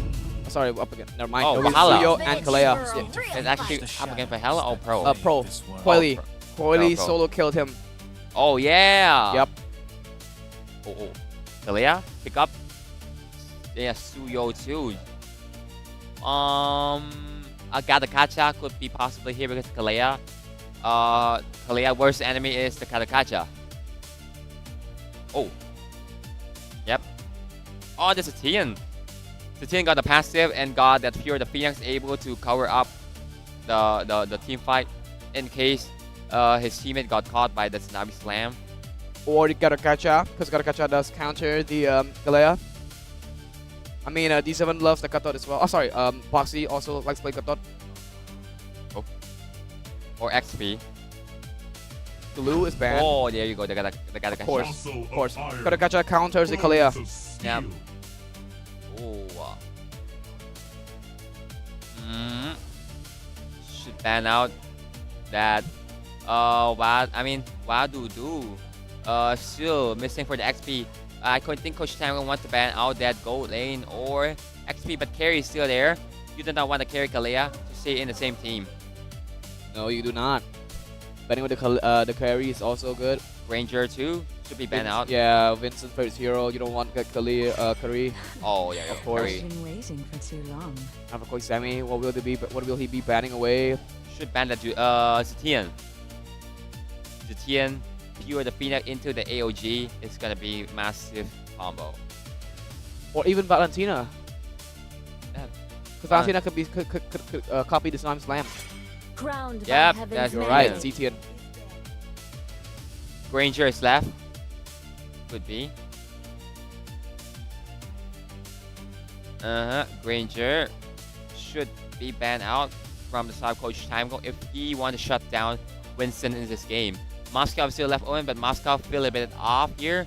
As there's Claude, as there is Harley in the side lane. You might be in trouble soloing. Oh. Okay, 20 seconds left. Coach Timego.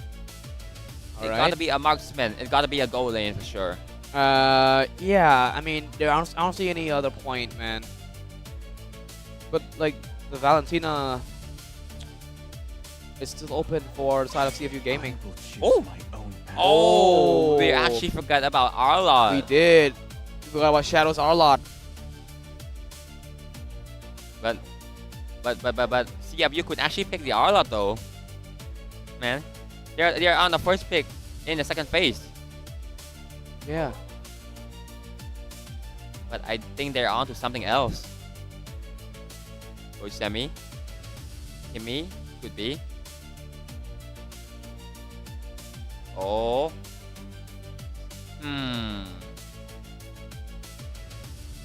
Wow, man, I'm really thinking here, but I don't. No, they should ban Valentina. Then we got the Lilia ban. Oh, yeah, Lilia ban, right.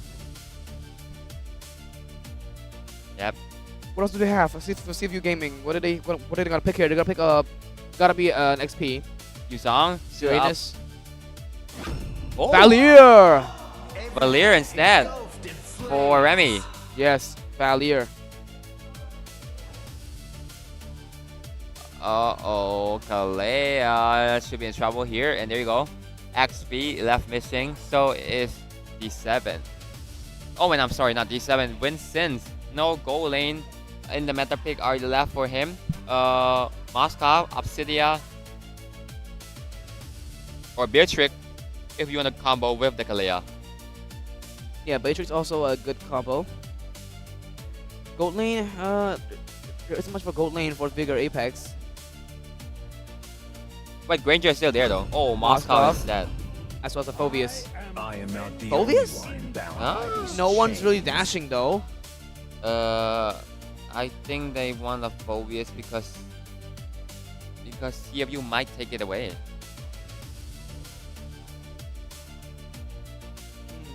Oh, Yuzong, really great against the Phobius too. Also excel at the best for chasing the jungler away.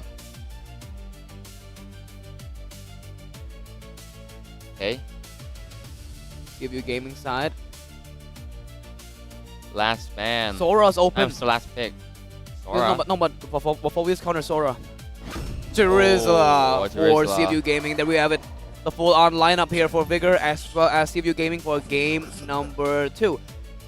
Terizla to seal the deal, and now looking really tough for Vigor APAC as now they're down for 1, so they gotta make this draft work as much as possible. Okay, their signature draft, the Kalea, the Jusin, and the Folius from Shadow are amazing too. And now, as we about to head into our game, and now coaches is leaving their station. Oh man, it could be a possible sweep, like I said, if Vigor APAC are not ready to strike back. And now, we take a look at the player camp just for a bit before we head into the Land of Dawn. Vigor APAC and CFU Gaming on this game number 2. So, finally, as we're moving into the Land of Dawn, it is game number 2, match number 6. Day number 3 in our playoff mode.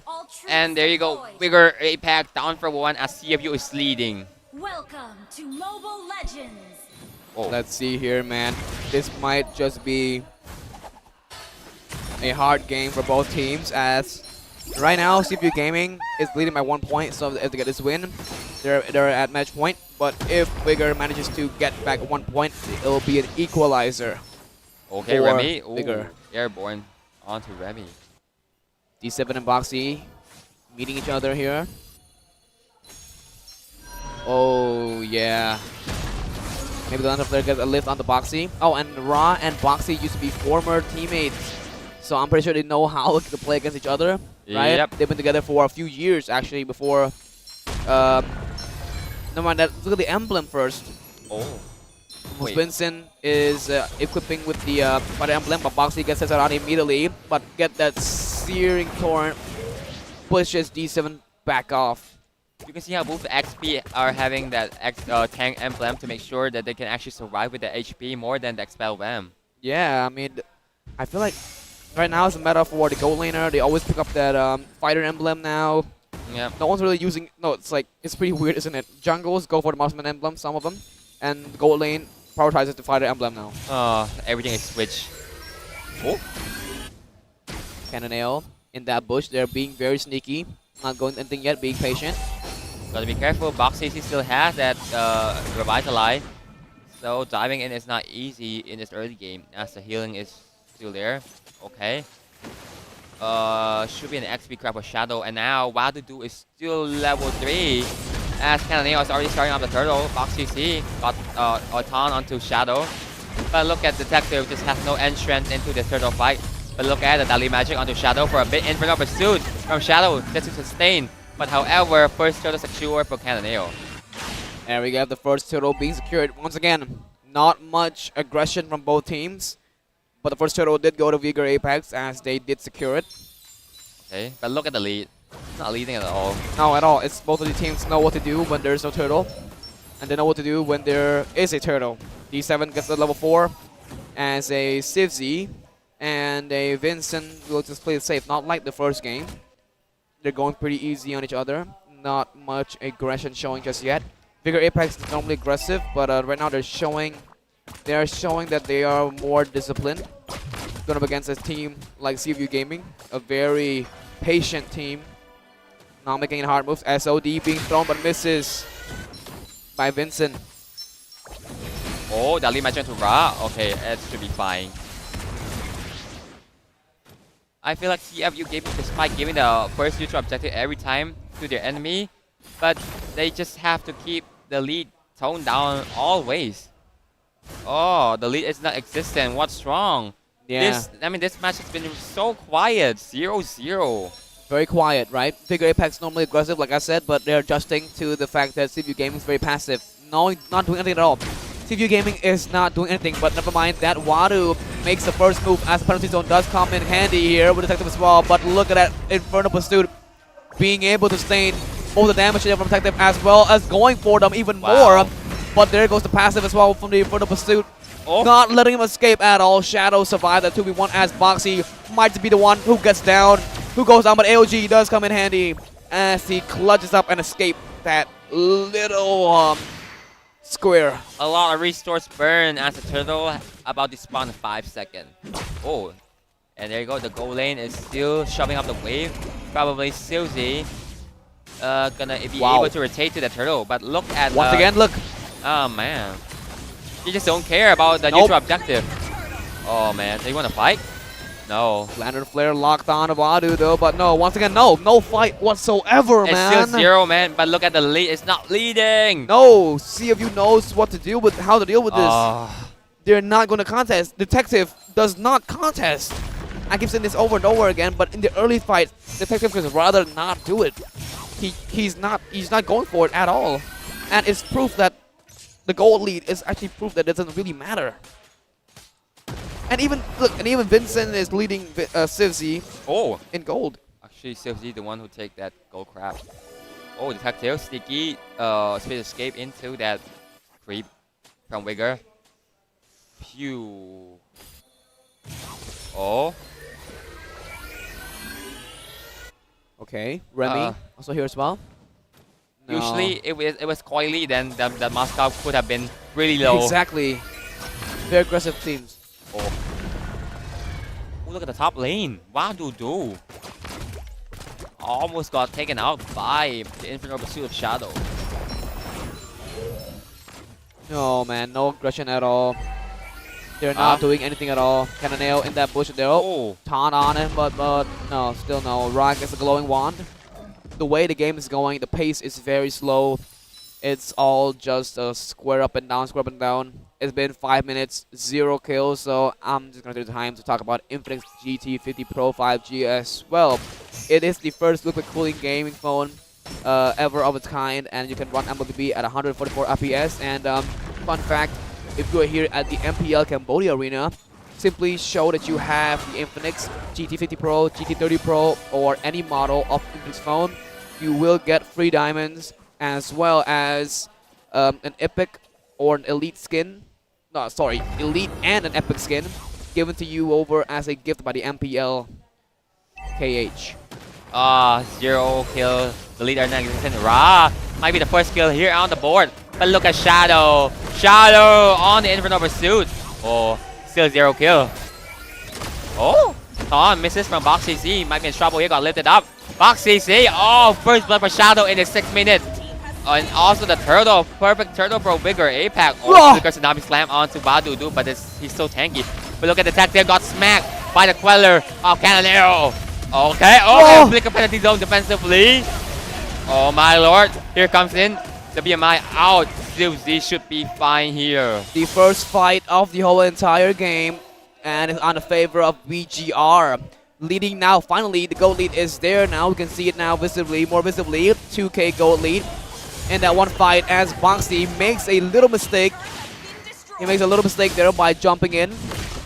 Damn, it was 0 lead there, but now it's a 2.5k goal lead for the side of Vigor APAC. Yeah, and Wadu also exhausts his own flicker by jumping in. By jumping out of the penalty zone, but it still did survive. Oh. 3-0. Yeah, but that Phobius pick is so good, isn't it? Yep. Shadow's Phobius is such a great XP player, man. Just one within team fight, and now Vigor APAC already onto that lead. And now here comes Card. You're just able to get that $1.5 with that 2-in-1. Internet also the diamond, and don't forget everyone who's here in MPL Cambodia Arena, you can go to Card booth. You were able to get that Card sim for free. Exactly, MPL as well Card giving away free sims. If you are here in the MPL Cambodia Arena, go to their booth, and let's look at the item here being presented by the Infinix side. Looking at here, the Phobius does have the Radiant Armor. Oh, Skypiercer for Cannonale. He has 2 kills, so it's looking good for him. It's going good for him as of right now. SaveZ also has the DHS already. Oh, the lead is dispersing. They have 5-man lead. Yes, it is. It's coming out now. The teams are becoming more aggressive as Vigor Apex is starting to show that they are more aggressive now. D7 there, locking onto Boxy. Maybe a pick there, waiting for Remy. He got Remy, but there's Purify does come in clutch here with the penalties all coming up, following up by Wadu as well. And look at that.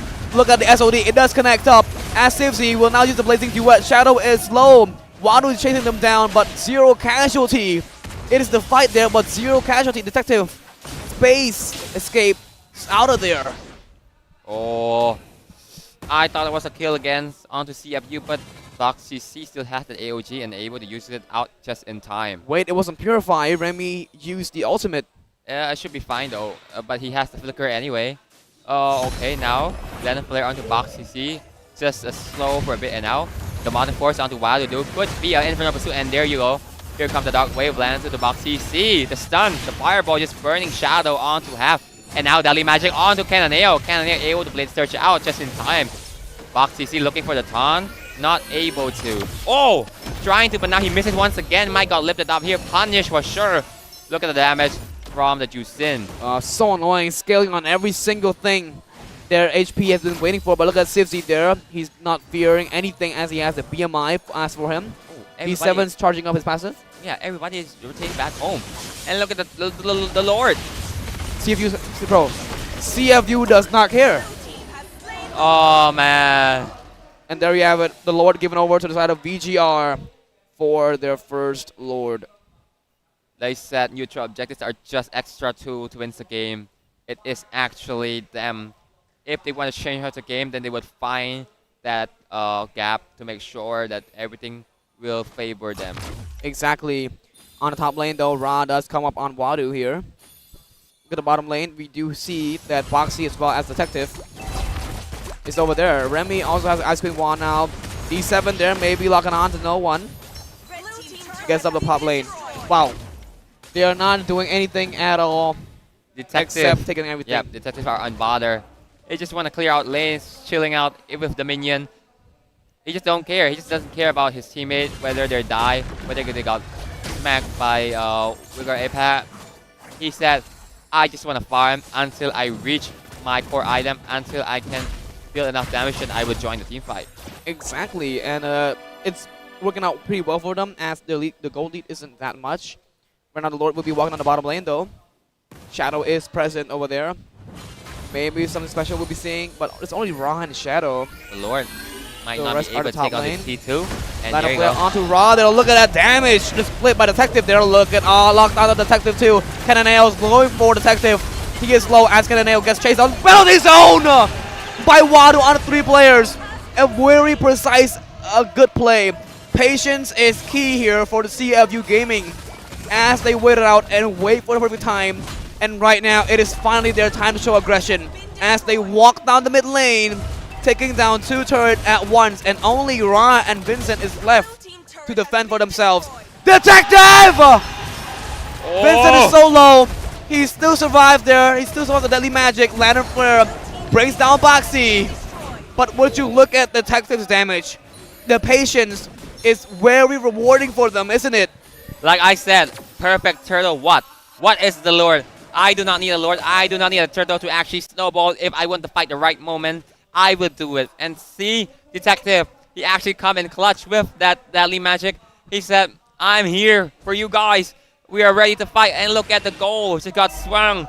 3K and now down to 0. CFU does not need any extra to boost their power spike. They are just the team of their own world. They don't care about the turtle, not even the Lord.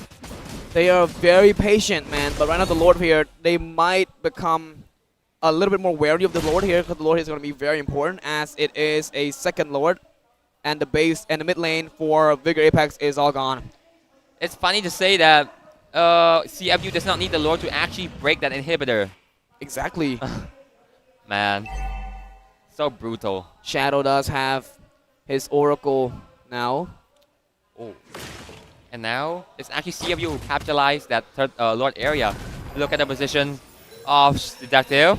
Oh, the Suyo might be dead here if he Blade Search. Look at that damage there by Sivzy. It's played on. Shadow goes down. There goes the SOD being connected there. D7 is low. He's in trouble. As he might be able to get down there, but Boxy gets a taunt onto Vincent. D7 is forced to run back. Detective will not let it happen. Sorry. Wadu is not allowing you to escape this time. As well now, only 2 members left. 3 members out of the fight. While minion wave is one on the mid lane. Look at Detective there. Patience is a rewarding thing for CFU Gaming, as they will now go on to take up that base, as Detective will push on, and CFU secures their second game. What the hell? Oh man. CFU Gaming are now showing their true colors. CFU Gaming once again showing that miraculous play. I don't need a neutral objective to empower my strength. I have my own strength, and it's pure strength outside the button. I click it and you're gone. The base. I mean, they don't even need a lord. They didn't even need a lord. They didn't need a turtle. They didn't need a lord. All they needed was themselves and patience. Wow, that was the perfect display of what patience can really give you. It's actually frustrating. It could be a sweep, like I said. Wow, what a beautiful game. It could actually be a sweep. This match number 5, today's match, before the match before this, it was a full-on sweep by Galaxy Legends on a Pro Esports. So what if right now CFU Gaming does a full-on sweep to Vigor? If it's actually a sweep, rest in peace prediction for today. The predictions don't even matter anymore, man. It's a complete plot twist. Everything has gone wrong here. This is actually crazy. All predictions just been thrown to the trash. Boom. I actually put 3-1, but it could be a sweep. Then my prediction will be also dead. No, man, it's actually crazy. CFU Gaming, they get reverse swept by Galaxy Legends, right? Oh man. But they are right now. Maybe they're going for the full sweep, or it could be the reverse sweep again. No, man. But this time by Vigor. It would be traumatized for CFU Gaming to actually get reverse sweep yesterday and now today. No, you're not. You're not able to face that just in 2 days. You're gonna get traumatized as hell. Yeah, it could be very bad for CFU Gaming mental strength as well as mental health if that would happen again. And I don't want it to happen again, as because they are only 1 point away from getting the victory in, as well as going to meet Pro Esports in tomorrow's match. Yes. In the next match. So, man, I don't really know, man. I really think that 1 more game away is not far. But for Vigor Apex, they got 3 points left to make up for it. Galaxy made it happen. Why not Vigor? Why not? Because CFU does not need a neutral objective. And now MVP? Yep, it's Cloud. Suzy actually looking passive in this game, but is actually the one who get the MVP. But yep, he deserved it. A 10k goal. Whoa, 100 team fight participation. God damn, 2 kill, 4 assists. So it's actually a 6 kill on the scoreboard only for the side of CFU. 43k damage though. 716 gold per minute. Yeah, they usually picked up that fire emblem into the Festival of Blood just to make sure he sustained in a team fight longer than the enemy. 100% team fight participation. He's always been seen in the fight. Wow. CFU Gaming, like I told you, passive, right? But passive in the best way possible. They're patient. They wait for only the right time to strike. And that was in that bottom fight, the bottom third fight, when when Vigor forgets about it. Look at it here over now. Wadu here uses the penalty zone as well as the flicker, but cannot get away from the grasp of Cananeo as he finishes him out. And right here is a turning point. They made the mistake of not waiting for their team, and that will be their punishment. As look at this, Wadu, bam, on the 3 players exactly. It is a perfect penalty zone play by Wadu. Very beautiful play indeed. SOD connects as well, but Vincent could not put in the damage. Yeah. Because Remy has a Sealing Torrent, pushes him away. Just like I said, Cananeo was about to die there because he used the Blade Surge, and look at the flicker from Wild to do. Mostly in this game highlight, it's just basically Vigor winning out CFU Gaming. It's just only the last few minutes where CFU take the strike back. Absolutely. Now let's take a look here at the minute mark of 14:07. The goal lead from CFU Gaming does go to 41k, above 38k of Vigors. 5-35 as well as 3 turtle from Vigor Apex above 0 of CFU Gaming. Like we said earlier, everything and every single thing. But when I say everything, I mean everything. The turtle, the Lord, the first Lord being spawned up, CFU Gaming let it go. They said, I don't care, I just need my time. They took the time, they farmed up, they got everything they needed, and they completely overthrow Vigor Apex out of their own flow. Genuinely, I understand CFU composition, man. You do not win by getting the turtle. You do not win by getting the Lord. You actually win by farming up the turret because the turret does not spawn. Turtle spawn, kill spawn, Lord spawn, but not the turret. Once the turret are down, it is down. So it is a tool to win. You broke out all the turret, and it's the best. And it's a base that's left behind. It should be falling down as well because the turret, it is the key to win. Exactly, man. Who would have thought that CFU Gaming would have had this in them, man? No, honestly, dude, they're playing super safe, but super calculated. They know what to do when things get rough. They have no pressure. CFU Gaming does not care. They do care, but they care only about when the late game happens. And they're so sure of it too. And for Vigor Apex, even though they're controlling the early game fights onto the late game, that little bit of mistake there when Ra was alone with a Shadow, it was not a good look. Here, let's look at the damage taken as well as the damage dealt. For the side of Vigor Apex, the highest damage dealt does go to a Ra with 42k under the Susan. I mean, the scaling there was always on point. Managed to Lantern Flare a lot of times, pulling back the players of CFU Gaming.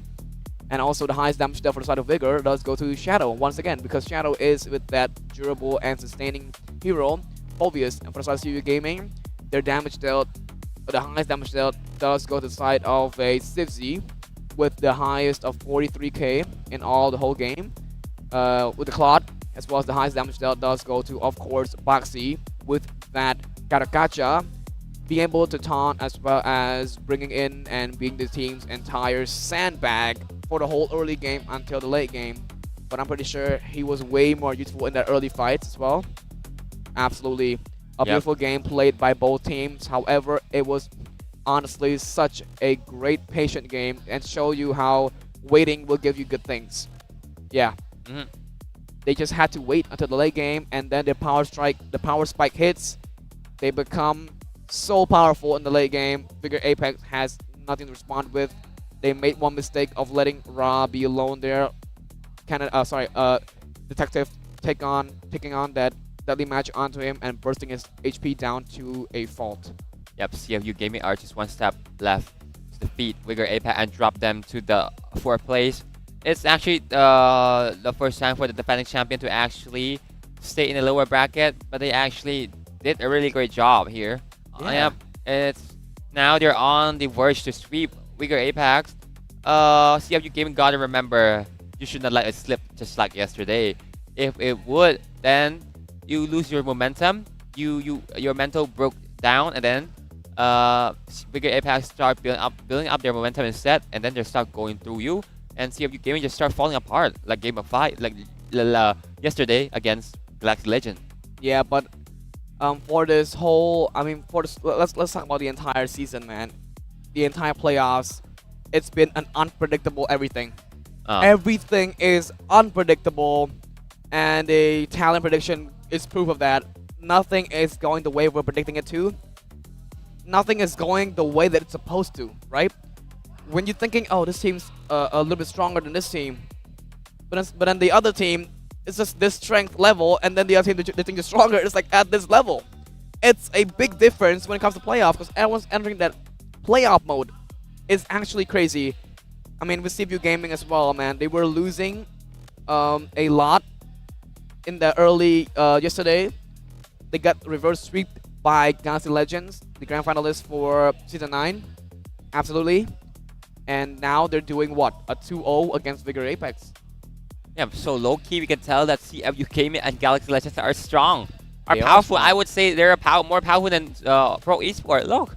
Yeah. They're just about to sweep anyone here. Man, if CFU actually sweep Vigor Apex, the dynamic duo between the rivalry between Galaxy Legend and CFU Gaming might actually meet each other again in the grand final if CFU manage to take the sweep and then meet Pro Esports later on tomorrow. Who knows? It could be a sweep once again. man, honestly speaking, right now we can't really say anything at all because it's proved that we just can't say anything. We thought Pro Esports would win.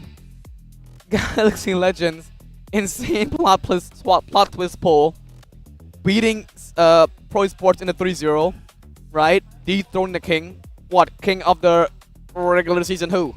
Yep.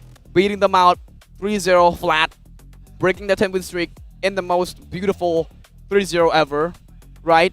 And then after that, right now, CFU Gaming, we thought would lose to Vigor Apex because Vigor Apex took the victory over them in regular season, a 2-0.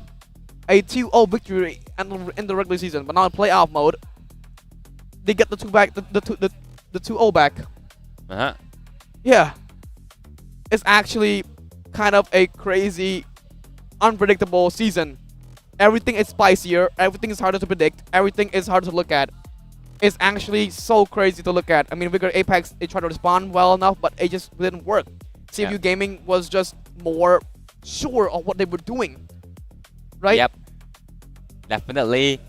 CFU Gaming should be on the track here. So, as for right now, we're gonna be throwing to our Annie, the host, to end the review before the game number 3 started with the fan. Yep. Absolutely, man. And the next game is about to start soon, so I really hope that Vigor Apex has what it has to come back to CFU Gaming. Yeah. I want to know what will happen next year. I really want to see the game, but we got to see the interview first. Yeah. We'll be starting soon. Starting soon, but right now with CFU Gaming, he's leading by 2-0. Do you really think that could be side of Vigor's victory too? Yep.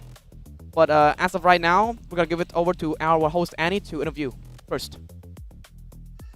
កាន់ជាមួយនឹងវគ្គ interview ជាមួយលទ្ធផលថ្ងៃនេះ2 ទល់នឹង 0 ទៀតហើយ CFU Gaming បានយកឈ្នះទៅកាន់ Vigor Apex នៅសល់តែមួយជំហានទៀតទេ CFU នឹងទៅប៉ះគ្នាជាមួយនឹង Pro Esports ខណៈដែល Vigor Apex អាចប្រឈមមុខនឹងការទទួលយកជាមួយនឹងលេខ 4 បញ្ចប់ដំណើររបស់ខ្លួនផងដែរតើឥឡូវយើងមានជាមួយនឹង audience របស់យើងខាងឆ្វេងដៃនេះមកពីណា CFU បង CFU ចង់ខាងស្ដាប់ដៃ អត់ចង់និយាយច្រើន លយអត់ចង់និយាយច្រើនមើលតើអាវដឹងហើយនៅ fake fan អត់មានអាវ fake fan តែឥឡូវយើងបានឃើញជាមួយនឹង CFU ឥឡូវ Vigor 2 បន្ទុកមុនហើយគិតថាការប្រកួតមួយហ្នឹងអាចនឹងចាប់លះឬមួយក៏មិនទៅ 3-0 បងញ៉ាំទៅផ្ទះដែរ បញ្ញាប់ទៅផ្ទះដែរអ្នកមើលបញ្ញាប់ទៅផ្ទះជើង player ទៀតមិនបញ្ញាប់ទៅផ្ទះ បងប្អូនខ្ញុំ សិតបងប្អូនខ្ញុំចុះ fan អាគេនៅក្នុង CFU ហ្នឹងចុះ fan ទាំងអស់ យកមក ជាពិសេសបាត់ឌូ ជាពិសេសបាត់ឌូគេមាន fan គេហើយបើឆ្លាញ់ទេចុះឥឡូវខាងនេះវិញ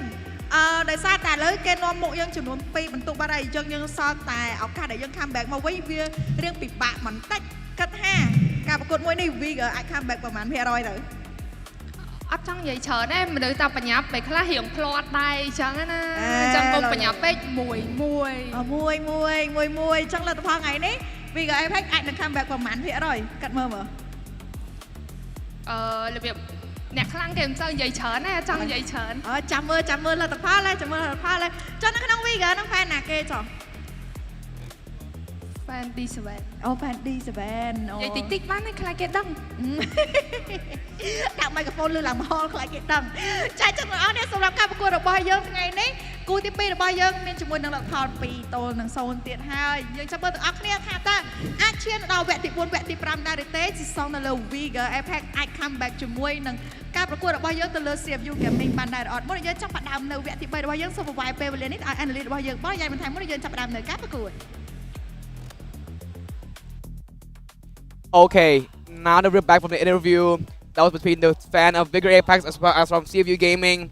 The side of CFU Gaming pretty confident as of right now, being 2-0. He wants his team to really finish this up so he can go home early because he knows his team can probably get this 3-0 win. But for the side of Vigor Apex side, with the female side, the pretty girl from side of Vigor Apex, she thinks that there could be a 3-2 for sure. CFU want to go home early, and for Vigor Apex, they want to, but now they cannot. It's not the upper bracket. They can go home early, but they will go forever and not coming back. Exactly. So I think that right now Vigor Apex has pulled up every single thing that they have in order to fight back at least against CFU Gaming. Because if they don't, they will. Yep. They will just be the 4th place. Yeah, securing that 4th place for MPL KH Season 10. So between these two teams, Vigor Apex is behind by 3 points, and CFU Gaming is at match point. 1 more point until Vigor Apex say bye-bye and secure their place in the 4th spot. Honestly, 4th place in your debut season is not bad. Yes. But it's not what Vigor want. They are not stopping in this moment. They do not want the 4th place. They set their eye on the throne. They want to be our representative in the MSC. I can tell. Look at the passion from Vigor Apex. Yep. But however, it is actually the destiny not decided by God, but actually by the player themselves. Also the coach, who is the mastermind, to make sure everything is ready with the draft, to make sure there's no hole. And there you go. Player afterward will have to be the one who click up the button and execute the draft. Exactly. Precisely enough, man. And the fact still stands, though. I wonder how Vigor Apex is doing, because they are just 1 point away from losing. Yeah. I really hope that Vigor Apex can really do this, because CFU Gaming right now is leading it all. Oh, CFU Gaming. We can say quiet but deadly. Love sweeping people. Why? CFU Gaming, come on. The Shark are on the edge to bite the goat. Wait. First pick for the goat. But however, last game, it was Dangerous Grass, isn't it? And then CFU Gaming still managed to win. Oh, so that is the first time they've ever lost in Dangerous Grass. Yep, definitely there. It was actually Vigor winning, but CF just strike back with so many push, so many opportunity for CFU to find, and yep, in the end, it is a match point for CFU. Wow, they are now showing their true colors, huh? Reverse sweep, but now they're going to fight back. Yeah, man. If they beat this one here, they will be able to go up against Pro Esports in the next match, which is tomorrow's match. But Vigor Apex is one more floor away from falling. Yep. Look at Shadow. He's actually worried for sure. Who isn't when you're actually at the edge of the cliff that was about to fall? Almost defeated the king. I mean, Vigor Apex was actually thinking, what if I actually win Pro Esports yesterday? Then I would be in a comfortable spot currently in the upper bracket, or either could come clutch and go to the grand final first. But now everything has set. Vigor Apex might be losing this one. Yeah, man. I really don't want to see this early, but someone has to lose. It's the playoffs. You can't really do anything about it besides do your best and just keep on moving forward. But right now, here we have the random map draw. If it's Dangerous Grass again, it favors the side of Vigor, but if it's Broken Wall, it's on the side of CFU Gaming. Flying Clouds, however, favoring no one. But CFU Gaming has a better win rate in Flying Clouds over Vigor Apex. Because of the fast rotation, Detective. Yeah. Really love if he's low in HP, then just recall and come with the Flying Cloud just to get back in time onto the jungle position. Yeah, man. Exactly. So look here at the Vigor Apex side of batting now. Kui me for the first pick. Batting away that Bastia as well as the Guinevere for CFU Gaming. Batting away the Valkyrie as well as that Fanny. Vigor Apex. Oh, the glue ban. Coach time go. This should be a Fredrin ban. Or no. We will see. Fredrin ban or no. Or it could be something else. Like, ooh, it's actually a Fredrin ban. It is a Fredrin ban. Now for VGR. First pick. Right off the bat. No hesitation whatsoever. Zusin. Look at that win rate for Zusin. 65 picks in this season. And it has a win rate of 65%. That's pretty high. Yep, high. So high in MPL. Yeah, exactly. So right now, Susan is favorable for everybody. For CFU Gaming now, what would you pick up here? Liam Ward is open, Karikacha is open, Glue is already banned away. I want to say Glue there, but also Kalea. Kalea is open for D7. If they don't pick it up, D7 just might pick it up. They also have the Uranus too. Nah. Coach Tango, don't tell me you're gonna stick to the same draft again, even though you win, but stop please using that strat. Oh. Harley, one more time as same draft. Nah. Are they gonna do it again? Are they gonna do it again? Nah, please don't. Just mean you keep winning with the same draft. It doesn't mean everything has to go the same way. No, it seems like Coach Timego wants to hide at least some more before. They're not scared. They want to hide at least some more before reaching into the next game, because right now they already at a comfortable spot. They are 2-0. They're comfortable. They don't want to hide too much. Come on. They don't want to show too much. So why not stick to the same hero, same two heroes first? Because those two heroes are the one that really make the team play easier. Oh man, hiding at this point in the lower semifinal, it's not actually looking good. It has been shown. Oh, Kalea, Leo Moy. There we have it. Finally. Yep, it's a Leo Moy this time, not the Sujo, but it's still a different draft. Okay, tell me it's not the Gatakacha. No, it's not. Definitely. But it should, because it's a Kalea, but it should not. Yeah, but D7's on that Kalea one more time, so maybe the Katakacha again, dude. Or Satien. Yeah, but Satien should be in the slot if you do not want the Gatakacha. They're gonna go Katot. They will go Katot. Yep, could be either Gatot or Satien. Oh. What? Charizla instead. Just different order.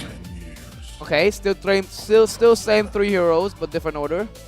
Alright. Okay, Coach Timego. Oh, what's the last band again? Carry? Yep, yeah. Carry. Carry and then Arlot, same thing. Carry should be banned out by Coach Timego or no, or Granger. Granger should be fine here, but Carry into the Kalea is gonna be a problem. I will choose my Oh, own path. it's actually the Arlot first. Oh, Coach Semi on the 4th ban. Arlot banned away. Now for Zetian, also banned away once again. Zetian Okay, then ban. just ban away the Katot next, right? Yeah, oh, the Sora ban, not the Carry. Oh, Ban Katot. Coach Semi. What could it be? It, man, there's still. Oh, Lilia. Lilia instead. Katot is open. Yep, Katot. Valier still open too. Katot into that. Oh no. Healthy zone. Valier is also a good hero. Phew. It stops. No, it also pushes away Leo Mord from the steed, Phantom Steed, and also Susan too. If one get close, Valier is open. Oh no. Yeah, Valier's open. Man, I just have Valier. Or Kimmy, if you want a safer choice and more DPS. No, it's Valier. It's gotta be Valier. If they don't hear, Yep. it would be something else. And I don't know if it's gotta be something better. Oh. Yeah. Karakacha is okay, fair. But then Valier could be. No, actually no, it's not. Huh, same draft once again. Wow. I hope it's not ending up like yesterday. You're going for the same draft so much that you just end up losing. Oh, Uranus this time. Harris. Okay, that's gonna be the roster as well as the lineup for Vigor Apex. What is gonna be the last pick for Coach? CFU Gaming here. Last pick. Ooh, still missing for the mid lane. I mean, yeah, dude, there's still missing a mid lane, man. Valier is open. Valier is really good. Valier or Faramis. Faramis is good against the Kalea and does the Man Force. When you open the Nether Realm, the Man Force is nothing. Yep. Could be the Faramis. We have seen Remy play the Faramis. Yeah. Faramis is also good. Or Valentina. Oh, not really. Not really, no. No, Valier, bro. Valier can test out. It can also slow down. It does everything. It's also another great draft and doesn't. Yeah. Okay. Let's stop talking. Of course, Valier. As I was saying, there we have it. The same 5 heroes for CFU Gaming. So Vigor Apex is once again rejuveling with the same draft. The same draft. Coach Timegold trying not to show too much before he reached the lower bracket. And now for Vigor Apex, this is their response to the same draft. Let's see how they will deal with it this time, because this is their last chance. If they do not make it to the next game, they will fall and finish up in the 4th place. And now take a look here at the roster before we enter up into the match 6 between Vigor Apex versus CFU Gaming. All right, and now I welcome you, ladies and gentlemen, to the MPL KH Season 10 Match 6, Game number 3 between Vigor Apex versus the defending champion, CFU Gaming. Yep. Still same draft from game number 2. Ooh, will it be the same scenario that happened yesterday, where they used the same draft so much that Galaxy Legend managed to bring a reverse sweep back? Okay, Detective still able to clear out that purple buff first before Cananeo. Exactly, and Boxy already up. Of course, classic Boxy, down to half health already, but no fear. Oh, they're freezing the lane. Nah, there's gonna be another boring early. But however, we do see that City does have the fighter emblem once more, and Cananeo using the marksman emblem on that Leo mode, making the farm a little bit easier, farming faster. Yep, Detective now still not take that orange buff away just yet. Okay. Ooh, a lot of tough foot. Silvzy too. Yep, as he should. He's facing again the Harif, and also a lot of crowd control from the side of Vigor Apex. Oh, trying to taunt D7 here. Boxy might not be able to. No, will not be able to. Now Safety here as well as Vincent 6 in the bottom lane. Now Vincent and Sivzy met each other 2 times already, and once again aggressiveness are showing. Oh, man, Detective just give up.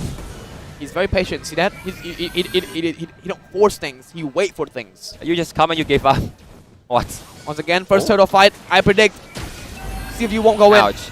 There you go. No more Dahlia magic. Mean free turtle for Vigor. Yep. See? No. They won't do it. They won't do it. They just will not do it. But look at the lead. It's the CFU. Yeah, and there we have it. The first turtle going to VGR once again. Going the same flow as it did two games ago. What is wrong with this team CFU, man? What are they eating? The lead is still leading for the side of their team, even though the neutral objective actually goes to the hands of Cananeo. Okay, 51. The lead is non-existent. Still 0-0. Oh, yeah, come on. Yeah, man. And even D7 is behind the levels. The Boxy. I know. What? D7 should have that Tsunami Slam because of how his team get a turtle, but whatsoever. Oh my lord, Detective was one level behind, but Shadow comes in with the consecration, trying to disrupt Detective for a bit there. Okay, Cananeo trying to wait. D7 does not have the Tsunami Slam. Should be really careful against Wadu. Oh, Boxy No, C. I don't trust it, man. They're not gonna fight, and I know they won't. They're gonna wait for the late game. The late game is when it really happens again, dude. VGR needs to fully capitalize in the early game. If CFU Gaming is letting them, do it. Capitalize, but don't make mistakes as you did in that last game. I know, right? Yeah, okay. BMI out of it. No fear, no pressure. Just get out. Yep. Oh, in the mid lane. Dali match onto Rock. Crimson begin defensively. Forcing him out. There you go. Box CC. A with the taunt. No. D7 is actually one who got the skill onto Box C. Ra. Yeah. Ra, no flicker, no Crimson Beacon. Should be really more careful. Okay, Cananeo gave up too. No gang, no kill, just 0-0, and the lead are just nowhere to be seen. The turtle will be spawning in about 15 seconds, and I will predict that it will be go to VGR once more. Searing Torrent pushes Shadow just away there, not letting him get too close. But once again, they will just give vision. But wait a minute. Detective is actually present right behind Wadu there. Shadow is giving his best to really give vision for his team, as Cananeo will just walk down the turret. There we have the penalty zone locking on to no one, but here we have Detective. What a steal from Detective there, but here comes a fight once again as Boxy will be zoning everything as D7 falls. As for the first blood, but Detective, that was a beautiful steal from Detective. See, he does not want to contest, but whenever he contests, he take it all. He knows he will. Oh, what? Why does Wadu have so much damage on a Shadow? But if if Shadow isn't careful here, if the Deadly Magic is still available, no, he will not.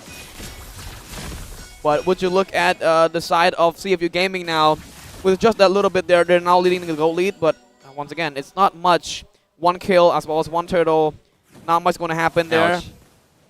Shadow picks up the Radiant Armor. Yep. Radiant Armor just to the defense from Remy. Yep.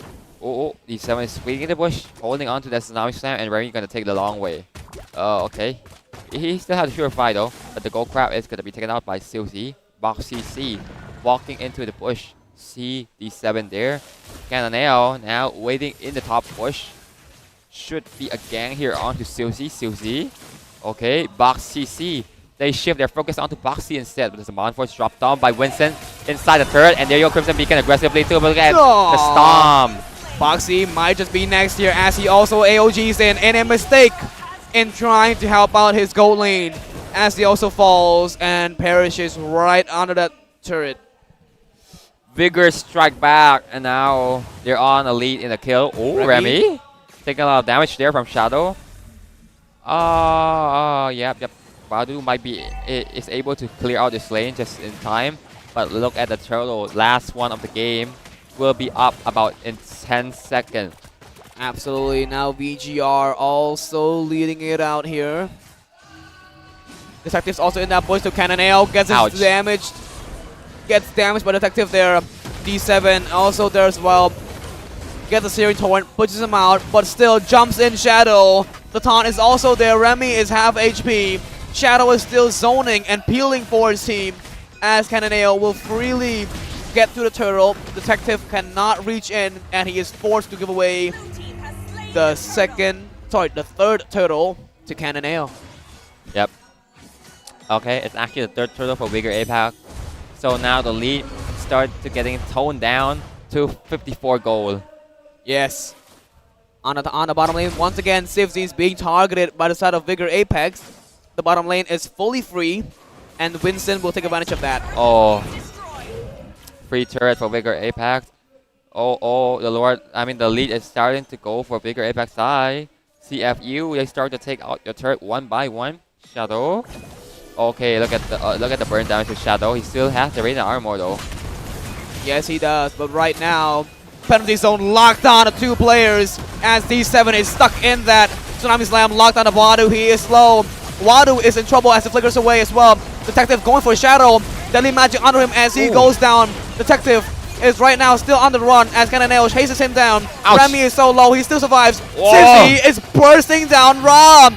But the BMI being used, Sivzy still gets away. Detective finds a way around all the members and still gets to Vincent 6 just in time before he space escapes out of there. Wait. I thought it wasn't going to be a bad idea that Detective actually put that ring on to Shadow on the Uranus. No. But it was enough damage to shred him down. Shadow can't even regen back HP on time before the ring explodes. Would you look at Sivzy's damage Oh, there? he's dead. Oh no. No, he will not. The Phantom Steed being used though to boost his movement speed for a little while before the Lord fight is here. But right now I do see that BGR and CFU Gaming once again, fair and square fight. No one's really showing too much faults. No, too much mistakes as well. Oh. That was a really good call there by CFU Gaming with Wadu coming in with the penalty zone. Yep. But we can see here, Lord, first one of the game, has already spawned, as CFU will be looking for a contestant. Yep, I thought Detective was gonna give it for free, but no. CLZ now has the golden staff. Should be a lot of damage from the side of this Claude. Absolutely, and now once again the Lord is going to get picked on by Vigor. Detective finding his way around it. Yep. Shadow might be the one to get picked off here first, and once again Detective Raw. Phantom C being used. Raw is low, but he does get the manage to reach himself up. CFC just bursting down D7. Wadu gets under D7. Shadow is the one who's going to be going down next as Remy gets to him first. Cannonale is on the run. Detective is chasing him down, but he will back off as the Lord will easily gets broken down away. Chipped down by CFU Gaming as the defending champion get the first Lord. And now CFU Gaming are on the verge to sweep, to actually drop Vigor Apex down to their lowest, which is the 4th place. Oh no, Vigor Apex. Ra was there. He almost got taken out, but the heal from D7 was there. But instead, it was actually Shadow got taunted out by BoxCC, and the fireball coming from Remy into the Deadly Magic. Oh, I mean, no, I'm sorry. The Poker Trick from Detective was actually enough to take down the tankiest members of Vigor Apex. Yeah, and it was Detective amazing position there that managed to get Ra caught off guard. But even though Ra managed to survive it for long enough, it still wasn't enough to really keep his HP. So he felt immediately he still have to back off, not being able to use the Lantern Flare anymore. Oh, almost a 4K golden for CFU already, and now a Divine Glaive for Detective. More magic penetration. Oh, CLZ. Yeah, CLZ has a Trinity. Oh. This might be a full sweep now, won't it, huh? A full-on full sweep for 2 matches already. That wouldn't look good at all as CFZ and Wadu zone everyone away and get to the mid-turret first. The Lord is walking down the top lane now. A taunt, and now Lord just marching through, and now somebody spams onto Wadu Do. Fantasy comes in from the side of Cannonale, but look at Wadu Do, the missed penalty zone. A with the flicker away just in time.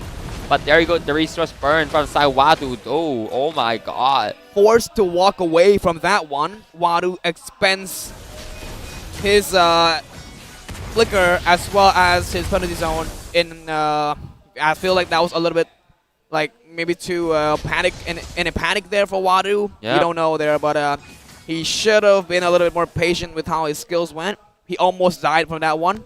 And do not forget about the Infinix GT50 Pro 5G as well. With staying cool, the GT50 Pro 5G is the first ever liquid cooled gaming phone. They can run MLBB at 144 FPS. And do not forget, if you have the Infinix GT50 Pro and you're here in Cambodia, do not forget to come to the MPL Cambodia Arena and redeem your prize. Simply show the Infinix phone and you will get free diamonds as well as a free elite and epic skin. Definitely.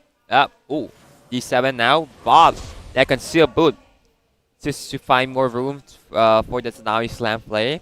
And now Shadow. Okay, Ra opening up the bush with the Lantern Flare. See what do there. Okay, Shadow obtained the Chastity's Pauldron now. That would be a little bit easier for him to deal with Sivzy, but I don't think it'll work out too well because Sivzy right now has just gotten his Malefic gun. More range, more damage, more attack speed. Oh, Shadow. Shadow should be fine here as Detective is not in the frame. So Shadow should be really fine. Yeah, but right now the Lord is here, man. They're walking down to the wall to the Lord here as D7 also makes its way. Cannonale has his hands onto it as well. Ouch. Shadow is getting bullied by Remy as D7 forces himself to back away. Shadow is all alone. Will they come in on the Shadow? No, they will not. Rise with Lantern Flare, forcing himself onto Wadu. There comes the penalty zone onto 2 players as well as AOG following up onto Cannonale. Cannonale is the one who will get punished this time. Cannonale is still alive. D7 is low. He's in the midst of it all. There goes Detective onto Winston onto the back line. Winston is low. D7 goes down. Here comes Sivzy. Here comes Sivzy's damage. The taunt. He gets away just in time there. The taunt is also there. Boxy is low, but Summer Force being put down. Single Vision, thrown to ashes. Boxy falls down as Detective escapes out of there. Cannonale respawns. He dashes outward instead of going in.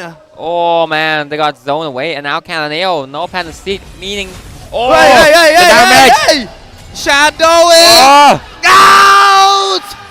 You're out, Shadow. You're out. Oh, the damage. What the hell?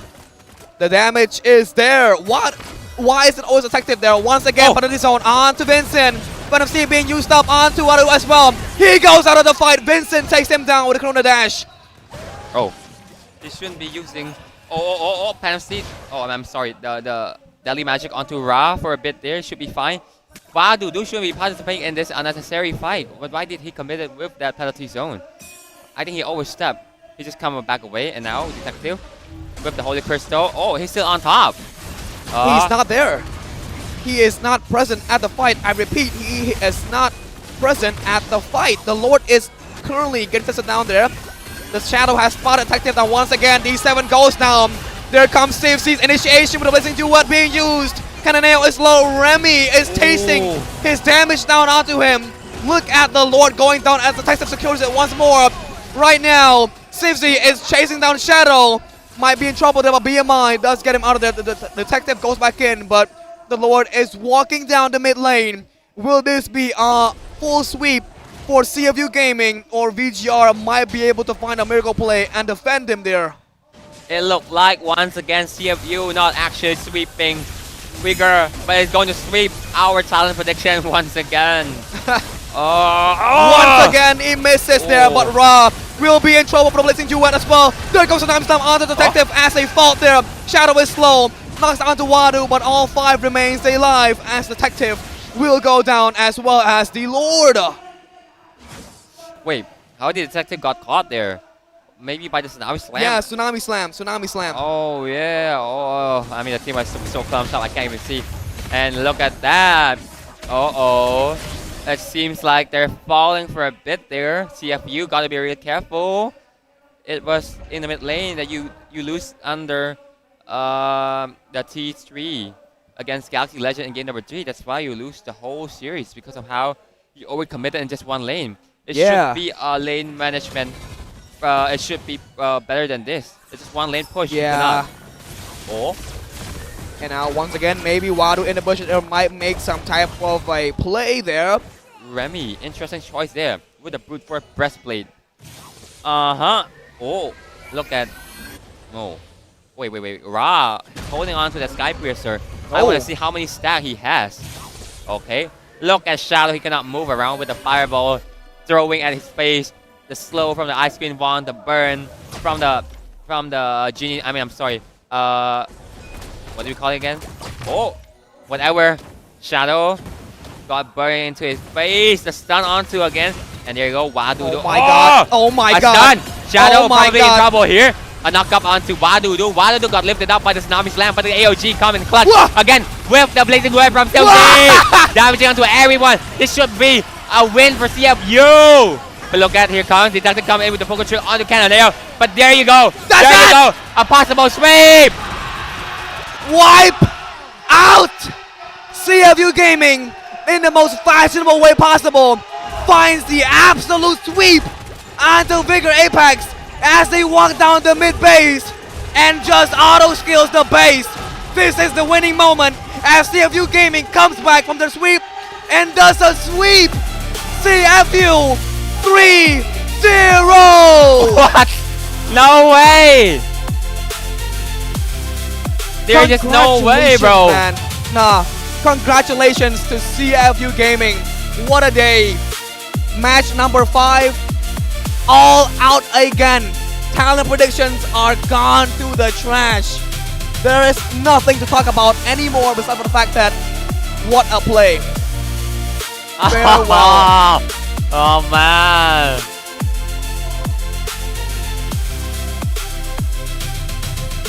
Jeez.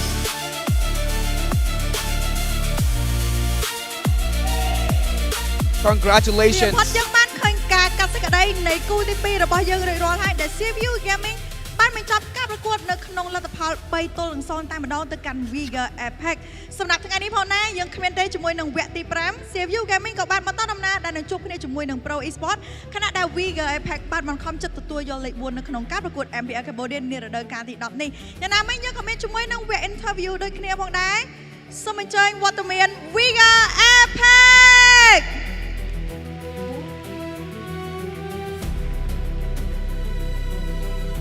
ចាសម្រាប់ថ្ងៃនេះផងដែរ Vigor Epic មិនបានទទួលជាមួយនឹងជ័យជំនះក៏ដូចជាមិនបានបន្តដំណើរឈានទៅកាន់វគ្គបន្ទាប់ដែលនឹងប៉ះនេះជាមួយនឹង Pro Esports ទេប៉ុន្តែយ៉ាងណាមិញយើងបានឃើញហើយការខិតខំក៏ដូចជាក្រុមមួយនេះផងដែរទើបតែមកជាមួយនឹងរដូវកាលនេះប៉ុន្តែមានជាមួយនឹង performance ល្អជាពិសេសនោះមានជាមួយនឹង fan ច្រើនខ្លាំងមែនតើឥឡូវនេះចង់លើកមួយម៉ាត់ពីរ៉ាថាមានអារម្មណ៍មិនដែរដែលយើងឡើងមកដល់ត្រឹមវគ្គហ្នឹងយើងបានបន្តដំណើរទៅមុខទៀតមានអារម្មណ៍អត់សូវសប្បាយចិត្តព្រោះវាមិនមែនជាអ្វីដែលពួកខ្ញុំចង់បានហ្នឹងប៉ុន្តែពីទស្សនិកចំទាស់ខ្ញុំជឿថា Vigor ក៏គាត់គិតថានេះគឺជាសមិទ្ធផលមួយដែលមិនមែនជា player គាត់មិនមែនចង់ចាញ់ទេប៉ុន្តែយ៉ាងណាមិញការប្រកួតបន្តិចហ្នឹងឯងអញ្ចឹងមិនអីទេខ្ញុំគិតថារ៉ាមានពាក្យអីនិយាយទៅកាន់ Vigor ដែរអត់ជាចុងក្រោយខ្ញុំសូមអរគុណអ្នកទាំងអស់គ្នាខ្លាំងមែនទែនសម្រាប់ការគាំទ្រខ្ញុំនៅ season ហ្នឹងទោះជា season ហ្នឹងជាក្រុមដំបូងដែលយើងចាប់ផ្ដើមចូលមកនៅក្នុង MPL season 10ក៏ដោយ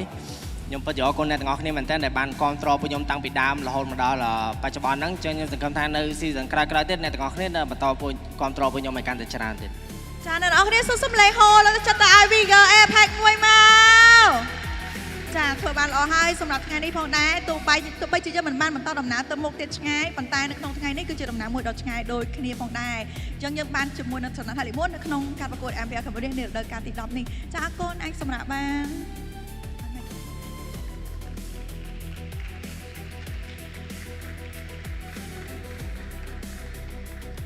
ចឹងបន្ទាប់ទៅនេះយើងក៏មានជាមួយនឹងអ្នកដែលឈ្នះក្នុងការប្រកួតផងដែរអត់តន់ហៅវងចេញមកបាត់ហើយហ្នឹងចាអរសាទរទៅកាន់ CFU Gaming ផងដែរជាមួយនឹងលទ្ធផល3-0វ៉ាវល្អខ្លាំងមែនតើ CFU នៅក្នុងថ្ងៃនេះគ្មានទេជាមួយនឹងវគ្គទី4វគ្គទី5មិនស្គាល់ឡើយចង់បិទត្រឹម0ចង់បន្តដំណើរនេះប៉ះជាមួយនឹង Pro Esports ឥឡូវចង់ដឹងពី Boxy វិញគិតយ៉ាងម៉េចយ៉ាងម៉ាដែរលទ្ធផលថ្ងៃហ្នឹងបាយចិត្តអត់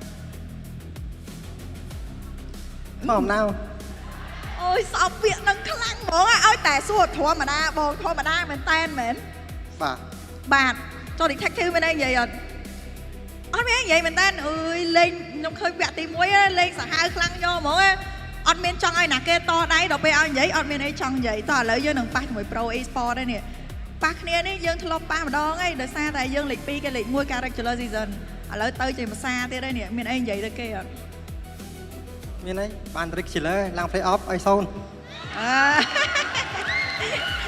លយតើឥឡូវចង់លើកពី Boxy មួយម៉ាត់ទៀតថាមានអីនិយាយទៅកាន់ Vigor Epic អត់ដែលគាត់បានបង្ខំចិត្តចាក់ចេញពីការប្រកួតធំថ្ងៃហ្នឹងក្រុមដៃយើងជាអ្នកបញ្ចប់ទៀតមានតាចូលរួមសោកស្ដាយទៅកាន់ពួកគាត់តែប្រកួតធ្វើបានល្អហើយ position របស់គាត់ចាសូមសម្លេងហូរទៅឲ្យ CFU Gaming មួយមកចាអរសាទរទៅកាន់ CFU Gaming នៅក្នុងថ្ងៃនេះ3-0តែម្ដងទៅកាន់ Vigor Epic បន្តដំណើររបស់ខ្លួនទៅថ្ងៃស្អែកដែលនឹងជួបគ្នាជាមួយនឹង Pro Esports អញ្ចឹងអ្នកនរគ្នាដែលចង់ចូលរួមទស្សនាការប្រកួត MPL Cambodia នេះរដូវកាលទី10ក៏ដូចជាវគ្គពិសេសនៅថ្ងៃស្អែកនិងវគ្គ Grand Final នៅថ្ងៃអាទិត្យដូចគ្នាផងនោះអ្នកនរគ្នាអាចធ្វើការទិញសំបុត្របាននៅលើ app Bookme Plus ជាពិសេសកុំភ្លេចអ្នកនរគ្នាចូលរួមជាមួយនឹង activity ផ្សេងៗរបស់ sponsor របស់យើងមុនយើងបញ្ចប់នៅការប្រកួតសូមវាយពេលវេលានេះឲ្យ analyst របស់យើងបរិយាយបន្ថែមAll right, and now we are back from the interview between the both two teams. For the side of Vigor Apex, Ra said that even for a rookie team to make it this far, it's their first time, so they did their best. They did everything they could, and they thank every single fan who's supporting them since the regular season, and it's pretty good for them to come up all the way here too. And now the MVP here does go to Sizzy, with 4 kills and 7 assists secured, as well as, wow, the damage dealt stacks up to 100k, right, with a 85% TP, 765 gold per minute, as well as a 13k gold. Yeah, and the item build, he went for the full Trinity combination with the rose gold, which gives him extra defense and also attack speed, and also the malefic gun, which also gives him the better range. Absolutely. Let's take a look here at the game highlights now. A really good game played. Yep. Just with that Lens Flare. Not enough. I mean, the stun was here. Here comes Suzy. Just got ganked up for a bit of a time in the 5 minutes, but that's okay. Suzy's still coming back up in the later stage. There you go. 2 minutes down. There you go. A Tom. Great time from Box TC most of the time. Just clean with it, and there you go. Suzy comes in with that blazing duet. And you can see there, oh my lord, the damage from the Harley is just so painful. Absolutely. And yeah, the damage from Sivzy, they're always chipping down at everybody, making them really hard to play. And dude, the draft is great. No, that composition is amazing. We can see that anyone who tries to get close, Remy pushes out, and Detective is the one who goes in, right? And so when they try to come back and fight back, they can't because Remy pushes them out. They have no way to respond to that. Yep. It's really hard. It's a really hard game for them. Look here, man. Man, look at the damage from Suzy too. The basic attack is a lot. A lot. Honestly, a lot. Oh, the taunt. Yeah, forcing Shadow to flicker away as well. It doesn't matter. There's a Mind Force is dropped there once again, but you can see Detective damage so much. The tankiest member of the game just keep falling under the hand of Detective. Oh my lord! Look here. This is where everything falls. Yeah. Look at the damage from Remy too. Oh man. Unfortunately for Vigor Apex, in their debut season, however, making to 4th place is already an achievement. Exactly. This is the first rookie team to make it this far. Wait, actually no. Quantum. Yeah, aside from Quantum. Exactly, Quantum is something else. Back then, Quantum was something different. But yeah, this was the winning moment for them. What a well-played game by both sides. But CFU Gaming just had to make it a super sweep. Anyways, back on to the match settlement here. 17-minute mark. CFU Gaming gets a 54k goal lead above 47k of VGR. 7 turrets above 1. 1 total under 2 of VGR, as well as 2 turrets. Oh, sorry, 2 lords above none of VGR. And yeah, looking at the goal differences over time, we can see that VGR was leading by a little bit in the early game, but ultimately fell down to CFU Gaming with that intense sweep as well. It's a shame, but also not a bad thing for a rookie team like VGR. They were just assembled. They don't have that much chemistry as CFU does, but for them to be able to at least put up a fight is already an achievement for the VGR alone.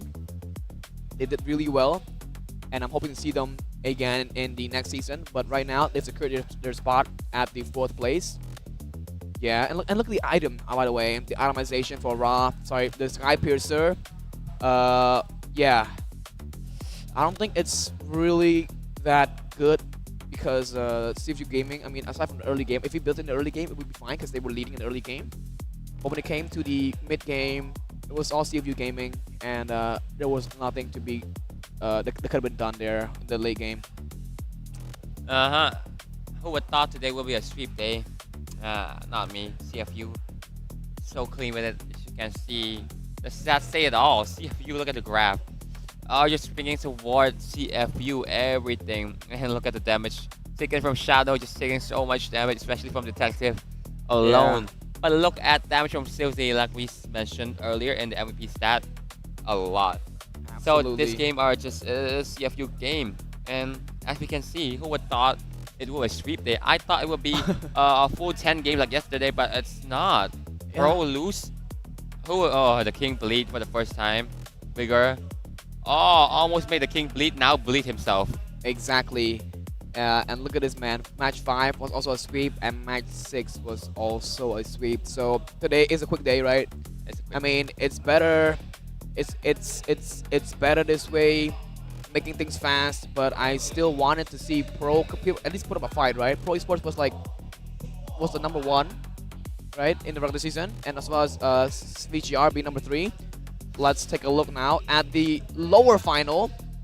We can definitely see that CFU Gaming will go up against Pro Esports for tomorrow matchup at 15:00 in a best of 7.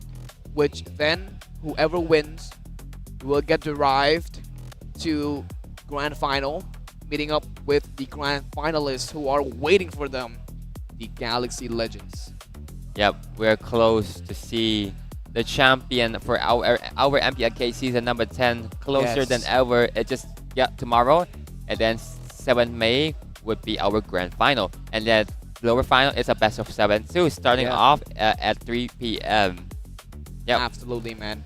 And for a match 7, which is match tomorrow, dude, it is the number 1 regular season going up against the 2nd place in the regular season. I hope it's a full best of 7 game. We want to see from Pro and CFU. I do want to see that too, man. Imagine if it's a full 7 game. That would actually be so exciting. Yep. And yeah, today was a full day of surprises. 0 talent managed to get one right. No talent managed to get the predictions right. Because it was just that unpredictable. It was like a plot twist, man. Yep. If it was a best of 7 full series tomorrow, then it would be good for Galaxy Legend to wait in the grand final. It's I mean, over the team, whoever wins out in a 7 game, probably gonna get exposed a lot. Yeah. So when you're in the upper bracket, you're in a comfortable spot. You are not showing too much, right? You were able to go to grand final easier, and not showing too much is good because you're not showing your strategy at all. And yeah, I think that the fact is that for the grand final, Galaxy Legends is managing to do really well when it comes to prioritizing that grand final. They don't want to do too much, especially in Galaxy Legends. Especially in a especially in the upper bracket. Upper bracket. Yeah, if you're showing too much, you're going to get found out. And yeah, I think they did too much. So yeah. So for tomorrow's match, it's going to be Pro Esports going up against CFU Gaming, number 1 versus number 2. And for the final of our stream, thank you to Infinix as well for staying cool. The GT50 Pro 5G is the first ever liquid-cooled gaming phone that can run MLBB at a good 144 FPS, no overheating, and you can experience total victory with the Infinix. And also do not forget about Succart as well with the AO MLBB pack. You can keep your current mobile plan and simply add an extra pack to unlock diamonds and enjoy MLBB without any charge. So yeah, thank you guys. See you tomorrow in match 7. Ê, khinh lên cái đi man. Ngọc cái đi. Quay tổ sân ma. Ê, lên vào lén man. Đây nhá. Gió chia môi nhưng top lơ ban. Lại. Top ban. Cái đi đâu đi cái? Hà lấy lời. Cái đi sao? Ê, cái đi. Ê, cho lên. Làm đây. Cái đi không? Tăng cái đi. Ê, má cho. Mà cái đi. Mừng cái đi môi. Cái đây. Ngoa, cái đi ngoa. No. Ôi nó quay không? Lên man. Này. Mệt. Này. Kìa. Quay này sân má. Chết xíu cái đường mày. Cái chết xíu. Ê, pi đá, lên pi đá. Nhưng mà em tí. Afflict. Anh cái đặt. Cái đó. Ê, sao bạn này? Ê, vay mà nữa. Ngọc lên. Quay teo bạn. Cái mỹ lực. Nice. Xin lỗi. Này. Quay flick bắn nhông. Cái mà này. Quay xin vô. Đây nhá. Đây sát shield lên đây. Dạ mày. Phobia afflict đây. Ok. Xin afflict cái thật. Thì sao afflict. Ê, anh cái đó. Ê, Phobia chop chưa. Cái bằng cái. Chầm đâu anh. Vay không? Quay mà. Vay mà. Ê, mà con siêu nhu. Khơi. Cái ngôi. Ê, mừng cái đi môi. Mid. Siêu mà đây. Cái lobby. Flick vay. Ê, giật cái cạm mình nè. Đây, siêu nó té. Ê, nhưng phô ơi nó hốt à. Ê, cái lờ. Ngarap đâu mày. Ê, đam man. Mày đâu.